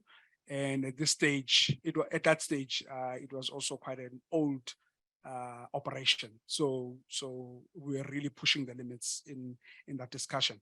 In terms of orientation, this one talks to, is your drill direction or drill setup vertical or at a particular angle, and any contacts and angles you measure, are they relative to the axis or are they relative to vertical, whatever you do there? And if you are having an angle, if you can orientate the core, even the better. Stratigraphy, obviously, this is tying back to where are you placing yourself in the core relative to your field settings. Remember, I made a comment that if you can pick up the core and you place it in the field setting, does it match the environment where you say you drilled it? If your mapping exercise and your field setting understanding is not that good, you will almost accept any drill log. But if it is good and you are supported by a good model and a good log, those things must talk to each other. If they don't talk to each other, either the log needs to be reviewed or your field setting and assumptions are problematic, one of the two. Having said all of this, that brings us here. And here I can illustrate the things I was talking about. There above, you have something that could be easily described as reddish, but you wouldn't necessarily tell what the difference to some of the things that are red in there. And this looks only whitish because of the effects of the drilling itself. In actual color, it's between red and purple, if you think about the hue. So again, on color alone, this forces you to be absolutely pedantic. Texturally, you can see bedding is very difficult to see, but you can see some foliation perhaps in there. There's some joints coming through at almost set directions through the core. And some portions of it are broken, others look quite friable. Others you might get competence and perhaps good RQD. And as you advance, you need to be able to pick out this. There are two logs on similar areas and similar core where one of the geos said it's a sharp contact, the other said it's a shear contact, and another one said SHR, which is short for sheared, and put an angle to it. If you ask a resource geologist, which one of the three would they work with? Because this means sheared. This one just went an extra step in most databases and said it's the angle I can measure there is 15 degrees from horizontal. So if you imagine the structure, they're estimating it's about a shallow structure. The bottom one, again, sharp sheared, same geo here. Again, when it said sheared, 45 degrees. So question becomes, are you dealing with the same type of a shear or different structural geology interpretations? There might be a number of interpretations a modeling person attaches to this information, but in the absence of this data, you can ask a resource geologist which one they prefer, assuming this is not available. And then obviously, as you place this thing to a stratigraphy, you are saying, I'm dealing with clastic and chemical sediments. And because I've said where I am in the stratigraphy, you can estimate the ages. And now the question that follows is this question that I asked earlier, reviewing what we just looked at here in the order of oldest to youngest. What is the correct sequence? And again, the same link applies, or if you've closed it, you can scan again and complete if you haven't completed. At this stage, we'll do this and bring back our responses.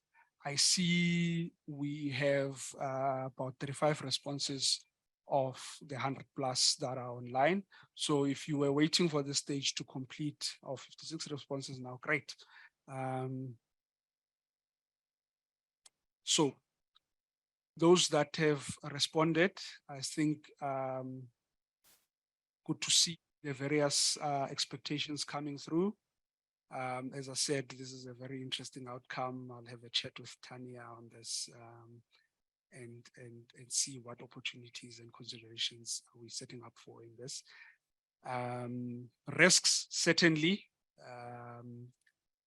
Overwhelming majority says all of these we are ticking through as we are addressing this. Now, the question that now we are dealing with in the previous image says the majority. I'll take this with a pinch of salt because some of you answered this question without seeing the image. The correct order is CBA. A significant portion is saying ABC. It'd be interesting, I think, for me, Tanya, to say, considering question 2, how does that affect this response in question 4? It will be a very interesting exercise that I'll do post this event and share that with you. If you remind me, there's about an equal split between ABC and ACB.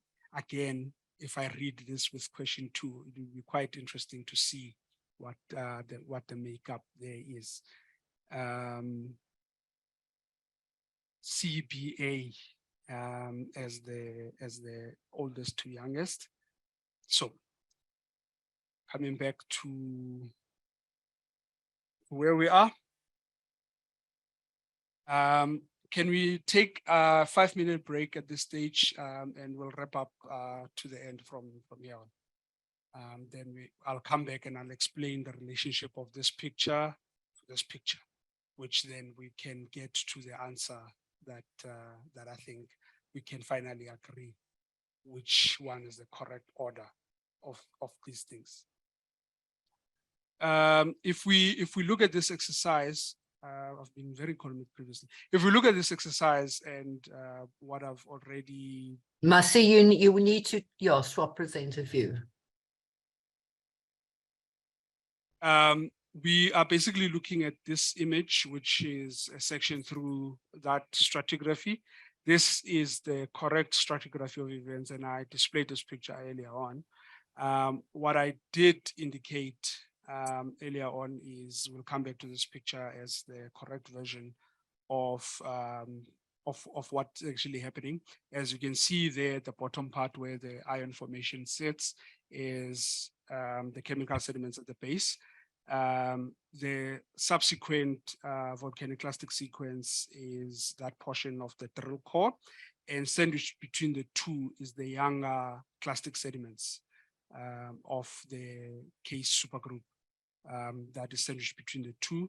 And if you come back to this image, that's that portion there between the two rocks. And the important thing is, as a geo, you have to form the rock before you can share it.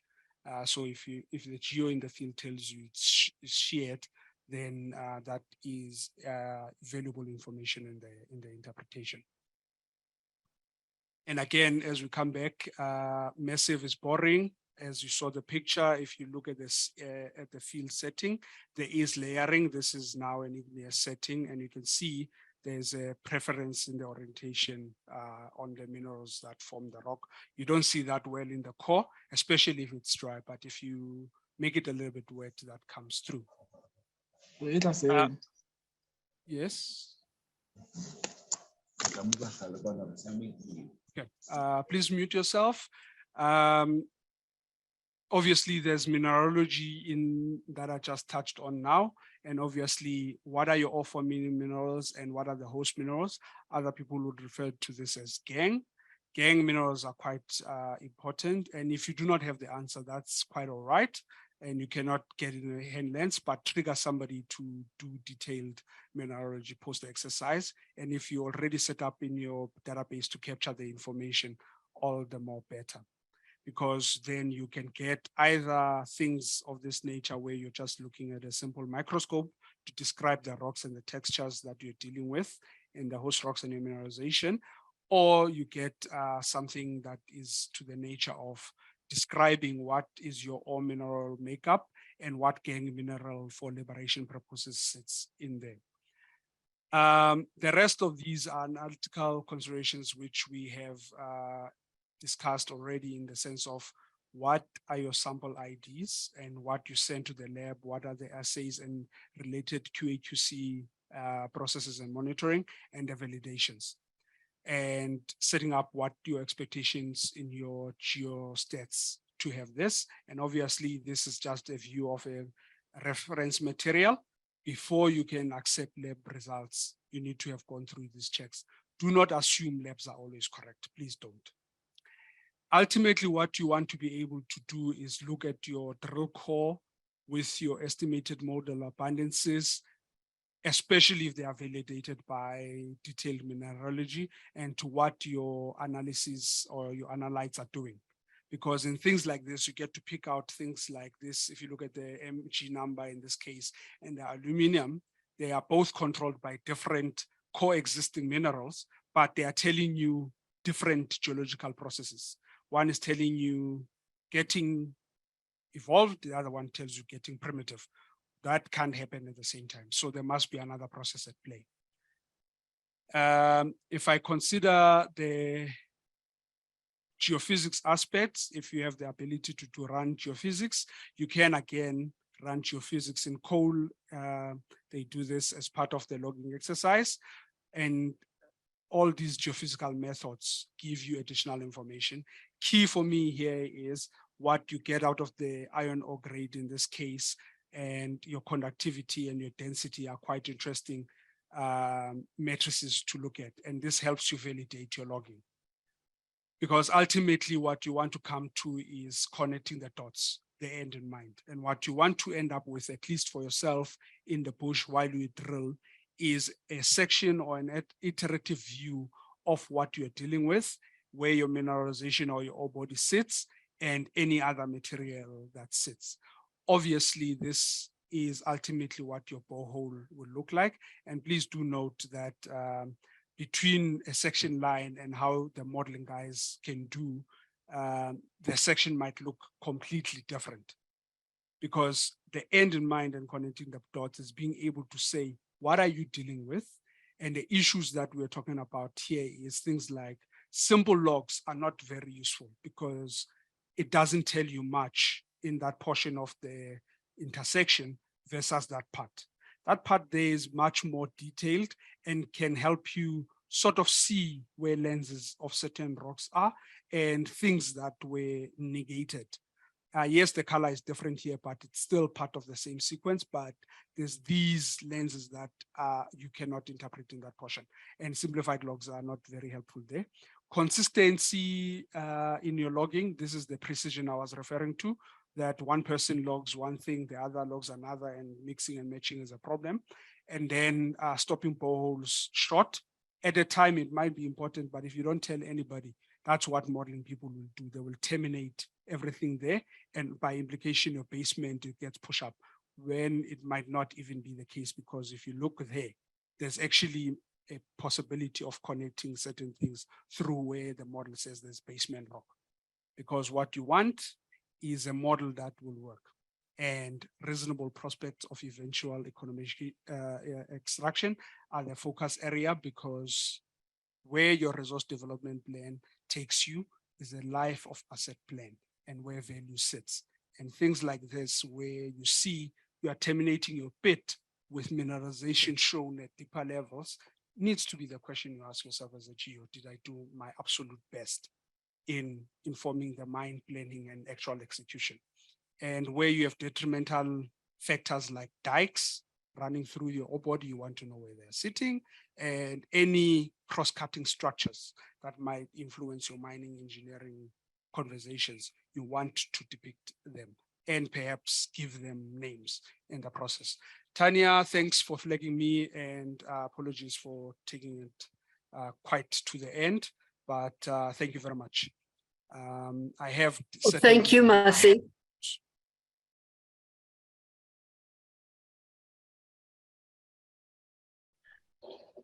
Next up is looking at structural logging. We've done a lot about lithological logging, and the next stage is structural logging.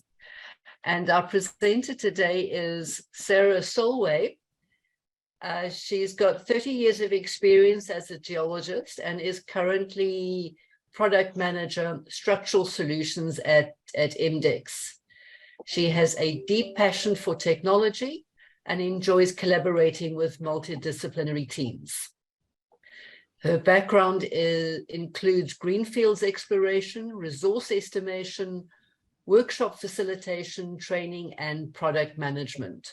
So Sarah, we look forward to hearing from you about structural logging. Off you go. Lovely. Thanks for the introduction and also for the opportunity to present today.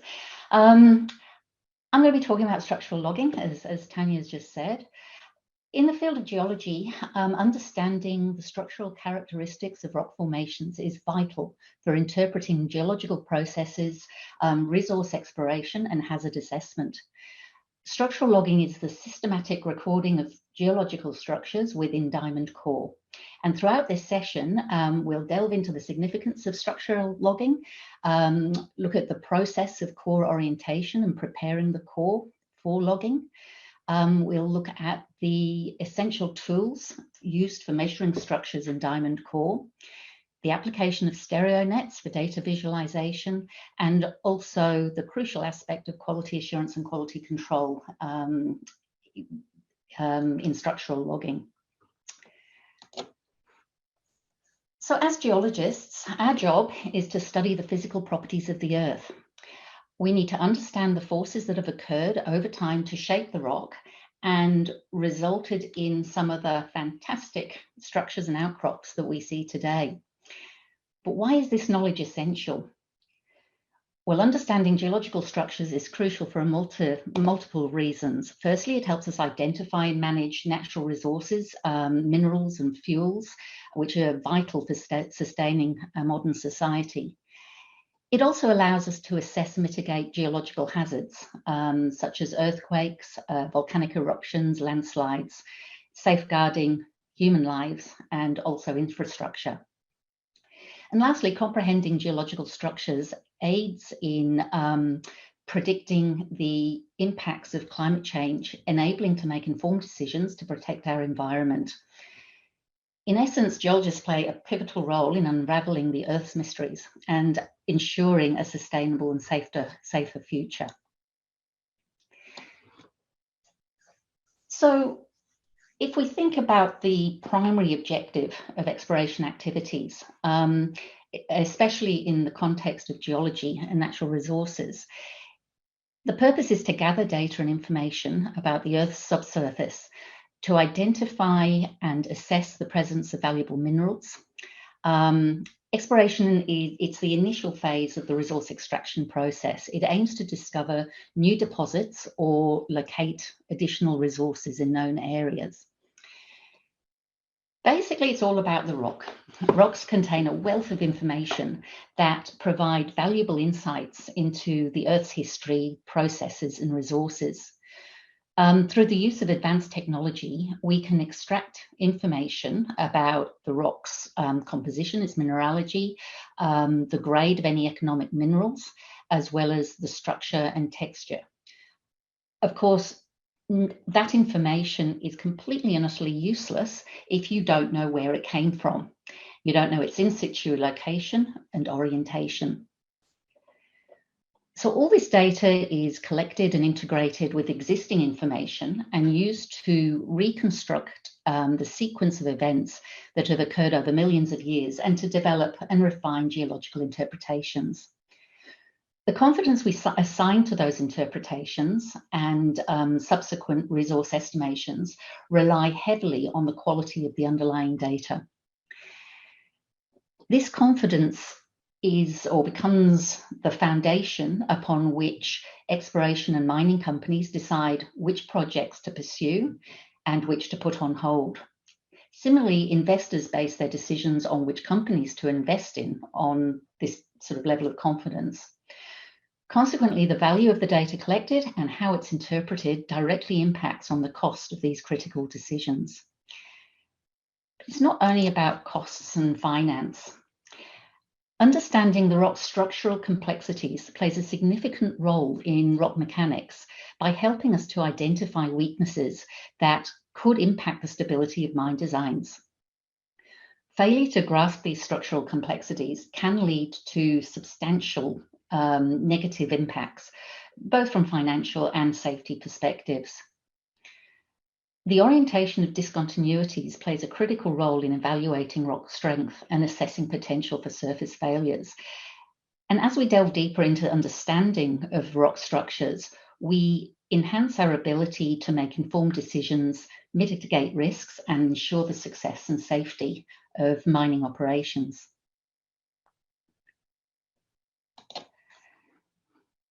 So drilling is a major source of the rocks from which information is extracted and used to inform geological models.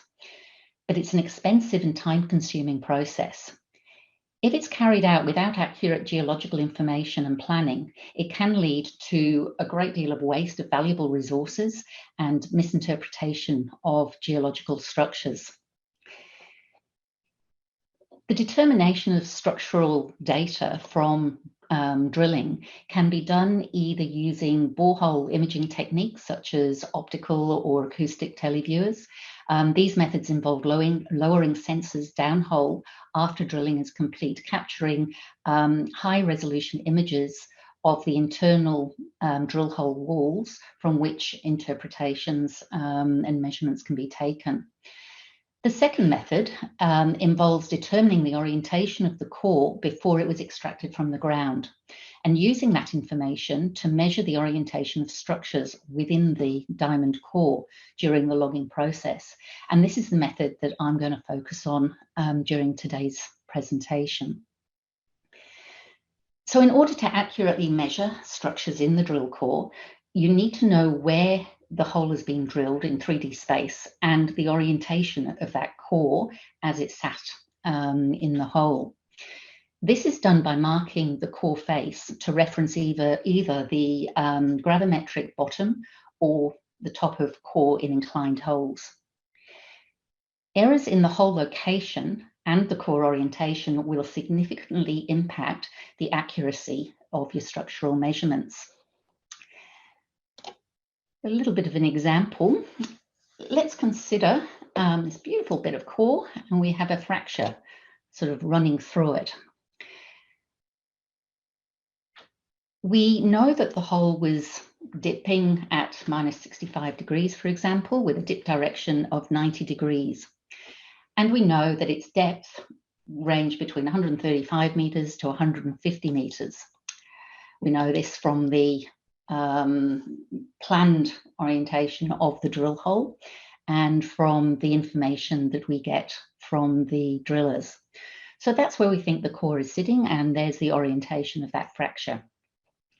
If, however, the orientation was unreliable for some reason, and that core may be still in the correct spot depth-wise, but was orientated just 15 degrees differently, then that does affect the orientation of that particular structure and has implications on where you're going to drill your future drill holes.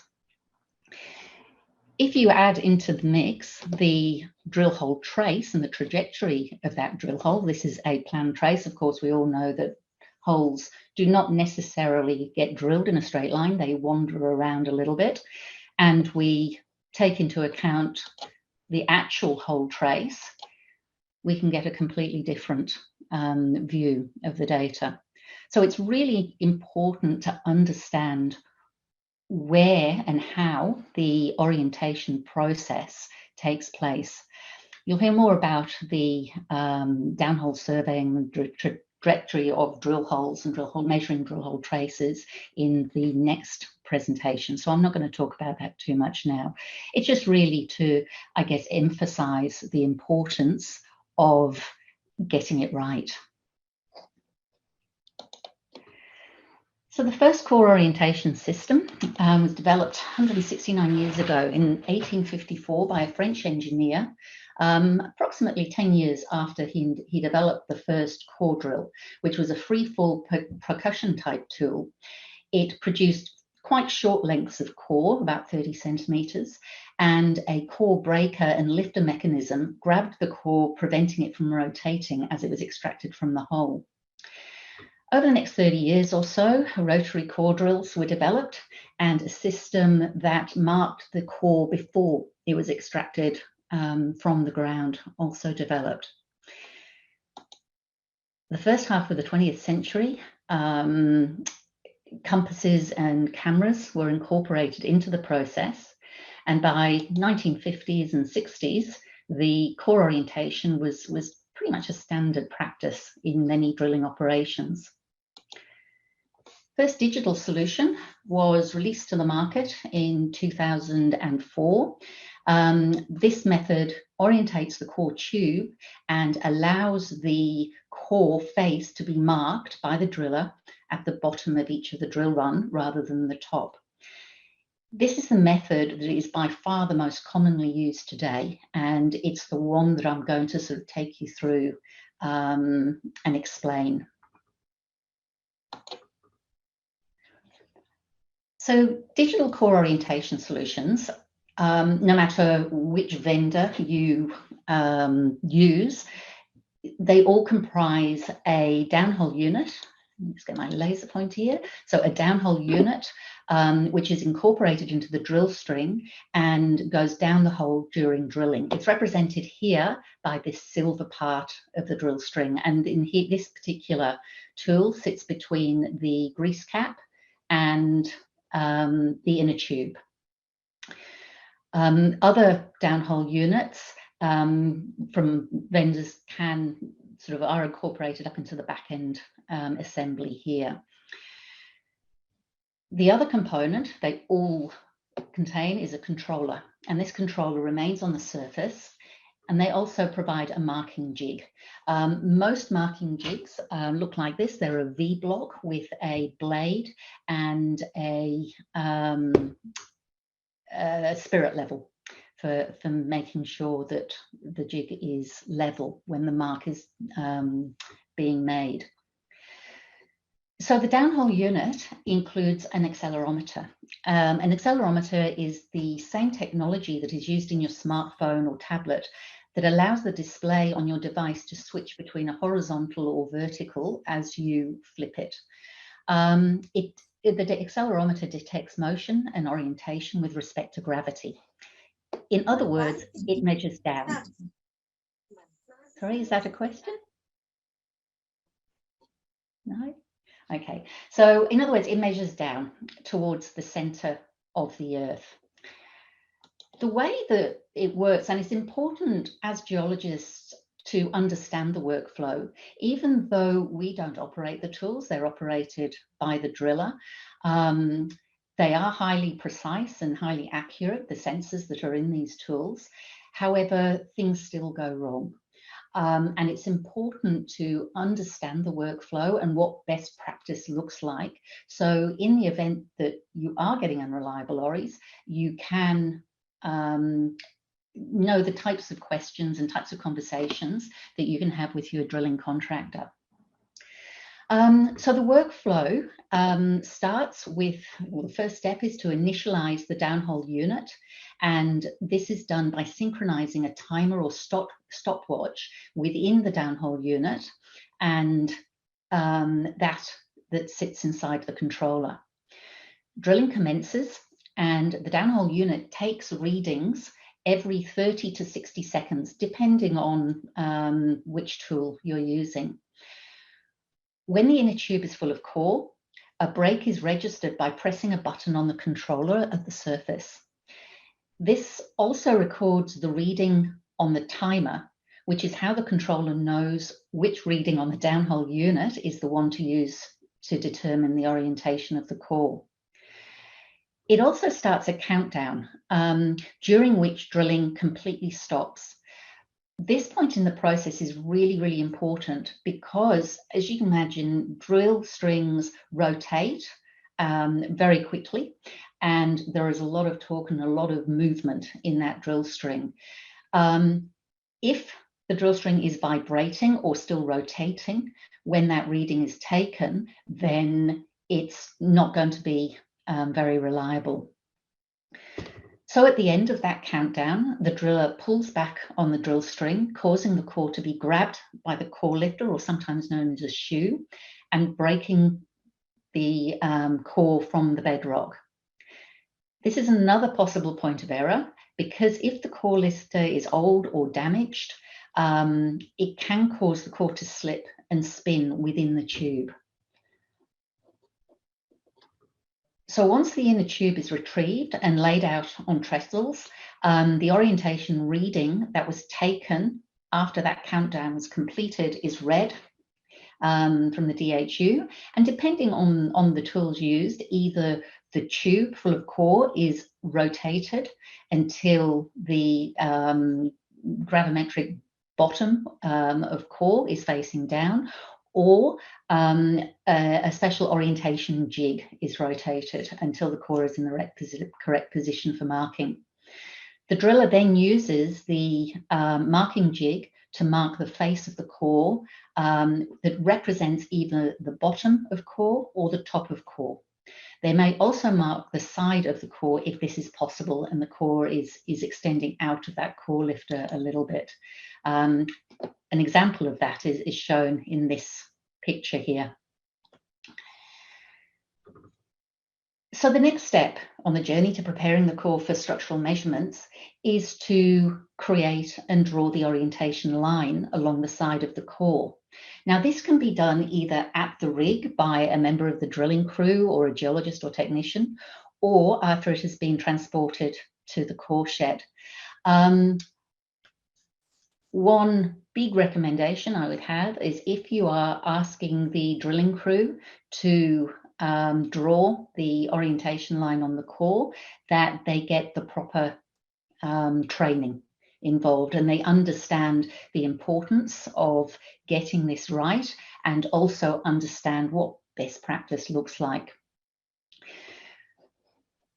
So the best way to do this is to actually remove the core from the core tray and place it into a V-shaped rack, like shown here in this picture, sometimes referred to as an angle iron, where the pieces of core are fitted together a bit like a jigsaw puzzle as best as possible, but that they possibly can. The mark on the face of the core is then aligned with a straight edge on the angle iron, and a marker or crayon used to draw, or the straight edge of the angle iron is then used to draw a line from the orientation mark on the face of the core along the edge of the core across the breaks. The downhole direction of the drill hole should also be marked on the line, as you can see in this top image here. It's really important, obviously, to get that right. I have seen instances where core has been placed in the core tray the wrong way round, and so you do get segments of core which have got the downhole direction incorrectly sort of marked on that core, and that becomes very important for when you're doing your structural measurements, because that's your reference line. So I've already mentioned that the sort of accelerometers and the sensors that are used in these tools are highly precise and accurate. So what happens if the core locks together beautifully, but the orientation line between the two runs does not? Is it because one or both marks are wrong? Or is it one or both of the orientation lines have been drawn incorrectly? Errors do occur, and it's our responsibility to understand what can affect the reliability of this data that we're being given with regards to the location and the orientation of the drill core. So let's talk about that in a little bit more detail. There are a number of factors that can compromise the integrity of data, and they fall into one or more of the following categories. So there can be a problem with the tool itself. Probably by far the most common error is due to human error. It doesn't matter how precise or good the workflow is, as soon as you insert a human being into any type of workflow, the potential for errors skyrockets. Other issues can be with poor systems integration, especially even with the use of all this technology. Having systems talk to each other and being able to transfer data between them is still probably a little bit more difficult than it should be. And quite often this leads to transformation errors. So as you manipulate and wrangle that data to get it into a format that your system will accept, that's another point in which errors can creep in. Inadequate processes and workflows are the other problem or source of errors. So if we look in regards to the actual orientation process, what can go wrong, the tools. So any errors associated with the tools themselves are generally due to them not being calibrated properly. All vendors should run calibration checks on the tools when they return from the field and for service, and a calibration certificate is generally included in the kit when it's returned to field to prove that it is working correctly. Other issues that could affect the orientation reading is if the tool is operated outside of the temperature ratings. So the vast majority of these tools have an operating temperature of between -30 to +60 degrees. So if you are drilling through hot rocks, and there are some very hot rocks, especially sort of north of Australia and Indonesia. I have a customer who is drilling through rocks that get up to 200 degrees centigrade, and that obviously heats up the tools to a degree that the orientations are just not reliable. As I mentioned, human error. Even though some of this process and some of the workflow is automated in terms of the sensors in the tools, there is still quite a few manual steps in orientating core. And so some of the common errors are breaking off bottom too early. So that is the drill string isn't stable. It's still vibrating or rotating when the core's broken off bottom. Now, some tools will take 3 readings 5 seconds apart. And if these 3 readings or angles are different, then you know that the tube was rotating when the orientation reading was taken. Now, unfortunately, you can't go back and retake that reading at this point. But what it does tell you is that the mark that is on that core face should be treated with a little bit of caution. And if it doesn't match up nicely with the orientation line on the drill runs above and below, then that is probably the reason why.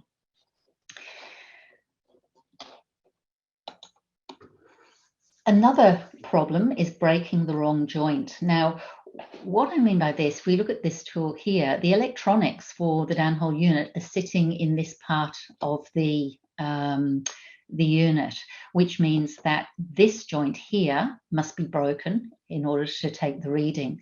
If you break the joint between the inner tube where the core is and the downhole unit, you lose the orientation completely.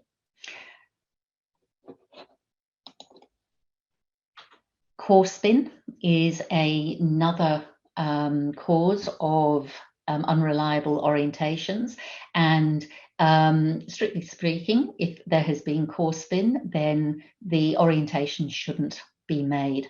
Sometimes though, the drillers do still mark that core, so you look for evidence of core spin, and that's shown in these sort of concentric circles that you can see in the image in the bottom right hand corner there. The other issue can be poor mark quality, and a poor mark can affect the quality of the orientation line.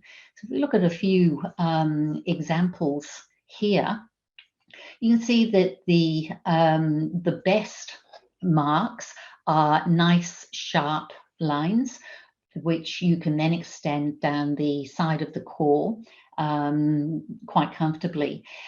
This core here, you can see there that that could cause an angular error of up to about 15 or 20 degrees. Do you start marking the core from the center or from the edge? Part of the problem of these types of those kind of smudged marks, if I can call it that, is something like this. If you do not get an even break on the core, it can be very difficult for the driller to mark the core with these, especially if they're using these V block type marking jigs. Other problems could be if the marker that they're using is blunt, or they don't angle it in towards the blade. It's also quite difficult on these types of breaks to get the marker, the marking jig completely level. Some marking jigs, like this one here, use a constrained marking slot, which makes it very easy, or a lot easier, for the driller to get a nice sharp mark on the face of the core.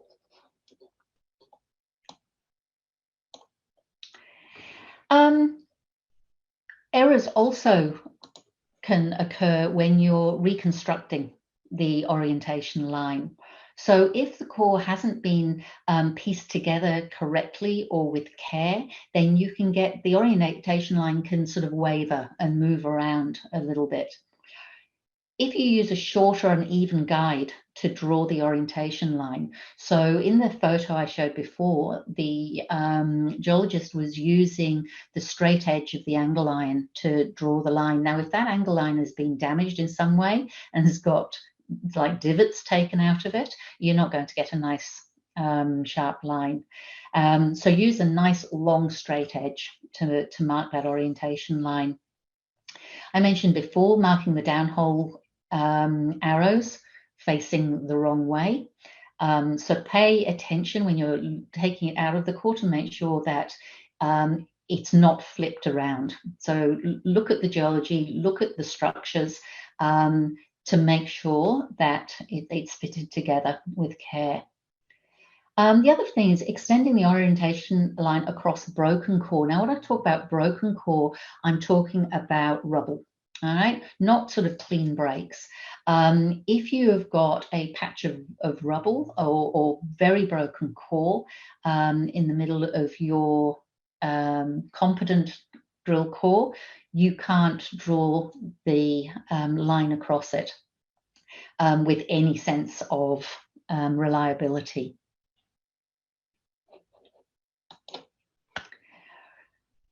So, one element of quality control that is commonly used to assign a confidence rating to the quality of the orientation for each of the drill run.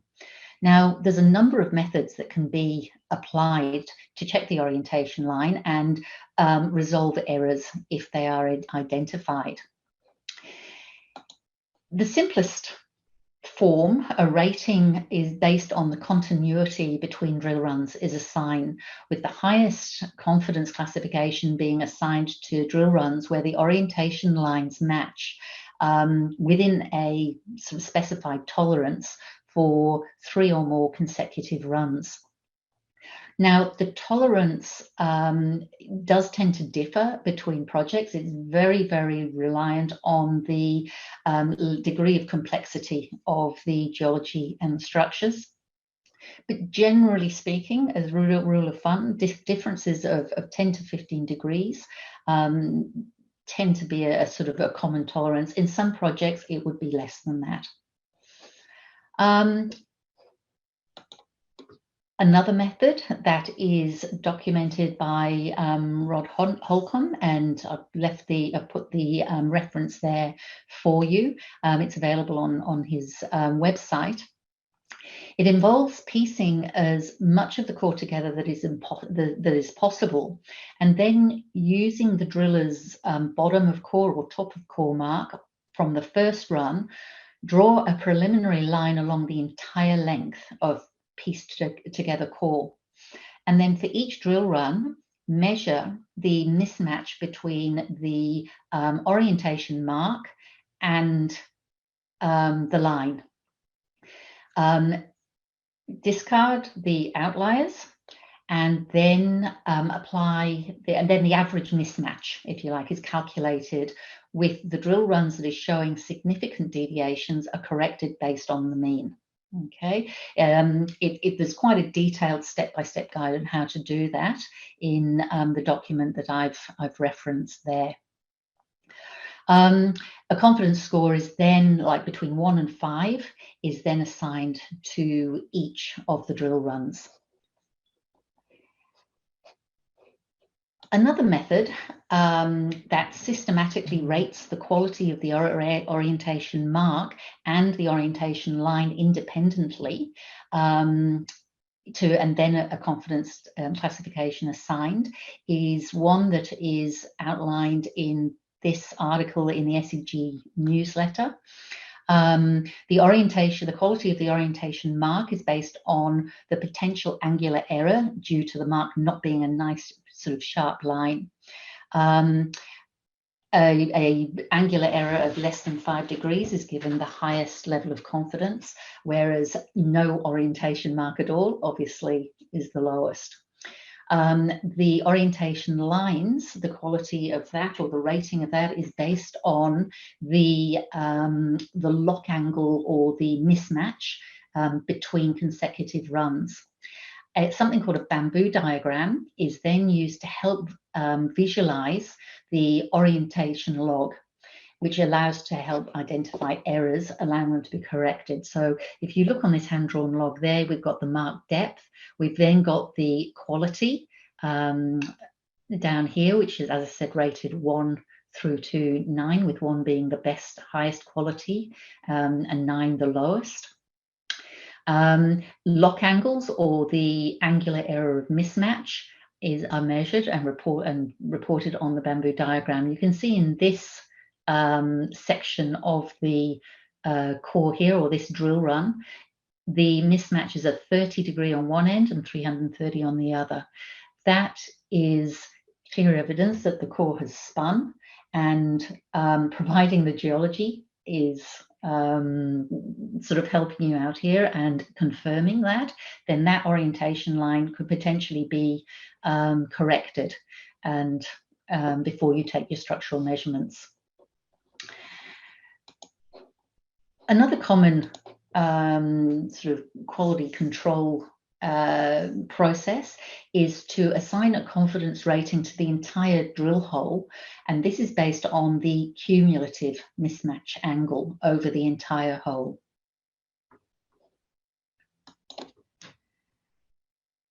So before you start logging the structures, there are a number of questions that you need to ask yourself.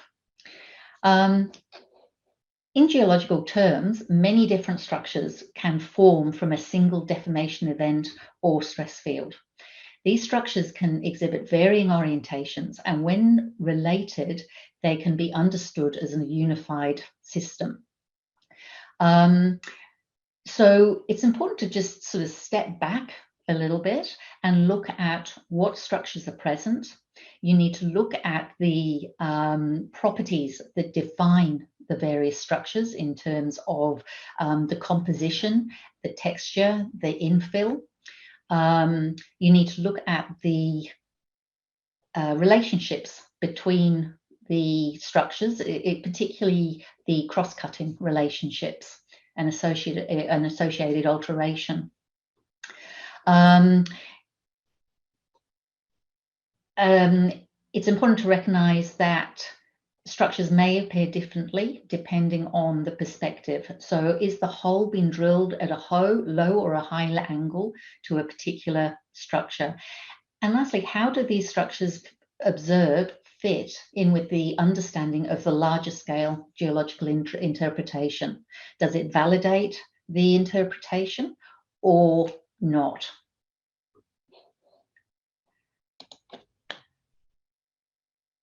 So there are a variety of tools that can be used to take structural measurements in drill core.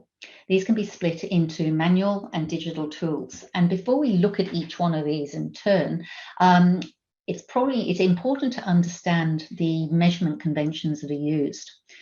So many of the manual tools measure the orientation of a feature relative to the core axis and the orientation line.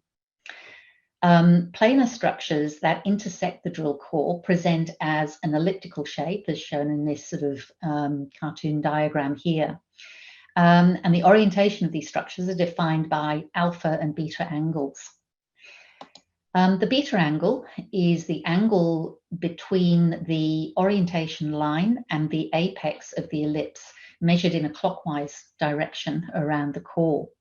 Whereas the alpha angle is the acute angle between the core axis and the long axis of the ellipse. These alpha and beta angles are converted to dip and dip direction, generally using a computer program or a stereo net. To measure the plunge and azimuth of a line on a plane, a third angle needs to be measured. This is the gamma angle, and it has a number of definitions, so care should be taken to be consistent with your measurements.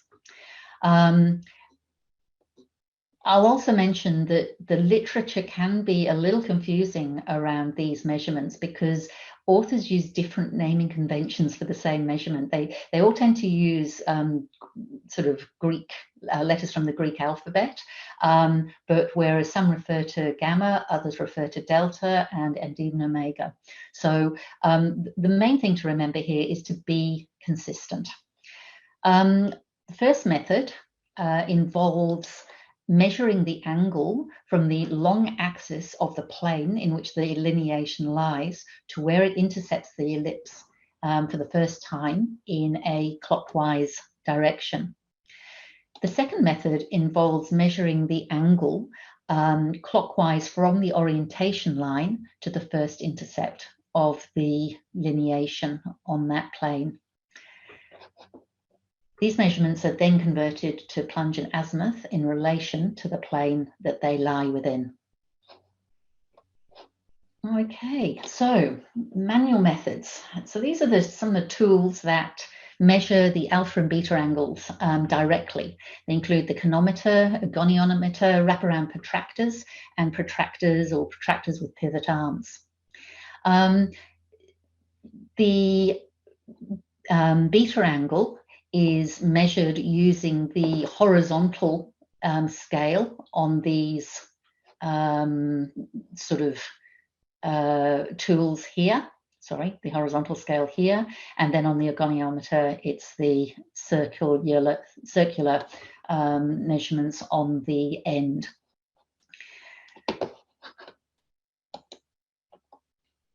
So to use the chronometer, you insert the core facing in the correct direction, and this is marked on the tool. And the beta angles are measured by aligning the apex of the ellipse of the bedding plane or the structure to be measured with the 0 degree measurement on the horizontal scale there. And then the angle is read off the scale as where your orientation line intersects the measure.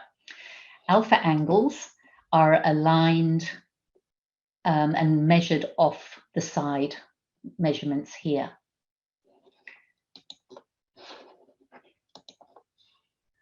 For the goniometer, it's a little bit different.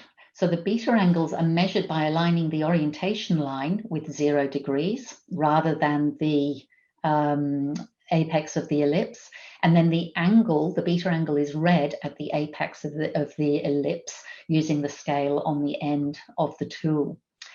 Alpha angles are measured by the measurements along the side of the tool.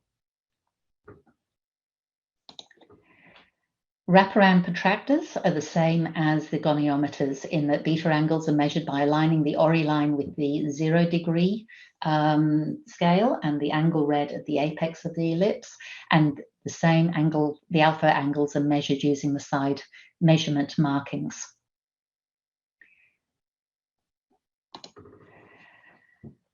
So common sources of error with these types of tools. Firstly, the core is placed in the tool in the wrong way around. You can see on the tools here, we've got a clear indication of which is the downhole direction on the chronometer, and then with the wraparound protractor as well. Obviously, if you insert the core the wrong way around, you are going to get an error of 180 degrees. Other very, very common sources of error, particularly if you've got chronometers and wraparound protractors or goniometers being used on site, is that people forget that the tools are used in a slightly different way. So for the chronometer, the 0, when measuring beta angles, the 0 degree mark is aligned with the apex of the ellipse, whereas with wraparound protractors and goniometers, you align the 0 degree mark with the orientation line. The wrong tool size is used, and this can cause errors, particularly with the alpha measurement. So you get different size tools to cater for the different size diameters of the drill core. The picture that you see at the top there, you've got the core or the chronometer is too big for the core, and the core is sitting on the base of the chronometer and showing there. You can see the structure here. It's aligned with the 60 degree measurement mark. If, however, you hold the core so that the apex of the structure is sitting at the 0 degree mark, which is where it should be sitting, you can see that it actually moves the measurement to a point of around about 55, 54 degrees there. So it's really important that you do use the right size tool for the core that you're using, or the core that you're measuring, I should say. So the thickness of the orientation line itself can cause errors. So you can see here that the thickness of the blue orientation line here is it's almost 10 degrees thick, and that introduces a potential measurement uncertainty of around 3.5%. In the bottom picture there, again, this is a fairly small diameter core of B size, and the ORI line has an angular width of around about 5 to 6 degrees there, resulting in a potential error of around 2%. So again, it's really important that you think about the orientation line when you're doing your markup. Identifying the apex of the ellipse when you've got high alpha angles. So these are very shallow dipping structures, and shallow dipping structures can be very difficult to read with manual or with some of the digital methods. You can sort of see here that the apex of the ellipse, it's really quite difficult to know or to identify where that is. So just be mindful of that. Finally, errors due to manual entry, that human error again. So with all of these devices, you're measuring the alpha and beta angles, and then you are entering them into maybe a spreadsheet, or you're writing them onto a paper, which was then going to be translated into the computer. Also typing in the alpha and beta angles, errors can be made, which will then be passed on to calculating the dip and the dip direction. Another manual method, which is very, very common, a very common tool, is an orientation frame. It's also known as a rocket launcher. So these frames are set up to allow you to physically orientate the drill core as it was sat in the ground before it was extracted. The geologist can then measure the orientation of the features directly using a compass chronometer or a smartphone app. So this method measures the dip and dip direction of the feature sort of directly. Now, there's many different types of these frames, ranging from sort of precision engineered devices through to homemade frames. No matter what type of frame you're using, it is very important to ensure that the frame is level and it's sitting on a level, stable surface. The core needs to be placed in the device so the downhole direction matches what is downhole.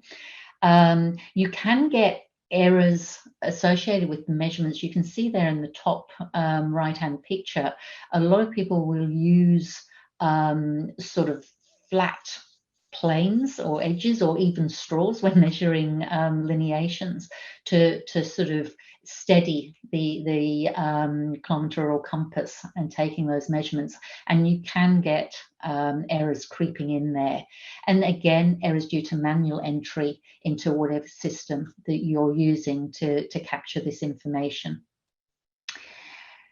Those errors due to manual entry can be dealt with by using a digital method.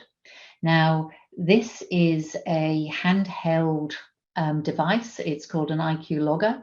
The new version of it is called a Logger X. And it uses something called an inertial measurement unit, or an IMU, to measure the dip and dip direction of the feature using the orientation line as a reference point. So an IMU combines the functionality of a gyroscope and an accelerometer. And the gyro used in this device is a reference or rate gyro. So the measurements are taken in relation to a reference plane. You align the device with the orientation line. So you place it on the line so it's aligned perfectly. You press a button. Pressing that button, what it does is it sets the IMU's plane of reference to the planned dip and azimuth of the drill hole. As the device is moved and rotated, so a laser is aligned with the structure of interest, and the measurement is taken relative to that reference plane and captured in an application running on Windows. It's a handheld device, so humans, again, can be the cause of error. So common errors are not calibrating the device when starting it. So a gyro needs to be woken up. And the way you do that is that once it's first started, you wave it in a figure of 8. Other problems are that reference gyros will drift over time. So it's really important to align the device regularly with the orientation line regularly, or after the core has been moved. Other problems are not holding the device perpendicular to the core face when measuring lineations. Remember, this device reads its orientation. It's the orientation of the device as it is lined with the structure. So not holding it in the correct position will have an impact on the measurements. Other digital methods that are being increasingly used include determination of structures and measurements from core photos. Now, the process of taking core photos is a common practice for a long time, and there are a number of software solutions that take advantage of these photos to allow the identification of structures, either manually by drawing elliptical traces to match the structures in the core photo, or using machine learning to identify the structures directly. Both these methods have the advantage of automatic determination of the alpha and beta angles, as well as the dip and dip direction of the structure, in eliminating errors associated with manual entry and calculation. Some of the limitations associated with these methods are that some solutions only see one side of the core. Poor image quality and resolution can be an issue if you're using photographs, and some subtle structures might be a little bit difficult to see.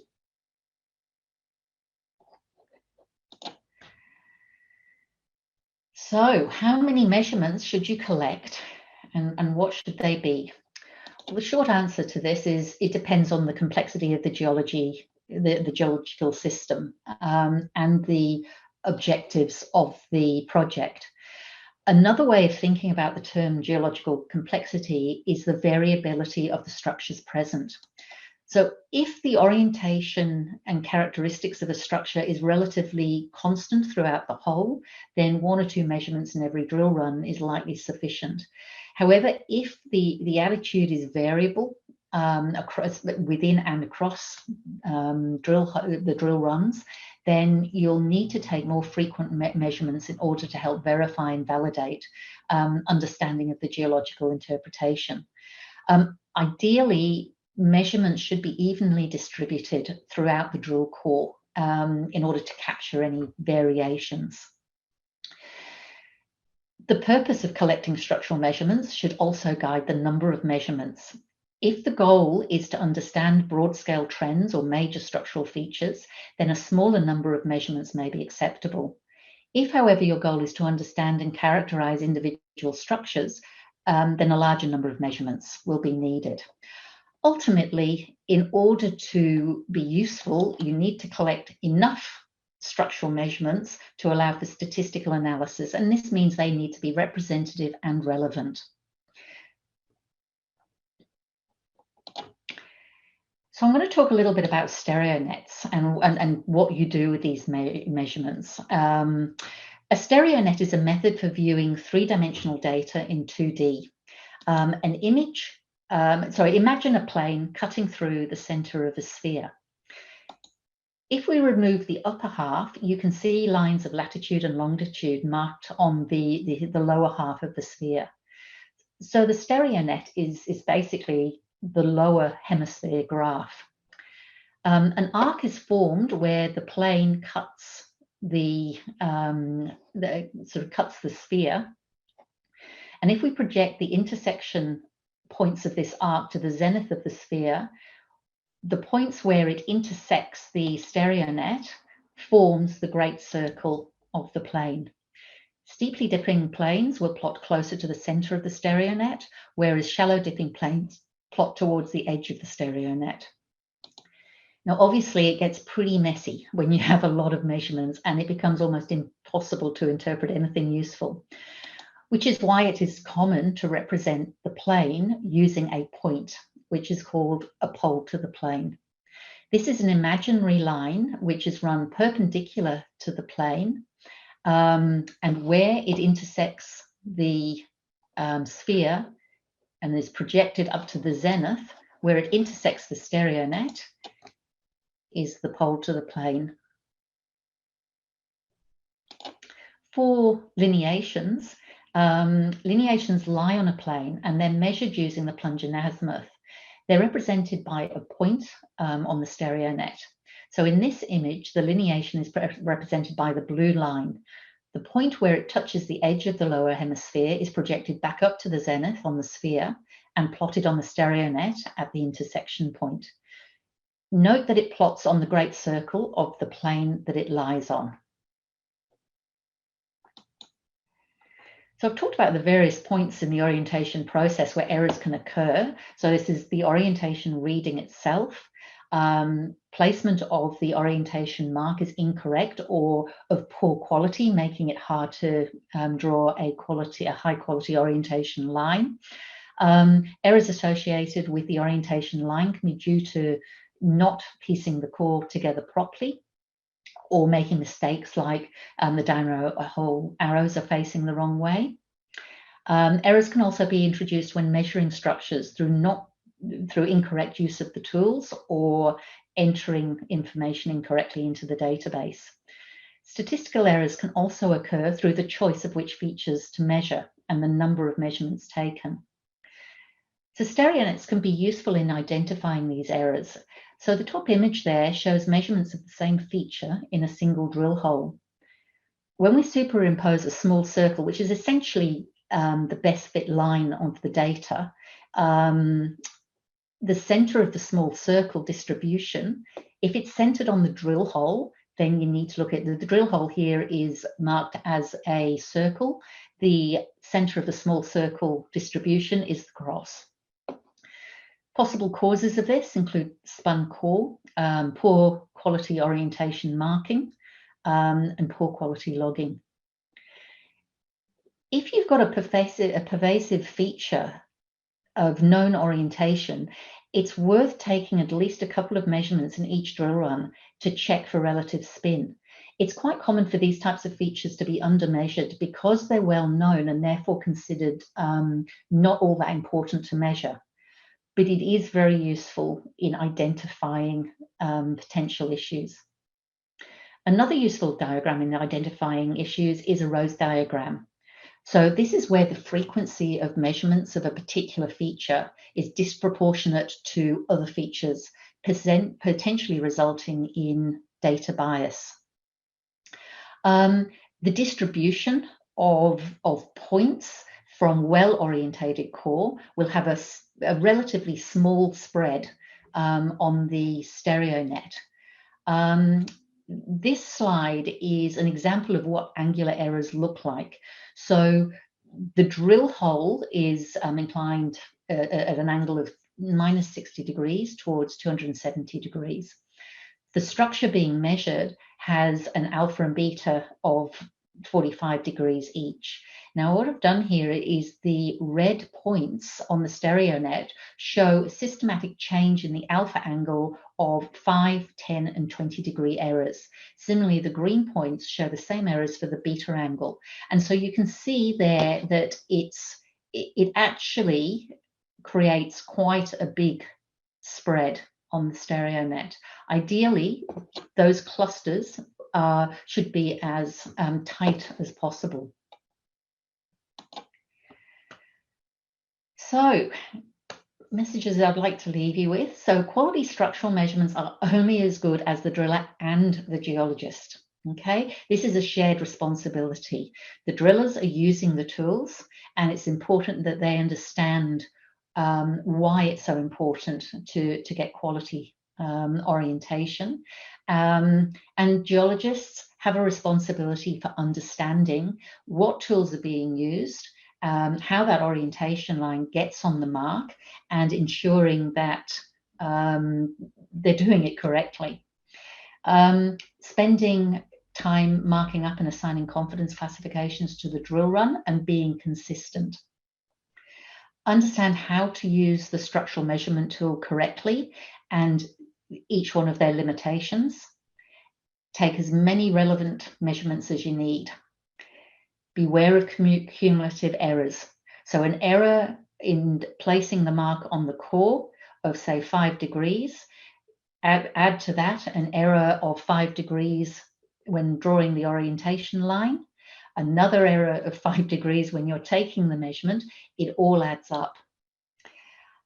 And lastly, do not, please do not try and rely on technology to fix poor data quality. It's very good at identifying errors, but collect the information correctly in the first place. So in conclusion, understanding structures of rocks is not merely an academic pursuit. It's a fundamental aspect of geological investigation. It underpins our ability to uncover valuable resources, to assess environmental impacts and mitigate hazards. It also allows us to make informed decisions about land usage. So by delving into the intricate details of rock structures, we can unravel the Earth's geological history and better prepare us for the challenges and opportunities that lie ahead. So thank you all very much for your time, and thank you for the opportunity of presenting today. Sarah, thank you very, very much for that.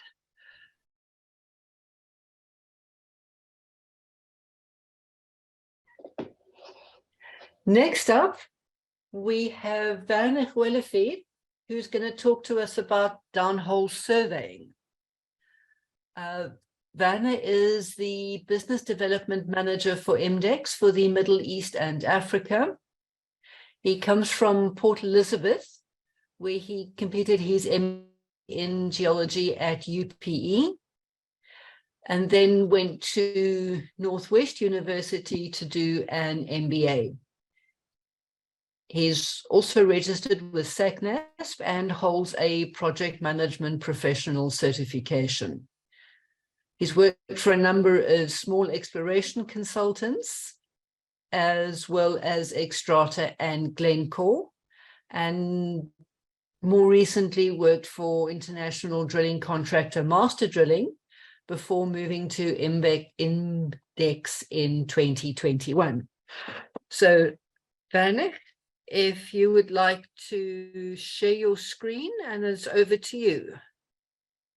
Okay, so today's presentation, I would just like to take the audience through, a basic introduction of directional downhole surveying in the exploration industry, but also touch on some other areas within the mining industry. So this will just be a basic introduction, and my email is at the bottom if you want to get in touch with me. And I'd just like to acknowledge some of my more expert colleagues in Index as well that assisted me with putting this presentation together.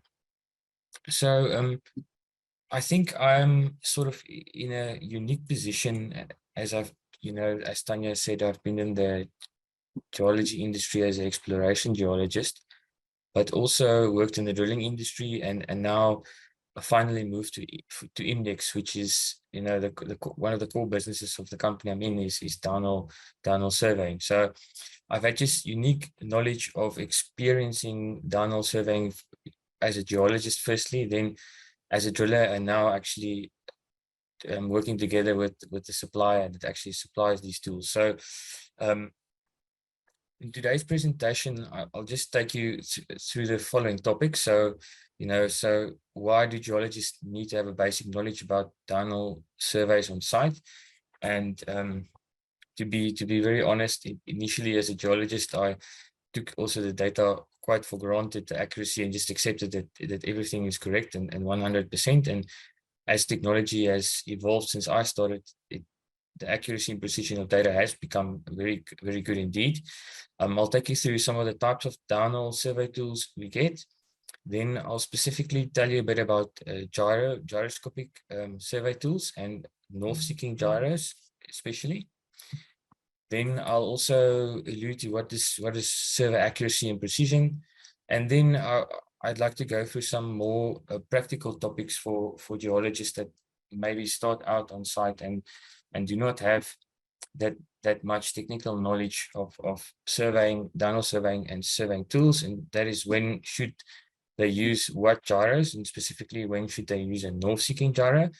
And then I'll tell you a bit about how the data should be presented in my view in best practice, and how do you know the survey is good. And with that, I'll also give the audience a bit of a practical do's and don'ts when you're doing either your driller or service provider is doing downhole surveys on site. So why should a geologist have basic knowledge about downhole surveys?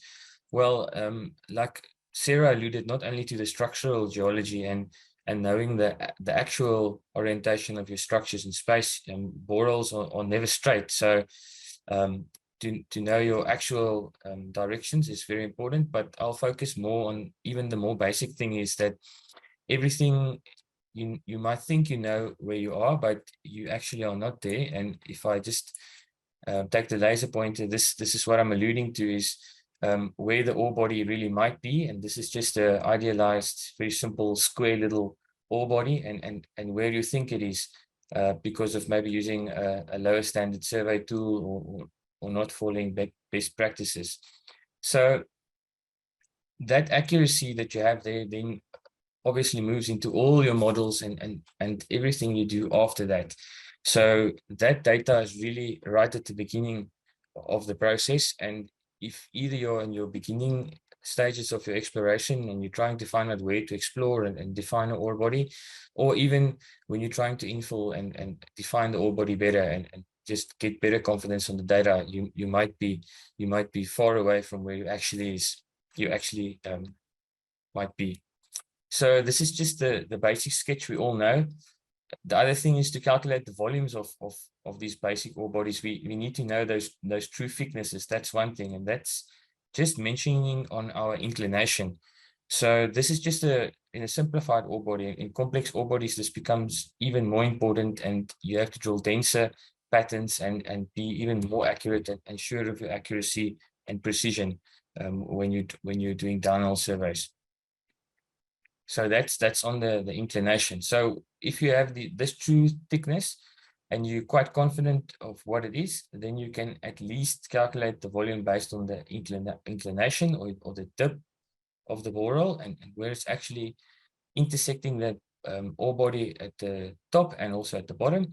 But also the other aspect you should also think about is your azimuth as well. So it's not only in that one dimension, it's also in the azimuth dimension as well.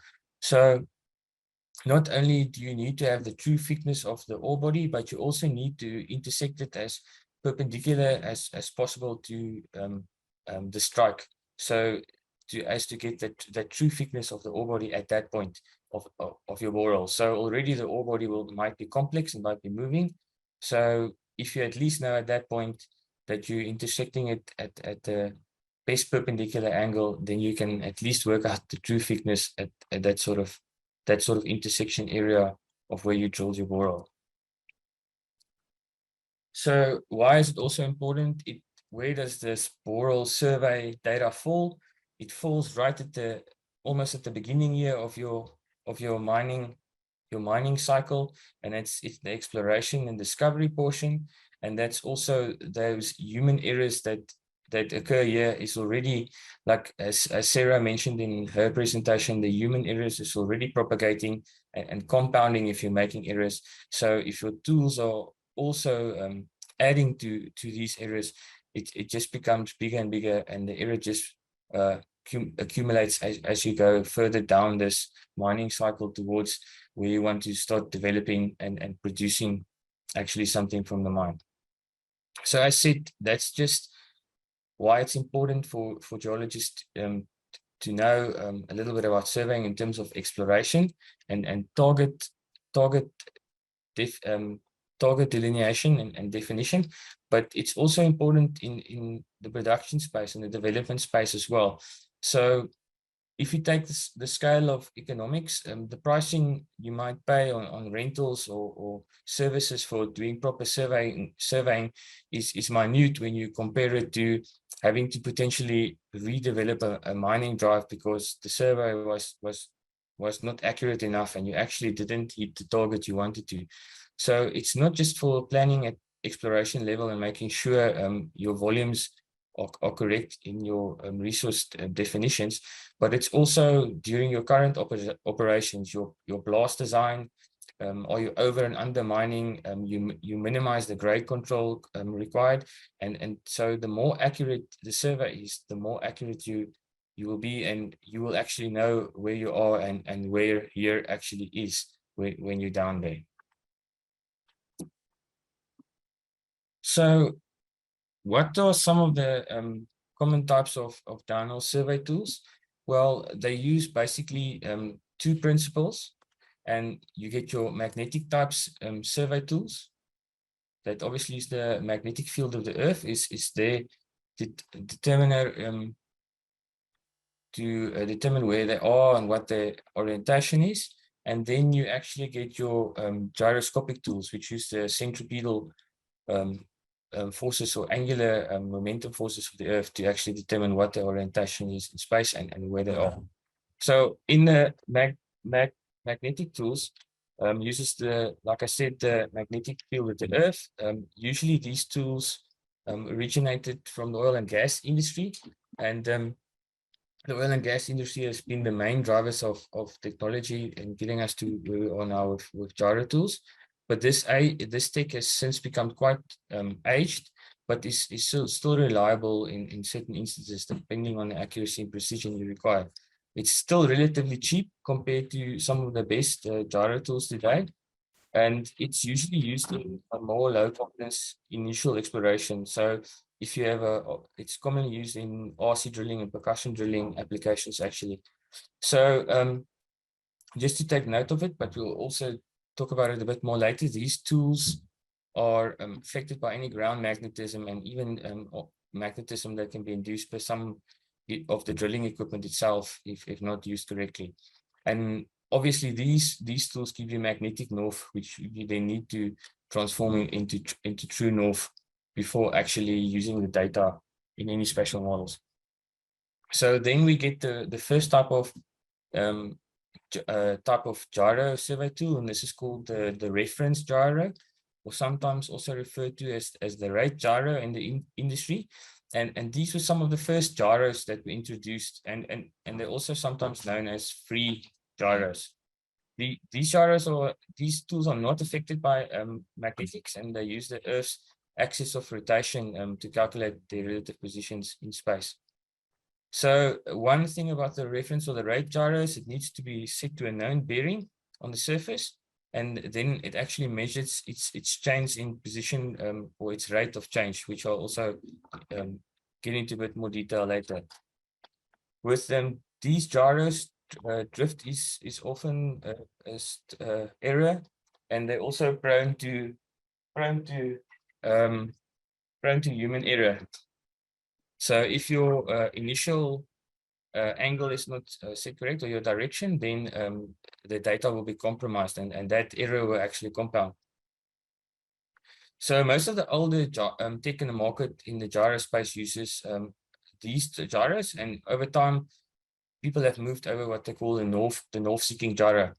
These are also not affected by magnetics, and one of the main differences is that they do not need a starting bearing like the reference gyro, and they're also less prone to drift, and also have a higher vibromechanical resistance to impacts. In other words, they can take a few harder hits than the rate gyros. So I just took the slide to just show you a bit what these look like. So along with these survey tools, you often also have what they call the running gear. The running gear is basically just the protection and the subs that protect these tools from bumping, and also just allow them to actually connect to whichever equipment the drillers have, if they're using the wireline, or if your survey company has got an external wireline that they're using, it will connect to the spear point, and then you have various adapters, and also you have spaces depending on the borehole size you're drilling, so that survey tool always sits flush in the middle of your rod going downhole. So here you can see this is an example of a magnetic tool on the left. There's the bump sub, so that just protects it if it falls right through the rod or it's going too quickly, to just give it a bit of a cushion when it hits the bottom of the hole. The actual survey instrument will be enclosed within this capsule here, and then because it is a magnetic tool, with this one you obviously need some rods to actually push through the bottom of the rod string, so you don't have that interference with the metal of the rod string. On the right hand side we have a gyro tool, and the tool actually also sits at the back here, and this is even a bigger bump sub here because the tool is even more sensitive. And here on the right you can just see an enlarged picture of what this running gear looks like. So let's talk a bit about how gyros and north-seeking gyros actually work. So as I said, the term gyroscope comes from the ancient Greek language. So it is it uses the Earth's natural rotation in order to determine probe's heading relative to north. So it basically actually uses some Newtonian laws. In other words, the gyroscope is in a constant state of spin, the older mechanical gyroscopes, and if you try and move that gyroscope anywhere relative to that position it's in, it actually detects that force that's incurred on it, and by using that force, it actually has 3 accelerometers measuring the X, Y, and Z on that force relative to it. And those gyros, the 3 movements is called the pitch, which is basically the dip. So in other words, pointing towards the bottom, towards the top, then the roll, and that is actually the 360-degree turn of the tool, and then the yaw, and that's your azimuth. that's moving. You can basically think about it if you're looking north, moving to the left, to the west, or to the east. So as I said, that consists of 3 accelerometers, and they measure the gravity relative to the position of the tool, giving us that inclination on the roll, and then also the relative position change. And using that principle, the tool actually measures what its relative movement in space to its starting position. This is just to show you a bit, I'll just some different types of gyros and what they look like in theory when all the housing and the armoring and everything has been removed. So we get mechanical gyroscopes. Those are the start of the gyroscopes, the older gyroscopes. I think many of us had that one where you actually spin it, and you can actually put it on a pivot point, and it remains standing on any position or point while it's spinning. And those gyroscopes, like I mentioned, work by actually detecting the relative change in force or of external force, the relative change in acceleration as a result of external force that's imposed on it. And by that, they know actually where they're moving and what the orientation is.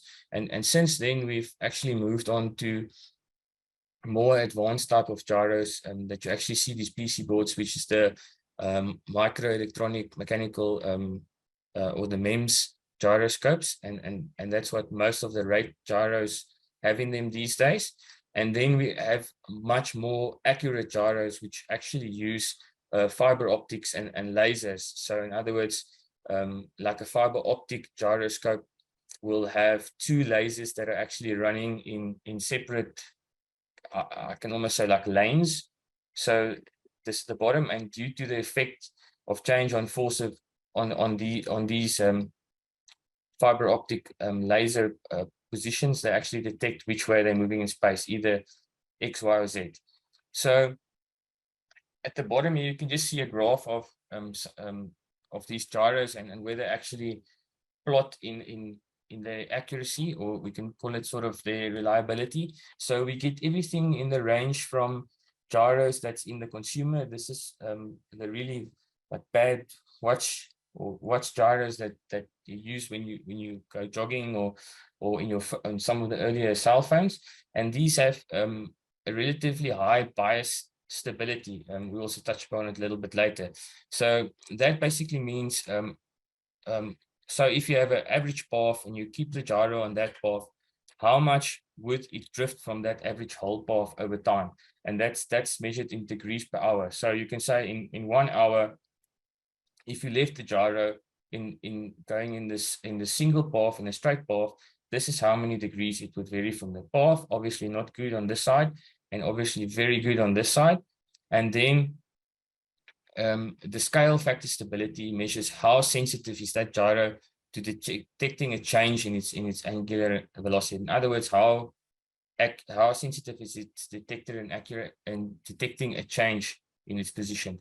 So obviously the very high performance, high cost, low volume gyro sort of is in this block. Here you can see is the ring laser gyros. So they in this block, and then most of the gyros that's used in survey tools fall within the MEMS gyros, and they would be somewhere in this area here. Most of the downhole gyro survey tools that geologists encounter in the field. This is just to show you, this is just like I mentioned, we have the mechanical gyroscopes.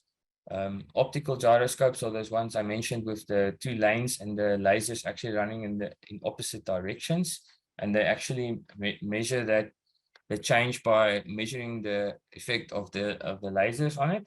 And then we also get some other gyros like ring laser gyroscopes.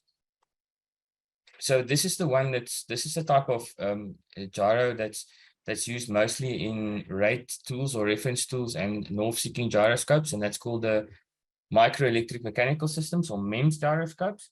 And this is just to show you what it looks like, and it works on the same principles, but it's got it's actually a sort of a solid state gyro that works in the circuit board. Usually it's this little circuit board that if you open everything in that gyro, this is what you'd see. And 99% 90% of the value and the technology of that gyro is contained within in this little circuit board here. So what are the factors that determine if a gyro has a quote unquote good or bad performance wrap?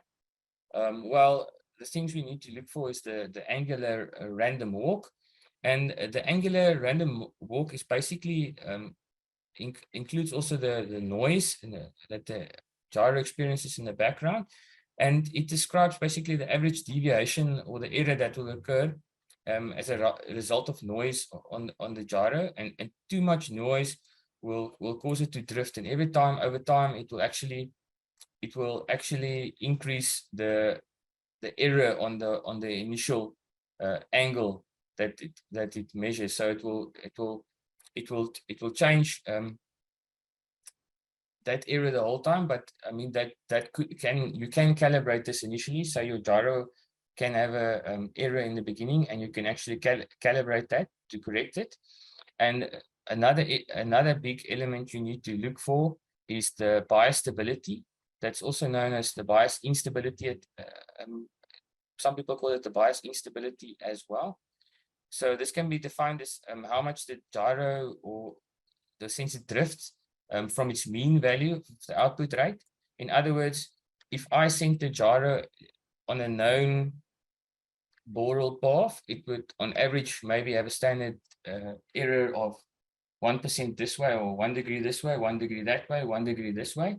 And this is a measure of over time how far it actually drifts from that average.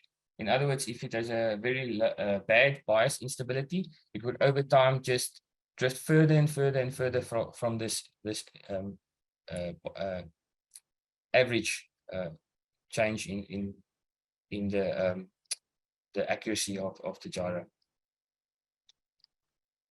So other things you need to look out for is the bias offset error.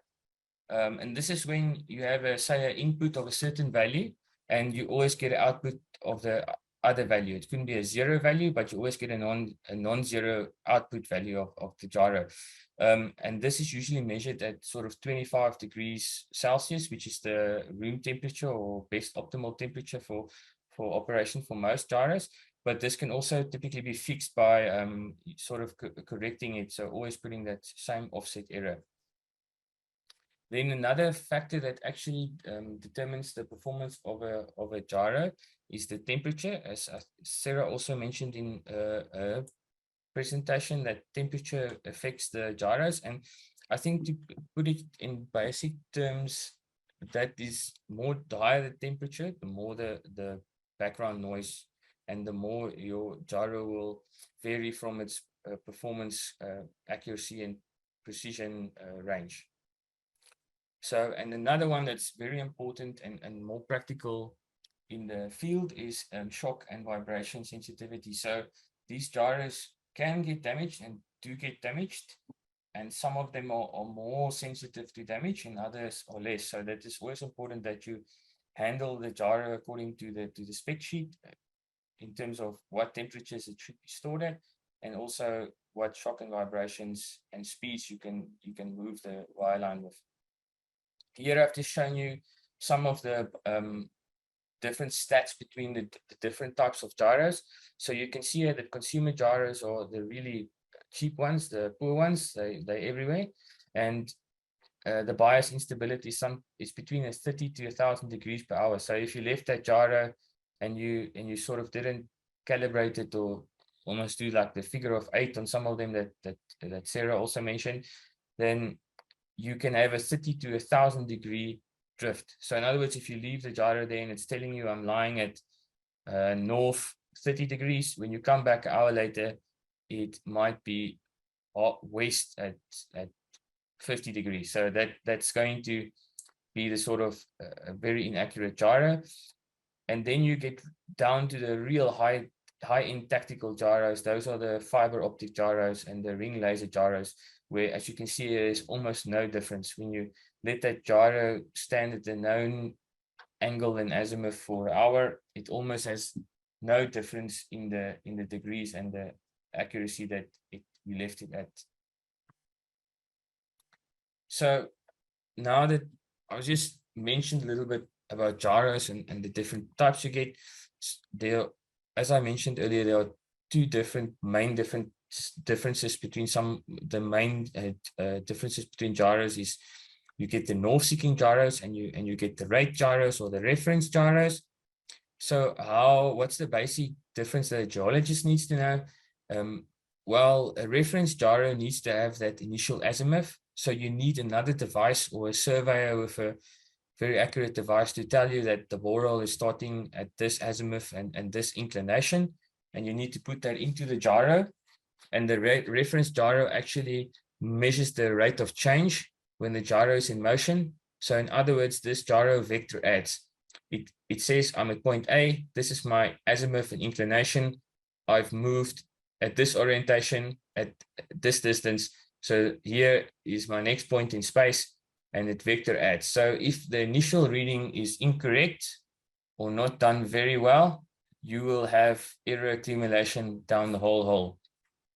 That's not to say that always have high bias instability and high random angular walk.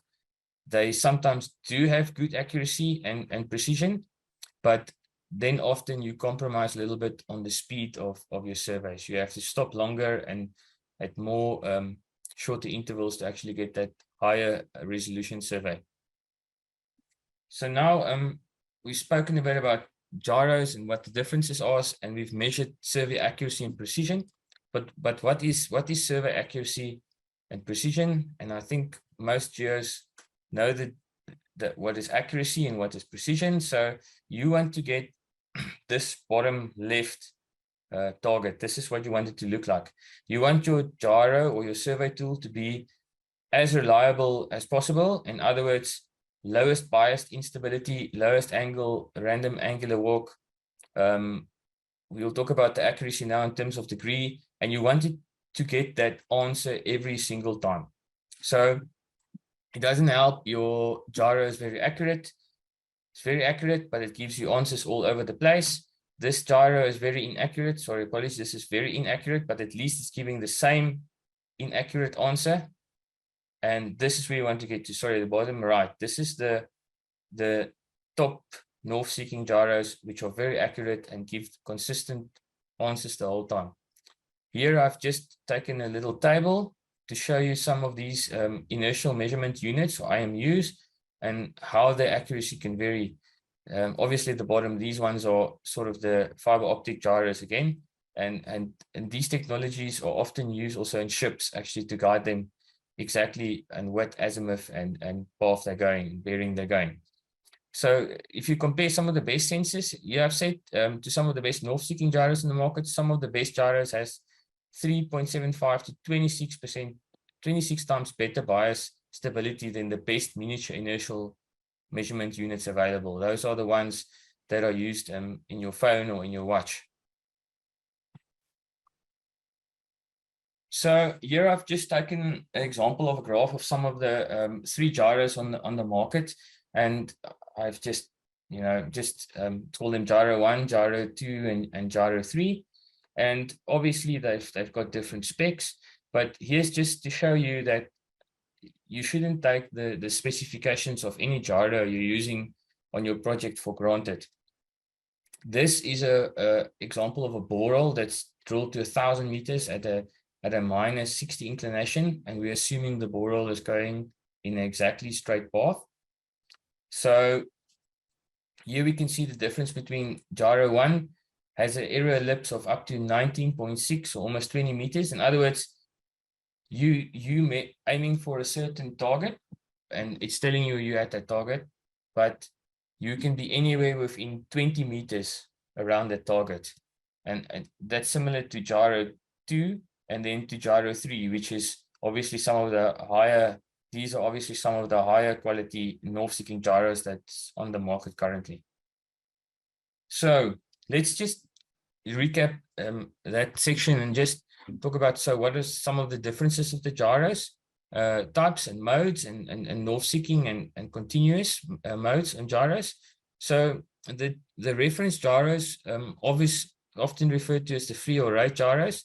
So the basic difference in operation compared to the north seeking is that they need to be given that starting direction, either with the help of a surveyor or a rig aligner tool.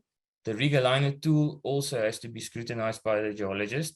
So the rig aligner tool also has to give you a correct azimuth and inclination. If that is compromised, then the whole will be compromised and the error will be added or accumulated.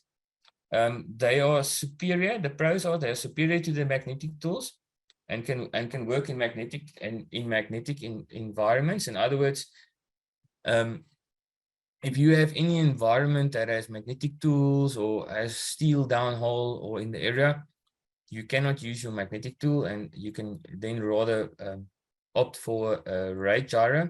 They are cheaper than the north-seeking gyros. Some of the cons are the human errors. They're more prone to the drift and sensitivity to temperature changes, any impacts, and they can only survey in multi-shot mode or single-shot mode. That means you need to pull the go downhole with your wireline or either uphole, and you need to stop at certain positions and wait a few minutes at each of those depths to measure take the survey at that depth. So the north-seeking gyro. So these gyros are again not affected by magnetism as well, and usually they are consistently more accurate than reference gyros at greater survey speeds. They do not require any manual inputs or referencing like the reference gyro. In other words, these gyros know what the absolute position in space is, so they don't need that initial azimuth and inclination to be inputted into the tool before it starts its vector adding. So the pros are the much higher accuracy and precision, which we'll see in some of the tools in some of the next slides, and we have seen as well in some of the previous slides. Both compared to the reference and the magnetic tools, and these tools, have the capability to survey continuously. In other words, you can pull the wireline at the set meters per second, and the tool actually takes shots every half a second or every second or every third of a second, depending on what you set it to.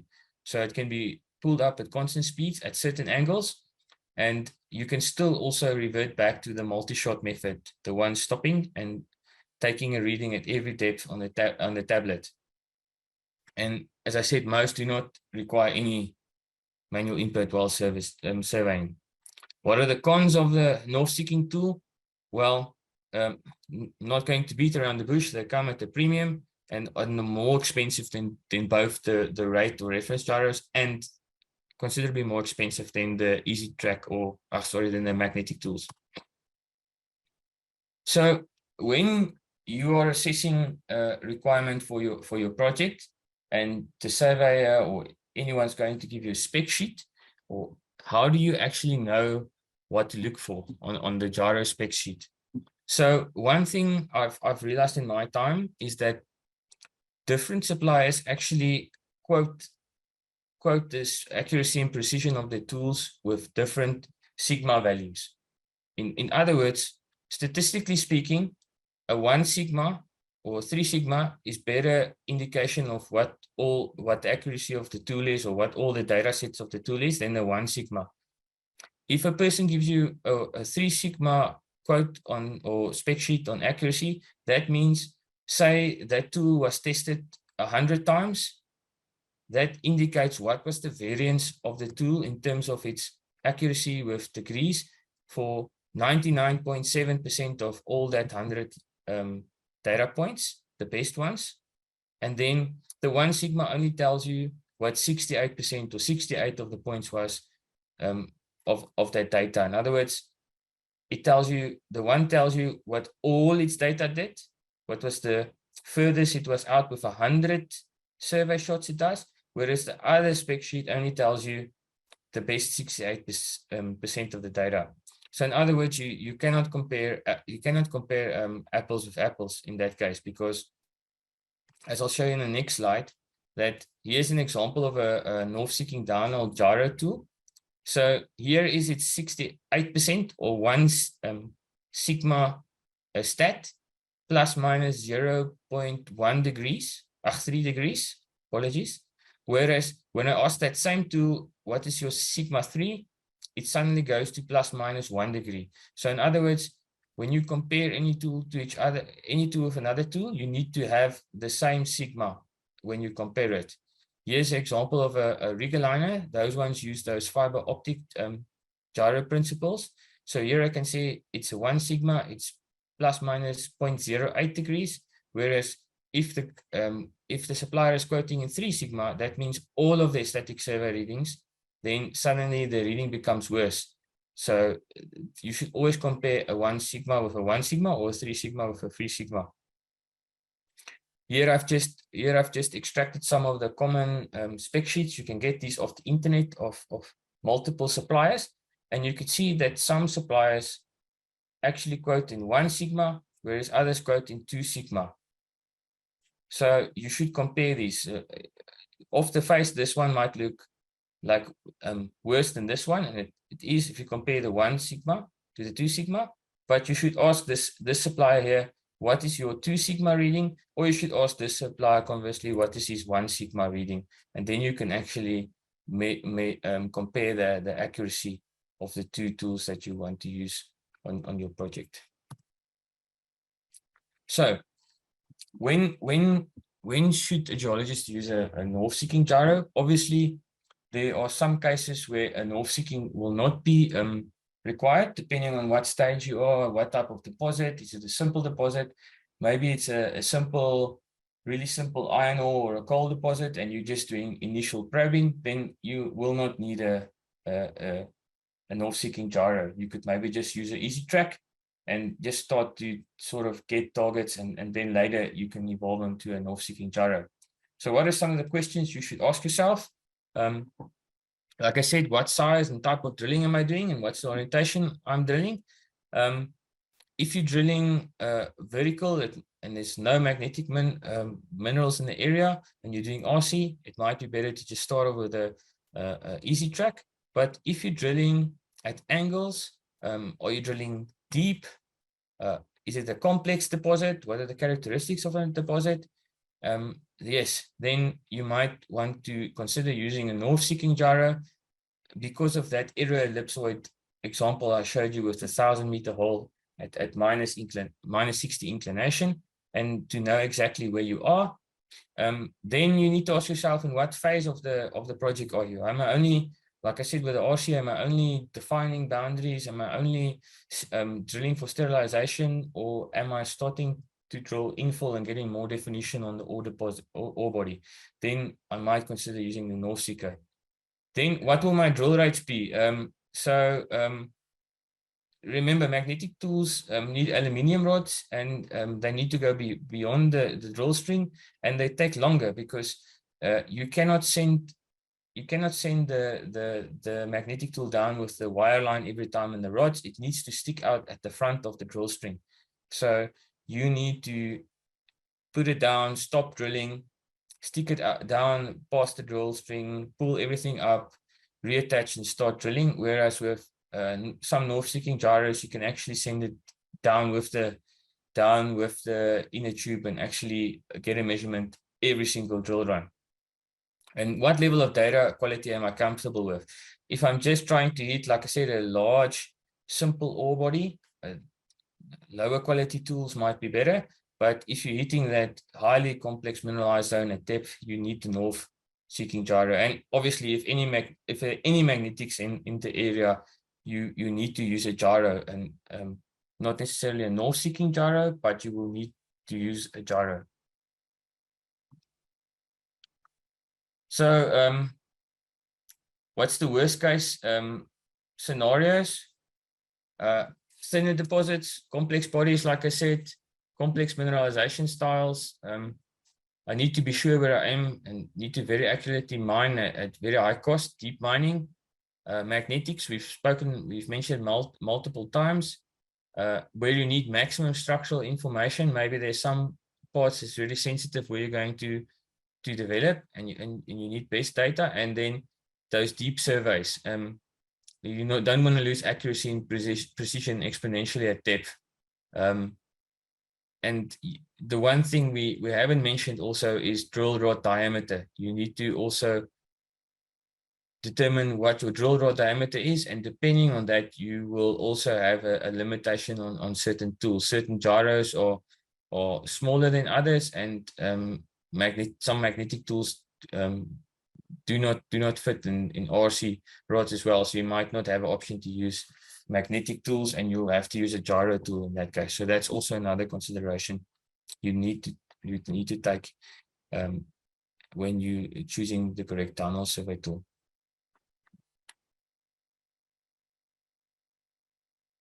So so how should once the driller or the service provider has conducted and completed the downhole survey, what should it actually look like? How should the data be presented? And how do you as a geologist know more or less that the data is quote unquote good? So data from the drill site is usually firstly transferred these days onto a PDA. So you either going to put in the depths manually, like I said, on a multi-shot method, where you actually have also a depth encoder that the wireline actually runs through, and that tells you actually how deep the wireline is down or not, and hence the depth of your survey tool. And you're either going to stop or you're going to run it continuously. So that's the two methods, depending on the inclination of your borehole. The data is then firstly transferred to external PDA, which most have on site these days, and it's usually done via Bluetooth at the moment or infrared. A lot of tools still have the infrared window that you actually plug into the USB port to the tablet, and you actually communicate with the tool. And then you first get a printout, some similar to this on the right, which gives you all the details of that specific survey. And on here, you can already check some details, such as was the temperature within spec. Earth rate delta is the one that tells you what was the change in the gravity. So if that's very high, it could indicate that the tool was maybe dropped. And then these days, the data is transferred from that PDA either via usually via Wi-Fi onto a cloud database, and different companies do different cloud databases, and it goes directly there, where in some instances, some companies even give the ability to assign it to different projects and boreholes and actually approve the data according to certain QA/QC parameters that you can set at the beginning of the project, or actually per borehole that you're drilling. Most of these devices you can still also download it simply onto a USB, and you can export the data as a CSV, which you can then use in other third-party devices. So the one important thing is not even considering the QA/QC and all the other functions is that the less this data is manually handled, the less errors and the higher the data integrity, and the more solid the audit trails as well. So the shorter you have that sort of quote unquote chain of custody, and the more you automate that, the less errors, human error, it's prone to as well. So that's in terms of the data going in, and that's usually what you should expect these days from the top survey tool suppliers in the market. So what are some of the QA/QC things? Well, a lot of these tools, actually the clients set their own tolerances. In other words, when you start a project or you create projects in certain cloud storage spaces, you can actually, for example, with a magnetic tool, you can actually set that if it gets any magnetic fields higher than certain amounts, it should flag you. If any of the borehole path readings varies more than 2 degrees from your planned path, it should flag you, and you can actually set these tolerances to give you early warnings when your borehole might be deviating anything major from 2 to 3 degrees in different azimuths or inclination. A lot of these tools actually have inherent tolerances built in for magnetic dip and field strength settings, and depends on the magnetic declination actually of where you're drilling around the globe. So that will automatically flag or reject some data in some of the top suppliers cloud-based systems. In terms of the north-seeking gyros, I think the most important one for a geo to remember is there's a factor that's, and it's one of the previous slides, it's called Earth rate delta. And you should ask your supplier on your site what's the maximum Earth rate delta a reading could have, and that would actually tell you that the tool actually moved too fast, or it was moving during a survey. So that's one of the most common ones we use. Naturally, you can, in the north-seeking gyros, you can also build in some tolerances and say if the azimuth varies more than 3 or 4 degrees from the azimuth, or a certain amount of degrees from the planned boreal path inclination, it should flag you on that data point so that you can scrutinize it further. And so, what are some of the practical do's and don'ts at the drill rig that I've observed over the years and learned from working with master drilling, and then also with Index, is one thing is always make sure that your running gear sits snug in your drill rod. In other words, and I have a bit of a exaggerated example here of a very small survey tool that is planned to go into a very wide diameter borehole. So the running gear actually ensures that this tool will sit exactly in the center of that borehole when it's taking the survey. If your rods are bent, or it has any shoulders on, or for example tools going through the front of the drill string, if that tool doesn't land exactly and how can I say, vertically and aligned with the drill string, those small little shifts can those half a degree or third of a degree shift in the actual reading can accumulate over time and actually cause a larger error. With survey tools, especially gyro tools, any vibration is your enemy. So the drill rig should always be switched off, and only the wind should be running. So not even a pump or nothing else should be running on the drill. The water should not be moving or being pumped. So nothing should be moving. Vibration is your enemy. Try and minimize vibration as much as possible when taking any surveys. If you're doing a precise gyro survey, surveys, you should clamp the Y line. In other words, make sure that that tool is not moving or vibrating. Even on a windy day, the force of the wind moving on that wire line can sometimes affect the survey, because the survey tools are so sensitive. So clamp the wire line in whichever way you can. If you have a casing sticking out, just clamp it to the side of the casing, or just move it to the side and tie it down if you've got a spanner on site. Even do that so that vibration isn't induced on that wire line running from the casing up to the wire line spool. Avoid stopping the wire line abruptly. So when you're surveying, smooth is better. The operator should hoist and lower as smoothly as possible. Don't do any jerky movements on the wire line. This is also important for doing continuous wire line when you pulling up, going down or up in the drill rod at a constant speed and doing continuous surveying. But also when you lower the tool to actually avoid any unnecessary damage, the running gear does have pump subs on and to prevent any shock to the tool. But still, if you handle the tool with as much as possible care, then it will give you the best readings. When you're on site and you store, and the drillers or the service providers store the tools, store it in a cool place if possible. This is especially applicable to drillers in higher temperature areas, like I used to work in the Western Sahara, and there it can get up to 48 degrees Celsius. So the temperature affects the performance of the tool, and that's all to do with that background noise and increasing that angular random walk and bias stability of the tool.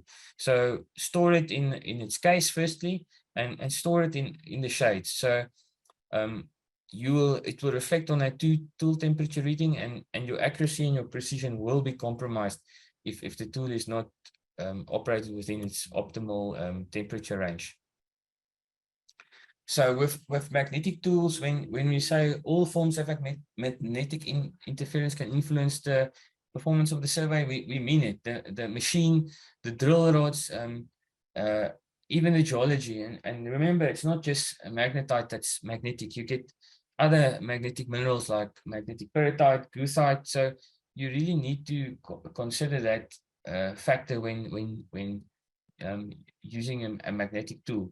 And always remember, use the correct aluminium rod extension. That tool needs to stick out at the bottom of the drill rod. It needs to be away from the steel. So use the correct aluminium extension so that the tool sticks out enough at the bottom to not be influenced by the drill string. When you're doing a multi-shot or those stationary surveys where you have to stop and you have to wait for the reading with the tablet, give the gyro or the survey tool some time to settle. Let it go down, give it 20-30 seconds to just settle, and you know, maybe it could be still in the water, leading the water table, and it needs a little bit of time to actually move down and settle at its final position. So yeah, just give it even a minute or so before initiating the survey. That extra minute is going to help you a lot in the long run and give you better data accuracy. Then a very important one you must touch on, you must ask your drillers or your service providers on site, how do they not calibrate, but firstly confidence check their tools? How regularly do they do it? Do they measure something of a known orientation? In other words, do they have some or other jig on site that they know the inclination and the azimuth of? And do they regularly put their tools in there to see if they actually get close enough within the tool spec to that accuracy check? It's not something complicated that needs to be done. Some sites with a neat piece of a cement block and a PVC pipe, where once again the tool sits snug in, can be used to confidence check that tools, and that just gives you extra, like it says, confidence in that tool's performance on a weekly basis or a monthly basis, or whichever you feel is good to check them. And then another aspect it's not a confidence check, but the tools need to be fully calibrated at a certain date. In other words, some tools every 2 years, some tools longer than that, some of the newer tools almost like 3-4 years, but you need to get that calibration. You need to check that calibration from the OEM or the original equipment manufacturer, and you need that assurance. So if your service provider or your driller is using tools on site, make sure those tools are calibrated and still within the calibration period. Then one other thing a lot of us, or I never think about, is if you are using a winch. In other words, if you're using the wire line or some other line moving down like here, you need to also calibrate these depth encoders. In other words, this thing's got a little spool in this depth encoder, and as it spools, it knows a known length of each spool, and it will tell you the tool is now at 100 meters, for example, or 101. But how can you confidently say that tool is at 100 or 101 meters? These depth encoders also need to be calibrated. So you can ask for the calibration on these as well. When last was it calibrated? Is it still in spec? Because in the end of the day, it won't matter how accurate your survey is in terms of inclination and azimuth if your tool is not at the correct depth. This gadget tells you how deep the tool is, especially if you're a rate gyro or reference gyro. On a north-seeking gyro, it has an absolute value in space, but it's good to always check that these tools are always also calibrated to ensure that you're actually at the correct depth that you think you are. And yeah, with that, I'd like to say, just remember, it doesn't help you only know what it is and not exactly where it is. Then you are still treasure hunting. So thank you. And is there any questions?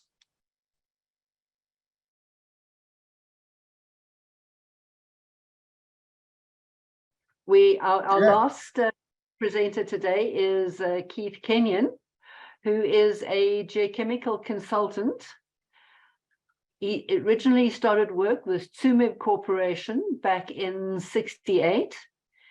He spent 25 years at the Anglo-American Research Laboratories, eventually becoming head of the Gold Research Group. Then he transferred to Anglo-American Gold and Uranium Division in the mid-90s and became global manager of geochemistry at Anglo Gold Ashanti. He retired then in 2006 to become the technical and new business manager at Euromim Inc. And he has worked as a geochemical consultant since 2007.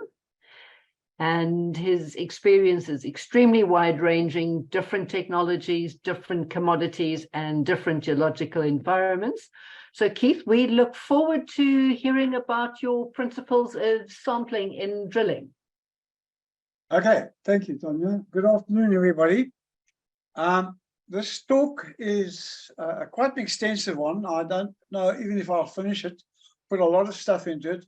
It's actually part of a 5-day training course in geochemistry. It covers everything. So this is a portion of that I extracted out from it. And what we're going to look at is the principles of sampling and exploration and resource drilling. The emphasis on that day has been on drilling, but you'll find a lot of my slides for illustrative purposes show other kinds of sampling in the mining industry, because it's often clearer to see it in the mining environment than it is in the drilling, and not only that, it also shows the scope of sampling in mining. It covers the whole of mining, and it doesn't matter if it's drilling or sampling in a plant. The principles are exactly the same. They apply right the way across. If a chemical analysis is going to be done in it, the approach that I use is the same right the way across. The thing is, you've got to understand that sample, and this is what this is about, and requires meticulous, and I stress this word meticulous, and there's a word missing there: discipline and perceptive sampling, and you've got to minimize the sampling error. We're going to talk about the sampling error. It's a theoretical concept, but a very important concept. I use it in the background of my mind when I'm working, because I'm a practical operator. All my stuff is practical sampling, and in various environments, and my environments include a very wide range of sampling types. So what we're doing is essentially practical sampling for geochemical exploration and resource estimation. The component that's always included in this is a chemical assay or chemical analysis, and that is part of the sampling process. You cannot separate it, and we'll talk about that. So it's an integrated approach. Tanya's already given you your background. That's what I look like. I don't want to turn my video on because I gather a lot of you guys are on a narrow bandwidth. But that's my background. I've had a considerable background. I worked in base metals, I worked in gold, I worked in uranium, and I have never worked as a diamond geologist, but I worked with the diamond geologists. In the old days in Anglo-American, De Beers and Anglo were part of the same business, and I learned a lot of about how diamond sampling is done, and many of the concepts are the same as with base metals and gold. And what I'm involved in now is something quite interesting. I'm actually developing projects looking for commodities that reduce fossil fuel consumption. That's mainly stuff, elements and that go into batteries, things like rare earths, lithium, looking for those commodities. And there's also another commodity that we're looking for that's related to many of the rocks I've worked in the past, namely greenstone belts, and that is looking for natural hydrogen, which can be actually tapped and brought into production, very similar to oil. I mean, it's a concept I'm working with geologists from the British oil industry, and we started this project, and hopefully it's going to go very well. But it's part of the breadth of experience I have, and that's why I've been brought into this project. But this is what we're going to focus on today. Sampling and chemical analysis for reverse circulation drilling, or diamond drilling as core drilling, and grade control drilling as blast hole sampling. Those are the three areas we're going to focus most on today. It's going to include components of sample management. I'll talk about that, but not much. But laboratories and chemical analysis, again, I can't go into too much there because it'll take 2 days. So it's a specialized business in geochemistry, but I'm going to give you some of the background in terms of how we select laboratories and how we do things at the end. Quality control also forms an important part of this, and that would be another course on its own. And what I'm going to do is I'm just going to refer to it during this presentation, because it requires, again, a great deal of understanding of the concepts involved. And it's just important to know that it is part of the discipline of what we do. And the final thing is something that I do as part of the money I make, and I teach geologists how to do this, but I teach it on the rigs and in the sample preparation areas where they split the core or pre-treat RC material. I teach them how to audit their own work. Auditing is a discipline. It requires either an independent person or you yourself to repeatedly and persistently look at what you're doing and document it. If you do it once a week, once a month, that's very good. But your laboratories as well need to be audited regularly. And let me show you, the current commercial laboratories that we use are really good. Improvement in laboratory quality over the last 25 years has been remarkable, but they still have to be audited. And that is formally audited. In other words, a document is put onto the company records that laboratory was audited at such and such a date. Were there any queries about anything in the future when someone is doing a competent persons report or something like that, it can be immediately shown that that laboratory was checked, or checked by somebody and repeatedly checked, or that process was checked, or the drill rig was checked. And it's quite important in drilling because the rig moves and the environment where the rig was has gone. All you have left is the core, and the core is often sampled, often it's tampered with. So one needs as much record keeping as you possibly can through this entire process, and it's discipline. I cannot underemphasize the concept of discipline and rigor in this environment. Some of it looks darn tedious, some of it looks time consuming, but if you don't do it, let me show you, it devalues your project. There's no doubt about that. What we won't be discussing today is trench sampling, channel sampling, stream sediment sampling, soil sampling, underground sampling. We won't discuss it in any detail. The only thing is I'll refer to particularly underground sampling from time to time because it's an environment where we can actually see what happens when we omit things. And I'm using them as by means of examples rather than actual training outside the area of drilling. But let us go back to where I started. When I started this work way back, there were things that worried me about I was mainly involved in the South African gold mining industry, and what worried me is that it seemed to have a history of lack of care about why the laboratories were run and why samples were taken. And the interesting thing was when I was chief geochemist for Anglo Gold, they were using the drilling for the deep drilling operation. The protocol for that was written in 1951. I rewrote them, but already we started to move out of the industry and deep level exploration had stopped. That means a lot of the deep exploration that was done was actually done without an accurate protocol. And further, the laboratories were a disaster. You don't see this kind of equipment in a modern laboratory, but if you look at that picture very carefully, you see the amount of dust lying around on the floor everywhere. And those machines, those pulverizing machines, are not fit for purpose. The contamination level in these laboratories was ridiculous. And in fact, this laboratory, I submitted 33 highly siliceous dolomitic samples there. We know they were barren. They were sent to a laboratory in Australia where I asked them to analyze them as low-grade samples, in other words, in the parts per billion range. And then I asked one South African laboratory to analyze them in the parts per million range, and this laboratory to do the same analysis in the ISAs that came back from Australia were not a single sample contained any detectable gold. The South African laboratory, which is very close to the old Crown Mines mining dumps, and this was done 20 years ago, near the South African tailings dams around Soweto and those places in Johannesburg, came back with the odd slight low-grade value, and I mean by low-grade 0.1 or 0.2 gram a ton. But remember, I was comparing this to the Australian laboratory, which is measuring in parts per billion. The point is, the South African laboratory, the maximum grade from this laboratory you're seeing a picture of was 105 grams a ton, and the mean was 9 grams a ton. That shows how badly the laboratory was contaminated. That means the run-of-mine material was not being assayed accurately. And the reason for this high level of contamination was that they were assaying both plant materials and underground grade materials in the same place. You can't do that. And these are things that are part of the auditing process. I go and check in laboratories how they're separating materials, how they're preparing materials, and how the samples are handled. And that sample that is in the laboratory is part of a holistic process that starts at the diamond rig or at the RC rig or at the blast hole rig. And assay and chemical analysis should not be uncoupled from the sampling. It's part of the same process. Because that sample that you take at the rig is a piece of half core, for instance, goes through various stages of crushing and pulverizing, and the size of the sample diminishes until it goes into the instrument that does the analysis. And the instrument that does the analysis uses a couple of drops of the material that contains the artifact of your ore.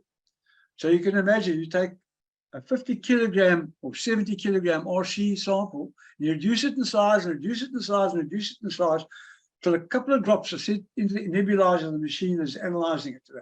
And the machines that we use today, the instruments, these ICP, inductively coupled plasma instruments, either the mass spectrometer or the optical emission spectrograph, they analyze an enormously small amount of material.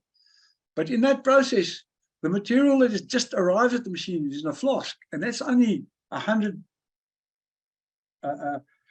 cc's of liquid into which your rock sample is dissolved, and that's only 0.1 of a gram. So your whole ore body is actually being represented by 0.1 of a gram of sample taken many, many times across the ore body.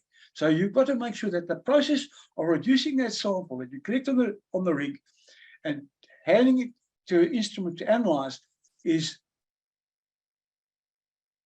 consistent all the way across the process. So you do not bias or damage the sample in any way that causes a bias. And we'll get to that in a while. And that, therefore, that requires an effective and procedure for auditing the course of assay and sampling process from site to database. And that is integrated. So the geologist is doing an audit on his rigs. He's documenting what is done. You mustn't just say, I went to the rigs this morning, and they're taking the samples out of the core barrel in the way we told them to. That's not the way it's done. You actually check it and you have a checklist. It has to be done properly and documented. It sounds like it's time consuming, but if you don't do it, I can assure you there will be questions asked, and a good independent geologist who's coming in to write a competent person's report. If he's good, he'll ask for those things. And so therefore it's inclusive and holistic data collection. And this is so important that you have to be able to conceptualize the entire process of taking a sample and getting a chemical analysis and putting it in a database. And when it's used by someone in 5 years' time or whenever, it means something and can be trusted and can be relied on. I can assure you, I've been in this game for 55 years. And in that time, I've gone on to more projects than I can ever count where there's been massive oversight. And to repair that oversight can be extremely costly. I can promise you that. And therefore, what I try to do with many big projects, particularly when you're going onto a massive resource drilling program, I ask at the beginning of projects, if I'm employed as a consultant, if the company is prepared to pay for the writing of protocol documents. I've got copies of these things. I've used them before. There's a protocol document for RC drilling and so on. There's a protocol document for putting in the quality control materials and using quality control materials. There's a quality control document for how to split and divide the core. Each one of these are documents. They are there to ensure that when one geologist moves off the project and the next one takes his place, that they both do and work in similar fashions. And you can often see when a bias comes into a project, you can often see the geologist changed, or in the lab analyst has changed. And that's because people work in different ways. And the aim here is to try and make sure that people may work in similar fashion and work to a set of rules. And where does this come from? The mining codes demand that exploration results, mineral resources, and ore reserves are reported. And they're reported properly. And what I've got here are two diagrams which are exactly the same. One is taken out of the JORC Code, the 2012 edition. That's the Australian Mining Code, and the other one is the Mozambique Mining Code, which is published in 2016. If you look at those two diagrams, they're absolutely the same. And now what these are graphs. And the left hand or the y-axis of that graph shows an increasing level of geological knowledge downwards as you go down. I just don't know to get it down. As you go down towards the origin. So in other words, in this direction, you're having an increased level of geoscientific or geological knowledge. In this direction is everything else that would go into mining. That's consideration of mining, the metallurgical, can all be treated, infrastructural, the economic, the marketing, the legal, environmental, everything else that goes into the mining operation is considered in this direction, because this is the reserve. This is what you're going to mine. And this is what geologists do. Geologists deal with resources. And you start off with exploration results, you know very little about them, you don't even know how much you've got there. And as you do more and more drilling, and as you do more and more sampling, so you go into a better understanding of your ore body. And this is based on how close your boreholes are, and how accurately you're measuring everything, how you're collecting everything, how you're sampling everything. And as your understanding increases, so the geological knowledge increases. And as this understanding increases, so it becomes more and more possible to move things across into a mining mineral reserve. And what often happens on projects today, when I go out to them, and I'm not even a metallurgist, but I've worked with them for over the years, the earlier you get samples to metallurgists so they can understand that ore has to be treated on a new project, the better it is. It's no use right at the end of the project. And I know one project in South Africa that was delayed for years because they never did the metallurgical test work early enough. And the ore was complicated. Those things should be found out early. Once you've got your third or fourth holding, you can start submitting samples for metallurgical work. And this is where you, again, move things across. But to do that, you have to sample the borehole properly, and you have to determine what part of that borehole can be used for sampling, and what part of that borehole can be used for metallurgical work, because you always have to have a remnant of sample material left over. And I have been on projects where the core has been sampled so badly because they divided it up between metallurgy, between resource drilling, and what they had to keep is record that they were sampling quarter of drill core. You cannot sample quarter of drill core for anything. Half of drill core has enough limitations without halving the problems that you have. Sorry, or doubling the problems you have by halving the core, by quartering the core. These are the things that we have to go into, and I'll talk about them more in detail. That the material that is submitted for sample for assay must be of the same type of sample, the same method of sampling across an entire project. And if the changes are made, then these have to be documented. Otherwise, these type of resource and mineral resource and reserve type reports have got flaws in them. So everywhere where the change is made, or to sampling or to assay, these need to be recorded. I've got data, tons of data where people couldn't understand things because they changed something in the process, or they weren't consistent in the way they sampled. And remember that all of these resource statements and competent persons reports are all based on the fundamental, one fundamental thing, that's sampling and chemical analysis. And what I'm talking about now, when people talk about the geochemistry of the core, what they mean is what that core is worth. And you're using a process of data acquisition, data management to make sure that that data that you present, so that the resource statement can be written up and is as accurate as possible. That that process follows the same set of protocols over and over again. And there are 5 basic components that I have in my idea of how I do things. There's the sampling, which you see as red, because that's what we're talking about today. There's the chemical analysis. There's the quality control that applies to both the quality control of the sampling and the quality control of the chemical analysis. Quality control of the sampling is making sure that you do everything as accurately as possible, and where you can measure, check measurements and things like that, you do it. The quality control and chemical analysis means you add things like standards and blanks, or standards or certified reference materials, blanks, and certain kinds of duplicates. And again, all these things have to be documented. What kind of duplicate is required for that project? Is it a coarse duplicate, a pulp duplicate, or is it a combination of both? What check samples you do at other laboratories? All of that is part of the sampling process.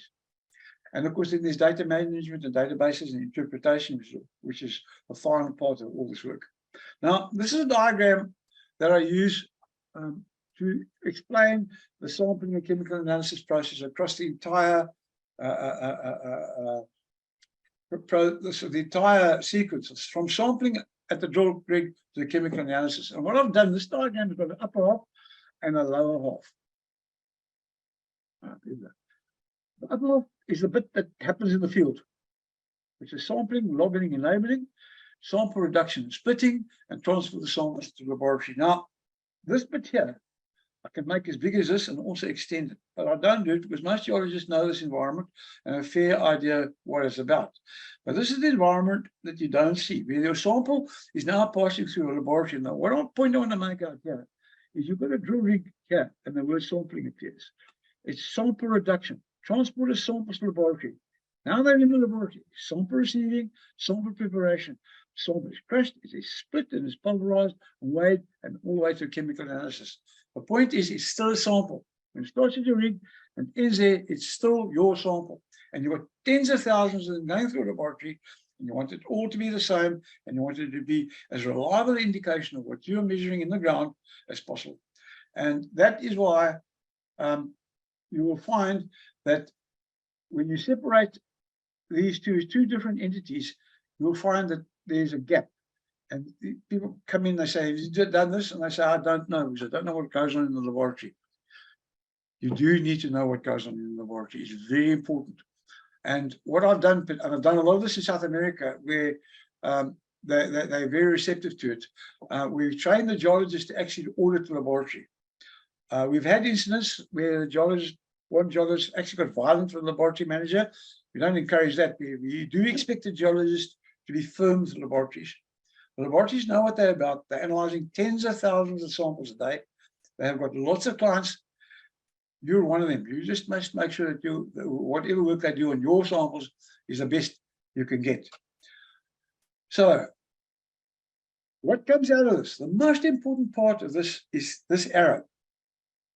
From the top, which is sampling of the rig, to where you do the assay in the laboratory, which is down here. From there to there, there's a massive reduction in the amount of sample material or the size of your sample. Okay, there we go. So there's a significant reduction in sample mass from the beginning to the end. But there's also a cumulative loss of sample to the process environment. And what I mean by process environment is that during the entire process, you're doing things to your sample, and the laboratory is doing things to your sample which reduce its mass. And it's this loss of material on crushing, on riffle splitting, on cutting the core, bits breaking off the core, bits falling off at the rig, that you don't want to happen. You do not want the amount of material you take out of the ground reduced by any significant amount. It's impossible to stop it happening, but you've got to limit it. And this is again why we have this discipline. Because the moment you start losing sample, you definitely find that the part that you're losing is either lighter or heavier than the ore. So what you do, you either enrich or impoverish your sample or deplete your sample in your ore in the sample. So it's not an accurate reflection of what's in the ground. It's either overread or it's underread, because you've actually lost sample in the process. And this has got to be avoided. So these are examples. These are examples. I can promise you, I can go into my database and I'll produce another 200 or 300 photographs. And you'll find today that a large number of my photographs are mine. I don't pull them with the internet. These are photographs that I've taken while working. And these are examples of sample loss during sampling. The effect is cumulative across the process. And don't think, as your sample is being reduced in size, a greater and greater proportion of the sample may be lost. And these are examples. This material here. This is a laboratory. This photograph was taken in a laboratory in Tucson, in Arizona. It was taken about 15 years ago. This was copper ore. And this is in the sample receiving area of a laboratory. Now, bear in mind, there's a problem here. This is one client. Your samples come in and they've got gold in them, and a lot of copper ore has also got gold in it. This guy's samples are going to contaminate your samples. That is why one of the reasons why he ordered the laboratory. Those bags were not suitable for that kind of ore. They were leaking material all over the place, and they contaminated and dirtied the laboratory. That is what is, in my view, one of the biggest sins you could ever perpetrate in this process of geochemistry, and that is contaminating the laboratory. And that is why when I showed you that very first picture, that had all that where a gold mine laboratory was so contaminated that you couldn't do an assay at it. That is what causes the problems.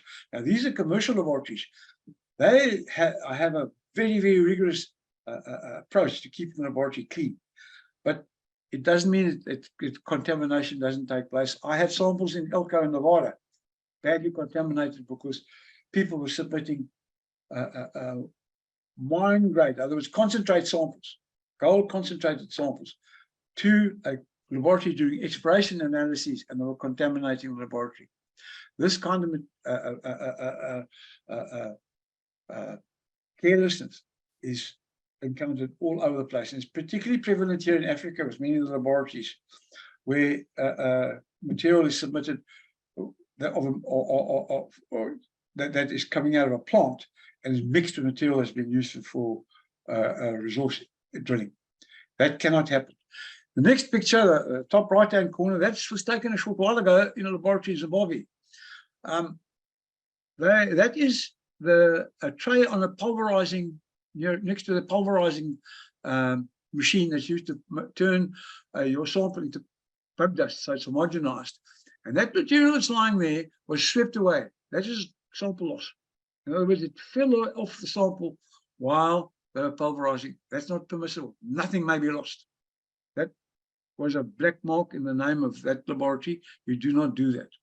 The next one on the bottom right hand corner, this one over here, this one here, is a drill rig in the Central African Republic. We were drilling for uranium. And this is an RC rig. But the drilling environment was nothing but mud. As you can see the stuff. Now, this picture is interesting. It was taken 2 hours after that rig was put in. And those guys arrived there, that nice clean blue overalls. Look what they look like after 2 hours. You can imagine what it looks like after a day or two working on that rig. There's mud everywhere. But that fine slurry, that's these guys kneeling, sitting down in, that is sample loss. That material should never have been lost. That's got ore in it. We do not know what the ratio is of uranium in that muddy material, the uranium, the coarser material that's in the bag underneath the cyclone. They were actually, if it was muddy and liquid like that, they just let it go away. You couldn't do that. And we had to ultimately get them to sample into large plastic drums so that no material was lost. That is the extremes that you have to go to. With that meter that you take out the ground on an RC rig, that sample may not be reduced by any means other than a controlled splitting method. You can't reduce it by, which is fine, I'll throw it away and keep the cool stuff. That's not on. The same project next to had to dry all this material. So they dried it over open fires in these metal, you see in the middle diagram, in these metal containers. But you notice the size of those containers got sputter in them. The material is boiling. You can see the closest one to the camera, there's a little bubble in it. Well, that bubble pops and shoots material out all over the place. That had to be stopped. You can't have sputtering. It had to be dried so there was no loss. So we actually put in proper drying ovens with gas dryers, and we could actually control it. So every sample was closed up and not taken up to temperatures higher. It was slower, but that's the only way they could do it. The bottom right-hand picture that looks where the drill is standing in a cloud of dust, that's an RC rig. So they're drilling for gold in Alaska. That there are so many mistakes in that photograph from my point of view, from a sampling point of view, that I like to use it. First of all, this here, this is a riffle splitter. I don't know if anybody's familiar with the riffle splitter, but the way they design is that you split. It consists of shoots, and half the shoots come towards us, and the other half of the shoots go away from us. And so they divide the sample in half, and again in the half. That's done. There are three splitting splitters, and one on top of each other. But a couple of things are wrong. First of all, this is a cyclone on the RC rig. That that cyclone is dropping samples just in the middle of the river splitter. That's not the way to do it. A river splitter is as wide as that, So the whole sample must equally cover the whole width. You don't just shoot it to the middle. So that was the first thing that was wrong. The second thing that was wrong was an excessive amount of dust around the machine. Just look at the dust lying on the ground. This is wrong because you're losing samples, and of course it's a health hazard as well. Now, a similar project, a project called Veduga up in Siberia, in Russia. This is before they went, when it was, we were still looking at mining there. It's not easy to work in Russia. And that we found exactly the same problem using only the middle of a river splitter to split. And all those projects had been going for weeks or months. And so that tons of material where the sampling was dubious. No, it doesn't only apply to how you sample, but it also applies to how you sample. On the left here, we have the thing that has given me, a machine that has given me, since it was developed nearly 15, 20 years ago, is a portable X-ray fluorescence machine. I'm actually grateful for this, to this instrument. It's given me a lot of work because it's never used appropriately at all by anybody. Most geologists are not analysts, and they think they can do their own analysis to save money. I would say that these instruments have been responsible for more ore bodies going undetected than just about anything I can think of. And it's not only my view. The guy, he just retired, who was CEO of SGS Minerals Laboratories, he agreed with me. He said also the laboratories in Canada were getting a lot of work because people that come onto projects who require work to be redone because the instruments were being used inappropriately. And I'll go as to why. All three of these instruments are X-ray fluorescence. This is the portable X-ray instrument. There it is there. This is it being used correctly. It's on a sampling, and there was a sample is put inside that little box. It's on a sampling device. A lot of guys think I can just point this at the core. There are two things I have a problem with that. One, this is an X-ray source. I know it's only 4 watts, but you get exposed to 4 watts of X-ray for a couple of weeks, you are going to get some blood disease later in life. And nobody takes any precautions using machines. They are dangerous. X-rays are dangerous. Because you can't see them doesn't mean they're not dangerous. With the low wattage, it doesn't mean it's not dangerous. It's extremely low wattage X-rays. But still, you don't want to repeatedly be exposed to these things. And someone like myself, last night or the night before last, I was at Heathrow Airport, where I was subjected to a full body search because I have artificial knees. Both my knees are made of steel. So when I walk through security, I set the alarm off. Now I have to be X-rayed. That's again a very low dose of X-rays. But you have that, plus working with these machines all your life. And bear in mind, I've worked with all these other machines. Also, I'm very careful as to how much X-ray exposure I get because of the amount of X-rays I've had. But the point I'm trying to make is that I believe that these machines are not handled carefully enough. They're used in the mining area with lack of due consideration. I actually do not believe a lot of what the purveyors of these machines will tell you because the problem is this bit here. Now, young geologists particularly do not know what this symbol is. They should do it, and everybody in the mining industry should know what it is. LLD stands for lower level of detection. That is the lowest level of sensitivity instrument. That means that instrument is detecting at that level. It doesn't mean that the data as it approaches that low level is good. As you approach low level of detection, data becomes noisy. So if I tell you that something has a low level of detection of 10 to 24 million, actually has a useful level of detection. That's the way you can actually use it. It's generally above double that. So that lower level of detection on most instruments will be probably for a hand-held XRF in copper. I know it's 35. I don't give a damn what the manufacturers tell me. It's 35 parts per million. You cannot use it for soil samples, and you can only use it for a scanner on core. And then if you're going to use it as a scanner on core, you have a protocol document which determines how that sample of core is taken with that machine.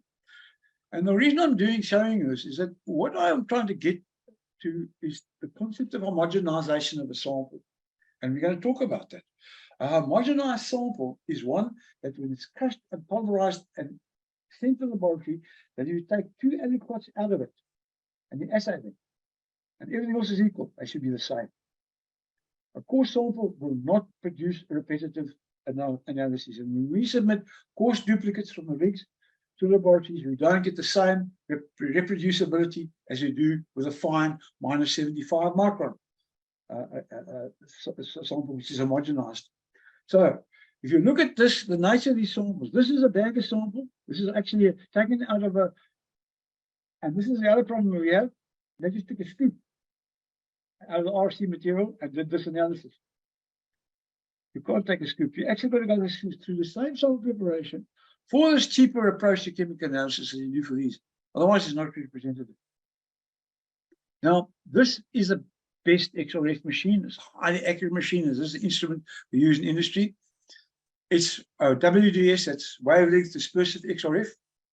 This is nearly as good. This is energy dispersive XRF. The nice thing about energy dispersive XRF is that it can give you a wider range of elements without interference, whereas there's a lot of interference with this one. But first of all, the current is so high that if you want to do accurate analysis, is that you could compare. This is a 4-watt instrument. This is a 9 to 40 kilowatt.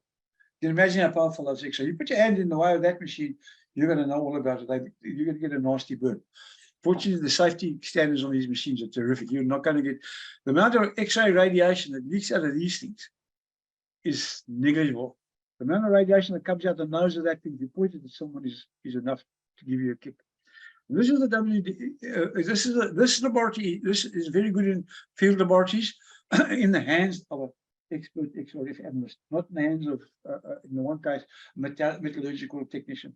These things must be used by people who know how to use them. As you can see, they have got very advanced software with them.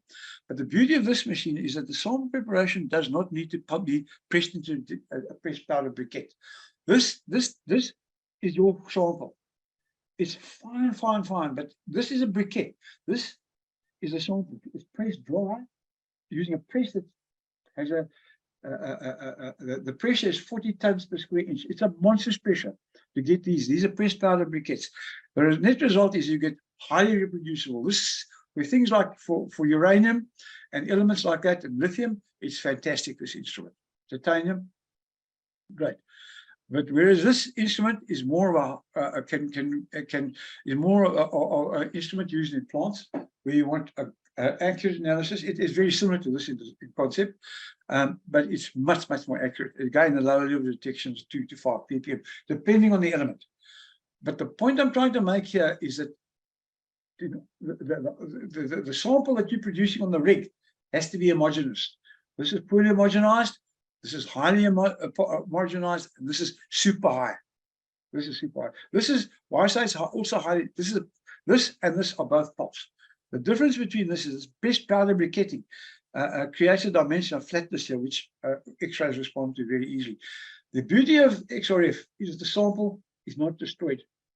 All the other techniques that we use or routine in laboratories, the sample is destroyed both by fusion in the case of precious metals, as platinum, gold, or is dissolved in acids. And so you never get your sample back, and this is what we have here. These are two of the instruments. There's another one which is coming into its own and has been coming into its own for the last 10 years. The atomic absorption we tend to do is not really a multi-element technique. You can do 1 or 2 or 3 elements in one go, and is reasonably accurate, but its use is diminishing. Before the ICP mass spectrometers in the mid-90s were being used, we could measure down to 1 part per billion, not 1 part per million. 1 part per million is 1 gram a ton. 1 part per billion is 1,000th of a gram per ton. We could measure these instruments. We could measure 1 part per billion, but the technique was highly specialized and requires special techniques. And the instrument had to be fitted with a device called a graphite furnace. That's where is a specialized burning device in there, so the instrument could detect the flame for gold more readily. But this instrument has been more or less replaced for the lower levels. This is the optical emission spectrograph and the optical emission mass spectrograph, which is very, very sensitive. And although in geology we don't do it, people like archaeologists who want to really measure small amounts of material much smaller than we do. They can go down to parts per trillion. In our case, it's not necessary to go to that low level. But all of these techniques require the sample to be broken up in some way, either by direct digestion, as in the case of most base metals, or by fusion, as in the case of gold and platinum, where you actually do an assay and the material is extracted using something like lead to extract the gold from the rock, and then the lead itself is removed, and the remaining little silver prill, because I use silver as a co-collector, is assayed. And that little prill about the size of a pinhead that comes out of here, when you finally finish this process, is dissolved in acid. And then that is then put into these instruments. But the point is that sample at this stage is very small, and it is most homogeneous. Okay. And of course, now with gold assay, we have this problem. We're going to go into it now, but I'm showing this, I'm putting this in now. This is the latest technique of gold assay, photon assay using XRF, but it's a whole different approach. And in this particular case, the sample is bigger and it's not broken up. And this is a very, very reliable technique of assay. The big commercial labs are offering it, but because I've not worked on gold much in the last couple of years, mainly been base metals, I have not been able to test this. Now, in my case, if I was chief geochemist like I was at Anglo Gold, I would have put in place a rigorous testing process to test this. I did it for all the multi-element techniques that we use now, and it's a lot of fun doing these things. You test this way, you take a sample and everything, and it requires you working on contemporary projects with a geologist. Now, I've gone through that as the preliminary part. Now let's look at the concept of the sample itself. And these are sampling maxims that I use. The first one is the one that's fundamental to all of what I'm talking about today. The quality of the sample dictates the quality of the analysis. How you take that sample on the rig, how you take that sample underground, how you take that sample, if it's a soil sample, a stream sediment sample, no matter what it is, it dictates the quality of analysis. So your method of sampling must be good, must be appropriate. No use collecting a sample that's not going to reflect what you've got down there. And it's no use selecting an analytical technique that doesn't reflect what you want. You've got to get the techniques right from the beginning to the end. These together dictate the quality of the project and hence its value. If you can hand a project over for mining with all the confidence in the world because you did the job right, it's fantastic. You don't want to keep on going back and checking. In many cases, it takes a couple of years to bring, or many years, to bring a project to a mine. And if in that process, there were periods, long periods of time where either the geologists running the project or even individuals weren't doing their job properly, that has to be redone. And people often don't remember. It's a lot better now than it used to be because we've got databases and with all the meta files, we do have control, but you've got to make sure that the geologists that source the project and the geologists that finish the project, because they're not going to be the same people, they're going to be promoted. These projects last many years, they're going to resign, new guys are going to come in, new ideas, that there's a certain amount of rigor and control over what's done, so there's consistency. And then other important thing, and we're going to talk about it, there's no such a thing as a perfect sample. The aim is to get as close to perfection as possible. That's what this discipline is about. Good sampling requires sustainable and consistent rigor and attention to detail. It really means a lot of work. And people say, oh, well, it's your personality that you do this kind of stuff. It's not my personality. I learned this from bitter experience. I'm going to show you in a while how I learned it, because I think that example is very important. And the mining industry that I work for, I don't think ever learned it. Because one of my beliefs is that the South African gold mining industry would still be going strong if they'd been disciplined. But it was production at all costs. And I don't believe they achieved as much in terms of production. In other words, how much value they got out of those operations as they should have. It was, I always call it spreadsheet geology that was being done on many of our gold mines. It was just the bottom corner of the spreadsheet was important. That's how many tons of rock came out the ground, not how much value came out the ground. And That brings me to the next point. Sampling areas are cumulative across the process. In other words, you start making a mess and you continue making a mess across the entire project, it just gets a big bias. And many of the cases, you cannot measure that bias because you're actually doing the same things wrong all the time. The process, so it's the process's own creation of the bias plus your, as a geologist, your lack of control. And one of the things I try, and this is generally geological managers and mining engineers and metallurgists, they think that the areas now we put a fudge factor in. Fudge factors do not correct for analytical errors and bias. They don't. Because the bias and analytical errors change over time as different people come in, as the ore changes, as the methods of sampling change, all those things that you change. So you've got to make sure that the actual measurement you make and the way you sample that measurement is the same across the entire process. More bad sampling corrects nay, I can promise you. And I've often asked, the number of meetings I've sat in where guys said, don't worry about it, it'll correct itself over time. Never does, I promise you. And I think part of the problem is that happens here is that I use advanced statistical techniques to actually analyze these things. And I go into the detail of historical documents, and that's where my view of these things has happened. I've had the opportunity to look at what has happened to big projects over time. And in many cases, there is no correction factor that you could actually bring into actually accurately change everything so everything matches. It just doesn't work.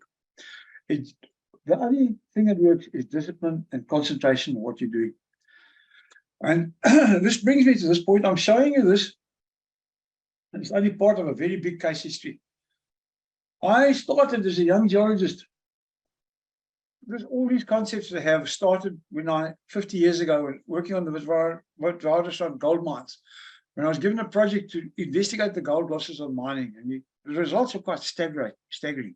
We discovered that between 5 and 35% of gold grains were liberated on blasting. And it was worse on the carbon seam hosted reefs. So those are the reefs where the gold occurs in a thin carbon seam. It's about a millimeter to about 7-8 millimeters thick, mostly about 2 or 3. And that is where all the gold in these carbon seams occur. And at that stage, underground sampling in those early years showed that the gold was all over the mine face. It wasn't. And I'll show you in a while how we proved that. But the carbon seam reefs were where it was most prevalent. And it was very clear after I did my work that why this was happening. The carbon seams are very friable compared to the hard quartzitic conglomerate that is the host rock. And when they blasted, this stuff came out of the rock. And an interesting point about these carbon seam reefs, when they were drilling into those deep boreholes, those deep drilling boreholes, they used to drill through it. And because the cost of the hole was so high, they never drilled a drill pattern like we do today on the shallow ore bodies. They drill, intersect the reef, come back up, and then drill deflections. And up to 30, 35, can't remember exactly. I think it was 32. They brought it down after a couple of years. Deflections were cut. They go up the borehole, put a wedge in, and then drill out and intersect the reef again and intersect the reef again. But one of the things I noticed when I was actually working on that core was that many of the drill cores, the carbon seam was missing, but the core had been assayed. Because the core recovery protocol stated that the core loss had to be, was only discounted if there was core loss above a certain percentage. That wasn't the way it should be done. When I changed the protocol, it was that the carbon seam was missing.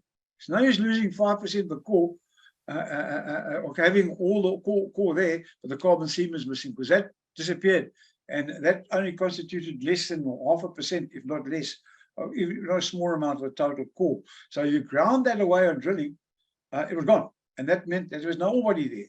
And at that stage, no one clearly understood, because of the poor nature of underground sampling, again, sampling playing a role, that they thought the gold was all over the face. It wasn't. And I proved it. And it took a lot of proving, because mining engineers are notorious in not believing this kind of stuff. And what happened was, the initial part of the project, we instituted a program sweeping the stopes and using protective barriers. So when they blasted, they didn't blow everything back into the stope and all the gold was lost, because everything is blown back into the stope. And one of the other interesting things I'll point to in a while was the amount of gold that was blown into the wood packs. Further investigation revealed that 1 to 5% of the gold was sitting in the cracks of the stope footwall as particular gold and not recovered. In other words, when we stripped it, we actually stripped more back in the cracks in the footwall. The more broken the footwall was, the more gold was lost. And 5% of the gold in a big megaton ore body like these is a lot of gold. And then the more work, and it comes again with madness that I have about sampling, that the additional gold was lost between stope and plant, suggesting the total loss of gold on mining was between 8 and 10%. And over the years, therefore, reasons for the high mine call factor. Now, a mine call factor, those of you who don't know what it is if you have a mine and you send surveyors down, you measure the size of stopes, and you've got geologists measuring how much ore there is and how many tons there are. So if you say at the end of the month, I've mined so many tons of rocks and I've called for so many ounces of gold to be mined, and you discover you only get 80% of the gold you predicted. Well, the mine call factor is 80. That was what it was 80. And that was 80% of what you called for was recovered. Okay, and that's called the mine call factor. Some of the mines, particularly Western Holdings in the Free State, they all had mine call factors of 65%. And that had the thickest carbon seam of all the mines I've ever worked on. And that's when we came to the conclusion of the carbon seam played a big role in contributing towards the gold losses. But I will argue that the illegal Zama success, these illegal underground miners in Johannesburg, their success is due to some of these factors and the amount of gold left behind. It's just that their mining costs are so much lower than a big mine. So for us to have recovered those gold losses would have been incredibly difficult. I'd love to go underground and work with these Zamas to see exactly what they're taking out and where they're mining. It'd be very interesting. Okay, now all this work, let's go back to slide, all this work I spoke about over here was done with a petrographic microscope. There you can see a picture of that microscope. That's an expensive microscope. That's not one of those little ones you have at university. That's a Pucker Research microscope. I actually own it. It's standing in my cupboard now. As a private consultant, I do microscope work, although I try and avoid it these days because the cost of making the thin sections is very high. But to do the study, we didn't use just a conventional microscope thin section. That's a piece of glass about 3 centimeters in length. This is a big thin section. That thin section you see the ruler next to it is 750 or 7.5 centimeters. So it's a big slice of rock. And that is the carbon seam you see there in the Vaal Reef gold ore. And that sample ran at 165 grams a ton. And the mine call factor on that particular mine was high. It was about 80, it was about 70, between 75 and 80. That's high. And all the gold occurs in that carbon seam. If you look at the bottom slide, this one where it says gold ore, the bottom left-hand slide, you see this is a microscope slide of some of that Vaal Reef, and you'll see it consists of this dark grey material, which is uraninite, and the material in between is a carbon, and that is what breaks open on drilling and on mining, and the rest, this malleable stuff in between is gold. There's a whole lot of other stuff that came out of this work, which was of a more academic level, and we could show conclusively that this ore body is not a placer as everybody thinks it is, or a remobilized. It's something else. And we ultimately believed initially there was a thermal deposit rather than a placer. I've since changed my views on that, but I'm not going to go into that. But again, it comes out of looking at material that you've sampled carefully. But this is nickel ore that we looked at in a similar fashion, and chrome ore. We actually tried to understand what the ore was as an ore entity, that you're going to mine or drill. And this is what we did. To prove the gold only occurred in the carbon seam, this is a schematic diagram of a face, mining face. From there to there is the mining width, which is about 110 centimeters. These little red lines across here are thin sections. They are the big thin sections. And this white patch in here is what we call the tombstone sample, because when they get people to actually carry these heavy pieces of rock out, we couldn't just use the underground grade control sampling. So these patches here represent what a grade control sample channel look like. And this is a large tombstone samples, and we took thin sections all the way through these things. And looking at this, the only place we could find the gold was there, but they've got grade all over the face. And this is what it looked like. These are the measurements we took. This is the carbon leader carbon seam, same sort of thing. We measured it. And this is what I've done. So I've got a background where I've actually looked at the ore in the sample. I then take this into the drilling environment and say, this is what I can visualize what it looks like. You've never seen it. Most geologists have never seen it in that fashion. That's how you sample it. So the causes of this mine pool factor. Now, that was 50 years ago. I worked in this. I was chief chemist at AngloGold Ashanti. I was working all over the world, so I couldn't do this project all the time, but it was something that held my fascination. And the biggest contributor of this mine pool factor was inadequate and unrepresentative sampling. In other words, the mine pool factor may have been higher or lower. They didn't know. The cumulative gold loss between the stope and the face and the plant, that was another big thing. So in other words, they were losing material on mining, and it was being lost. And I'll give you an example. We sampled the sludges, those deep shafts that go underground. We went to the bottom of those shafts and we took samples out there. We got higher grades in the stopes that they were mining, where the operations were taking place. Then there was a gold loss on mining, gold blasted the support and back areas. Back in 1991, one of the gold mines, Anglo Gold Mines, had something like 120 tons, if I remember correctly, of wood chips as it come out of underground water, which they collected. Those were running at higher than mine grade ore. It's very interesting. They actually recovered the ore from those things. Another component was gold theft. Again, underground gold theft, you often saw examples of it, where you'd go into stope that had been sort of abandoned for a day or two. People hadn't worked in there, and places along the face, someone had taken a nail and scratched out the carbon seam. That, for a small worker, he can get himself a bit of gold out of there and a bit of money. And the other big one is shoddy tramming. This is sampling of underground ore. You've got better sampling. Ore was sent to waste dumps. But all of this related to a sampling problem. And this is what it looked like underground. This is a stope that hadn't been cleared properly, but each one of these bits of wood in some of the stopes had gold in them. And this is what the problem was. They were blasting the gold out into the back areas. So we then looked at this whole thing in terms of representativity and the sampling error. And this is a fundamental concept of what I've sort of been working towards in the first part of the presentation. This is a theoretical ore body, okay?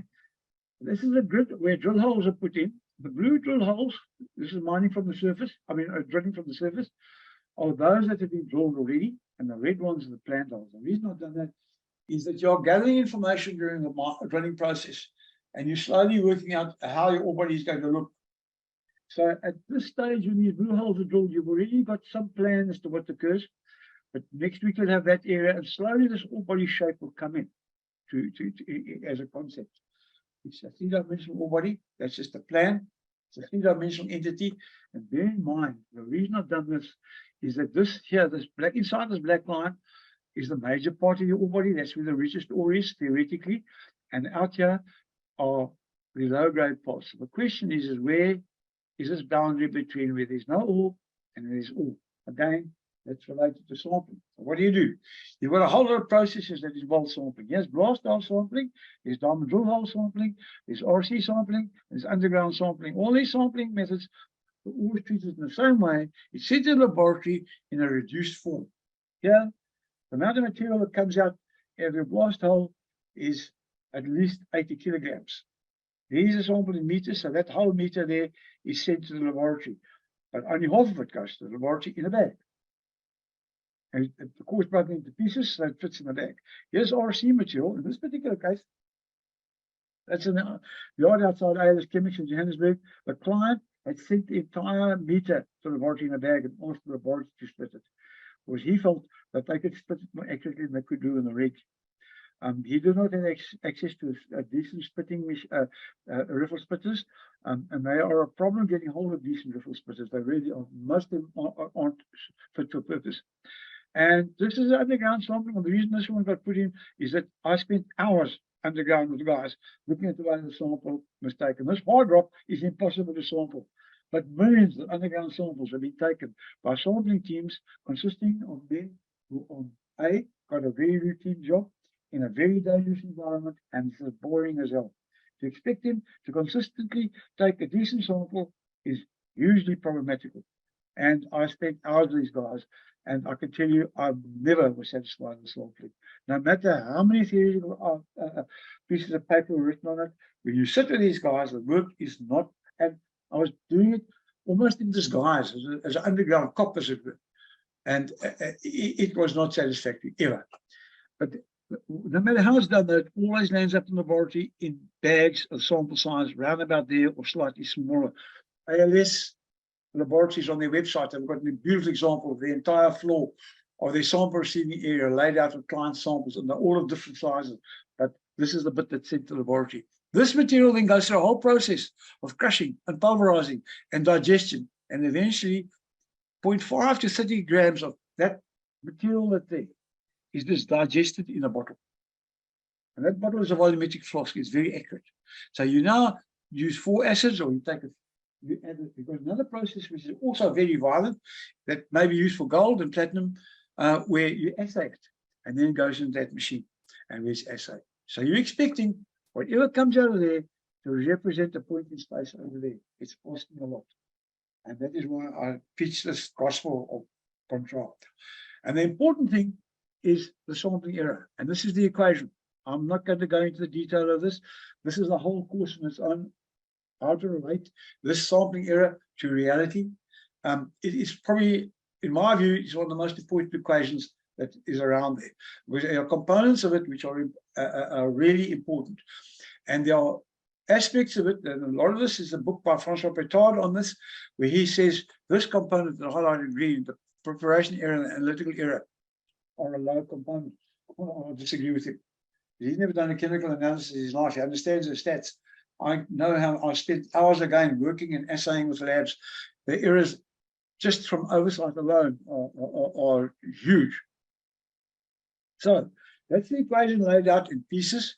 So what I've got, you see here, there's NE and FE and a GSE and all these different bits. The NE is an in situ nugget effect, and this is the equation for it. We're not going to go into detail. This is Guy's law.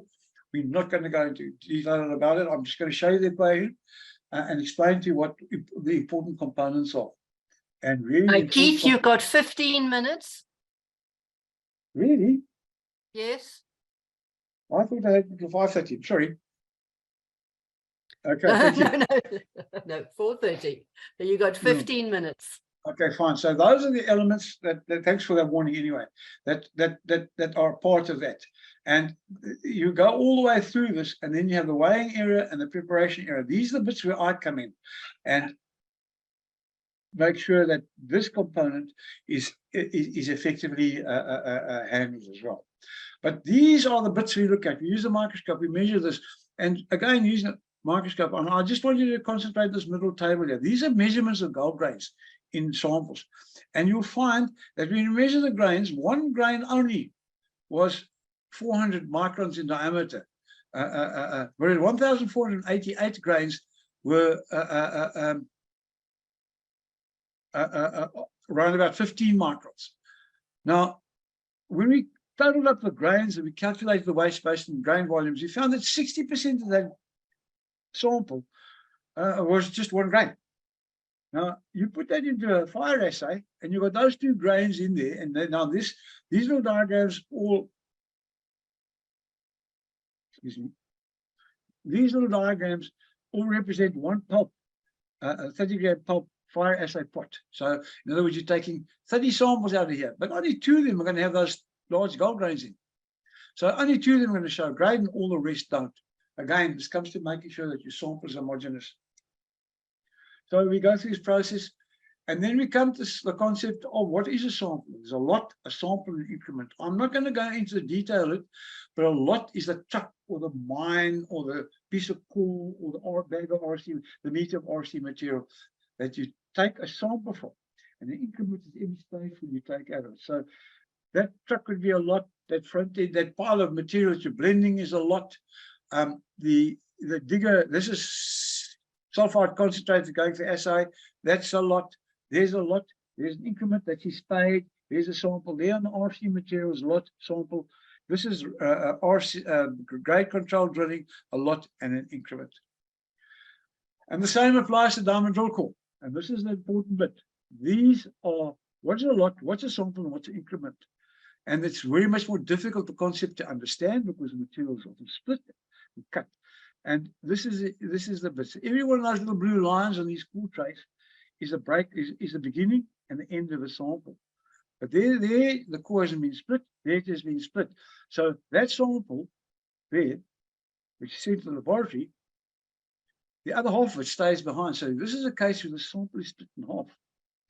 And is it really an increment? No, that doesn't really apply to diamond drilling. But the point is how that sample is taken and what that represents in drill core is very, very important.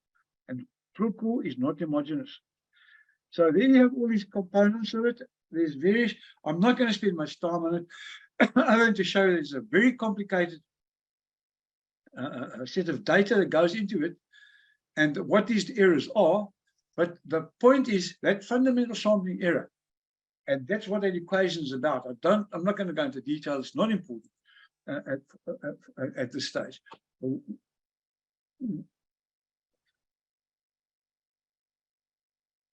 It's part of the inherent variability of the material being sampled.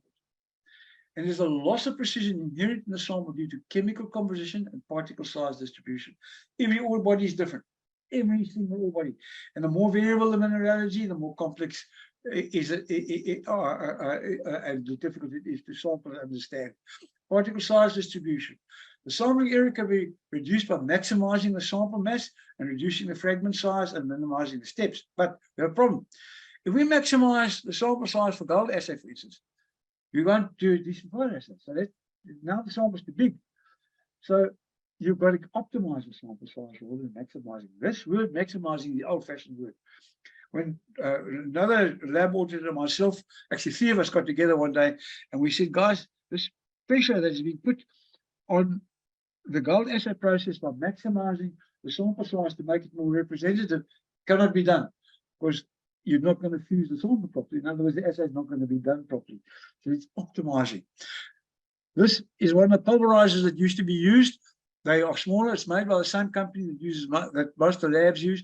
Your sample is put in there from the drill rig and is then pulverized to bug dust. But this thing was so big and so complicated, so it was designed so they used a big sample.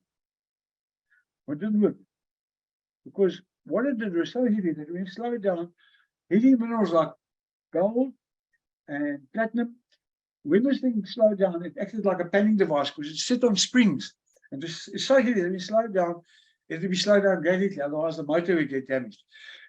And in that process of slowing it down, it was actually acting like a pan. When you're up in your pan for gold in the river. So what happened was most of the platinum and most of the gold and all the other heavy minerals slowly worked their way to the bottom. So the sample is no longer homogenized in that particular pulverizer. This is the whole thing. It's got to stay homogeneous. It's got to stay representative. And that's why we have 2 components here. One is, and this has to be remembered when you take any split diamond core, in particular diamond core. RC drilling doesn't have quite this problem, but then you can't see the geology from RC drilling. Bear in mind, RC drilling gives you a better homogeneous sample. Diamond drilling gives you an idea of how the ore and the geology of the ore is. So it's often, on many projects, we recommend that you do a combination of both, treat both data sets as separate, and then see if you can merge the 2 data sets. Compositional heterogeneity. There are 2 components of it. This is how heterogeneous the ore is. You're going to reduce that heterogeneity before you send the sample into an instrument to analyze it. This reflects the differences in the internal composition between individual fragments of sampled ores because of the way they're constituted and composed. Let's say you've got epithermal gold vein or you've got calcite veining in a copper deposit. That veining is not coherent. Sometimes it's a nice angle in the core and you cut through it, other times it runs up the core. The way you sample that material is very important, but you cannot change the sample, the way you sample the core every time the sample direction changes. You've got to keep the sampling of the core and the methods that you use to sample the core the same.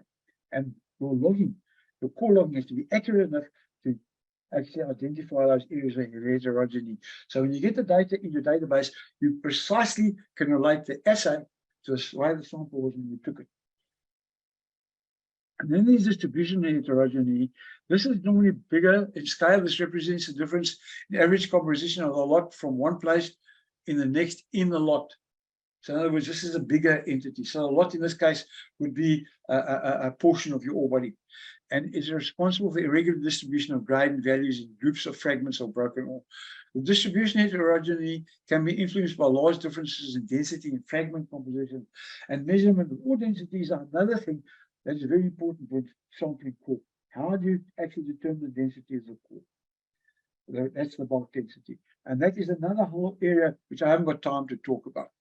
So the total eliminating the fundamental error is not possible because the goal is to minimize the fundamental error as much as possible. In conclusion, what I'm going to do is I'm actually going to go here and just point out by using the mine face and the core tray, it's exactly what the problems are. Here is a mine face. What these guys are doing, this is at the Kura Gold Mine in Fiji. And they didn't even understand their problems. They've been doing this for years. This is a sampling channel from there to there. Imagine it's a piece of drill core. You see these black areas? They're barren. That's got gold in it. And you see who's got across? No gold. So what they were doing is they were taking a sample there, not sampling there, then sampling here. Well, guys, that's your mine face. From there to where this guy's feet are on the ground. That is what goes into the plant. Not just the material that's got the gold in, the light colored material. That is one of the big problems I've had in many mines. They only sample what they think is great. You've got a sample of what you're actually going to put into the plant. So this dilutes the ore that's in the plant. And that goes into the plant. So you need to know that. Now, look at these. This is a single borehole. This is borehole here is right near the surface at 5-6 meters. This is 85 meters in the hole. And this is 132 meters in the hole. Look at the difference in ore. But I'll tell you something. This is all stuff that's going to be mined. I haven't actually included a bit of ore here. The ore is in the adjacent trays. But I wanted to show you here is how heterogeneous the ore is. And there's only small amounts. This is copper sulfide. But here it's no longer copper sulfide. That's copper oxide. This is the supergene zone. This gets treated with heap leach. This goes into a flotation plant. So this is the same borehole. So you're going to have to look at you actually got two boreholes. You've got two ore bodies essentially in the borehole. The average grade here is about 2 grams a ton. The average grade, sorry, not 2%, this is copper, and the average grade there is 11%, which is supergene.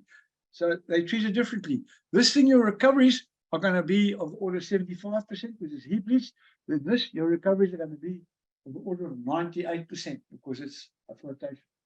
And all these concepts have to be taken into account when you're sampling the score for analysis. And how you submit that. How do you cut something as soft as this in half, and this you're going to saw in half? These are things that are so important when you're looking. So that and that are identical. And the same things appear with blast hole samples. Look at these blast hole samples. These guys are using a spade. That just come out the blast hole as well. But that's left on the ground. He's only sampling the fine stuff because that's all that fits in his tray. That's not how you do it. These guys are doing it correctly. They've got a device that's designed to take a sample. Here, they were actually using a cyclone on an RC rig to actually sample, and then they just put a spade in here and took a sample. That's not the way to do it either. So these are different approaches. And so I just want to leave this. Oh, sorry, but the bit I want to go to is diamond drill sampling. Now, this very complicated slide covers the whole of exploration drilling that I've actually drilled. All these are my photographs. Every single one that I've taken. The top row of photographs is. But 5 minutes, Keith. Then we have to shut down. Okay. The top row is diamond drilling. The next row is reverse circulation drilling. And the next row is blast hole drilling. Every one of these projects have got a different problem. This is in Siberia. These guys had already RC drilled and they were infilling with diamond drilling. But when I went there, I wanted to know why the core trays are in such an untidy mess. This is your sample. That's got to be properly organized. Here, they were dropping core into the mud. It's rainy season in DRC, the core in the mud. If you look very carefully, you see there's a bit there, there's core everywhere. That doesn't happen. You're not allowed to do that. Here, the drill rig has been put up on the edge of a cliff. So they're actually sampling on the edge of the cliff. So that means there's no section there. They should have stepped in and drilled away from the cliff. Yeah, was a drilling operation that was being done properly. This they were sampling correctly. They were using all the correct processes required for sampling. Yeah, RC. These guys are using cyclones. Every one of these cyclones, the sample wasn't properly taken because here in this case the sample goes directly to the middle of the river splitter. They make dust. Yeah, again it was dust. This project, I was called from Johannesburg to come and stop the dust by the farmer. Our own geologist hadn't noticed that he was losing half his sample. And you can see look at the white color of the ground here. This is Guru. Yeah, now it's blast hole sampling.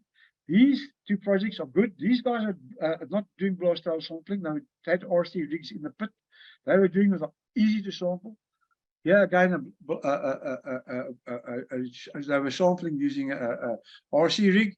And here at Cripple Creek in Colorado, they're using the blast machine. And we found that these guys weren't doing it properly. This is correct, this is correct, and this is correct. And the final slide requires is what happens when you audit these processes. It's based on the approach that we use to audit laboratories. It's done on some 300 laboratory audits that I've done in the last 25 years. I've designed it in exactly the same system. It's a sampling operation, and it has to be audited so that it includes the QA/QC applications. All rigs and operation drilling are to be included in the audit. The evaluation of drillers and their team, their workshops, their stores, all core handling and transport, core marking and measuring, core logging, core splitting, core sampling, insertion of QA/QC items in the core, the photography, the bulk density measurements, the core storage, and a whole lot of things are even left off this list. It's a monstrous program, and it's done by an external auditor like myself once or twice a year, but the rig geologist does all his rigs at once a month, and it's written up. And the key component of all this is an in-house manual protocol. So the entire process is done the same way year after year after year. And if you change it, it is documented, the new set of protocols, and the dates of the change are put in the database so people know when the old data was thrown out and when the new data was brought in. But it's still measuring the ore body. You just have to make sure that everything matches and that you knew what you did. So when things change or there's an indication that something's wrong, you can go back and check it. Thank you very much.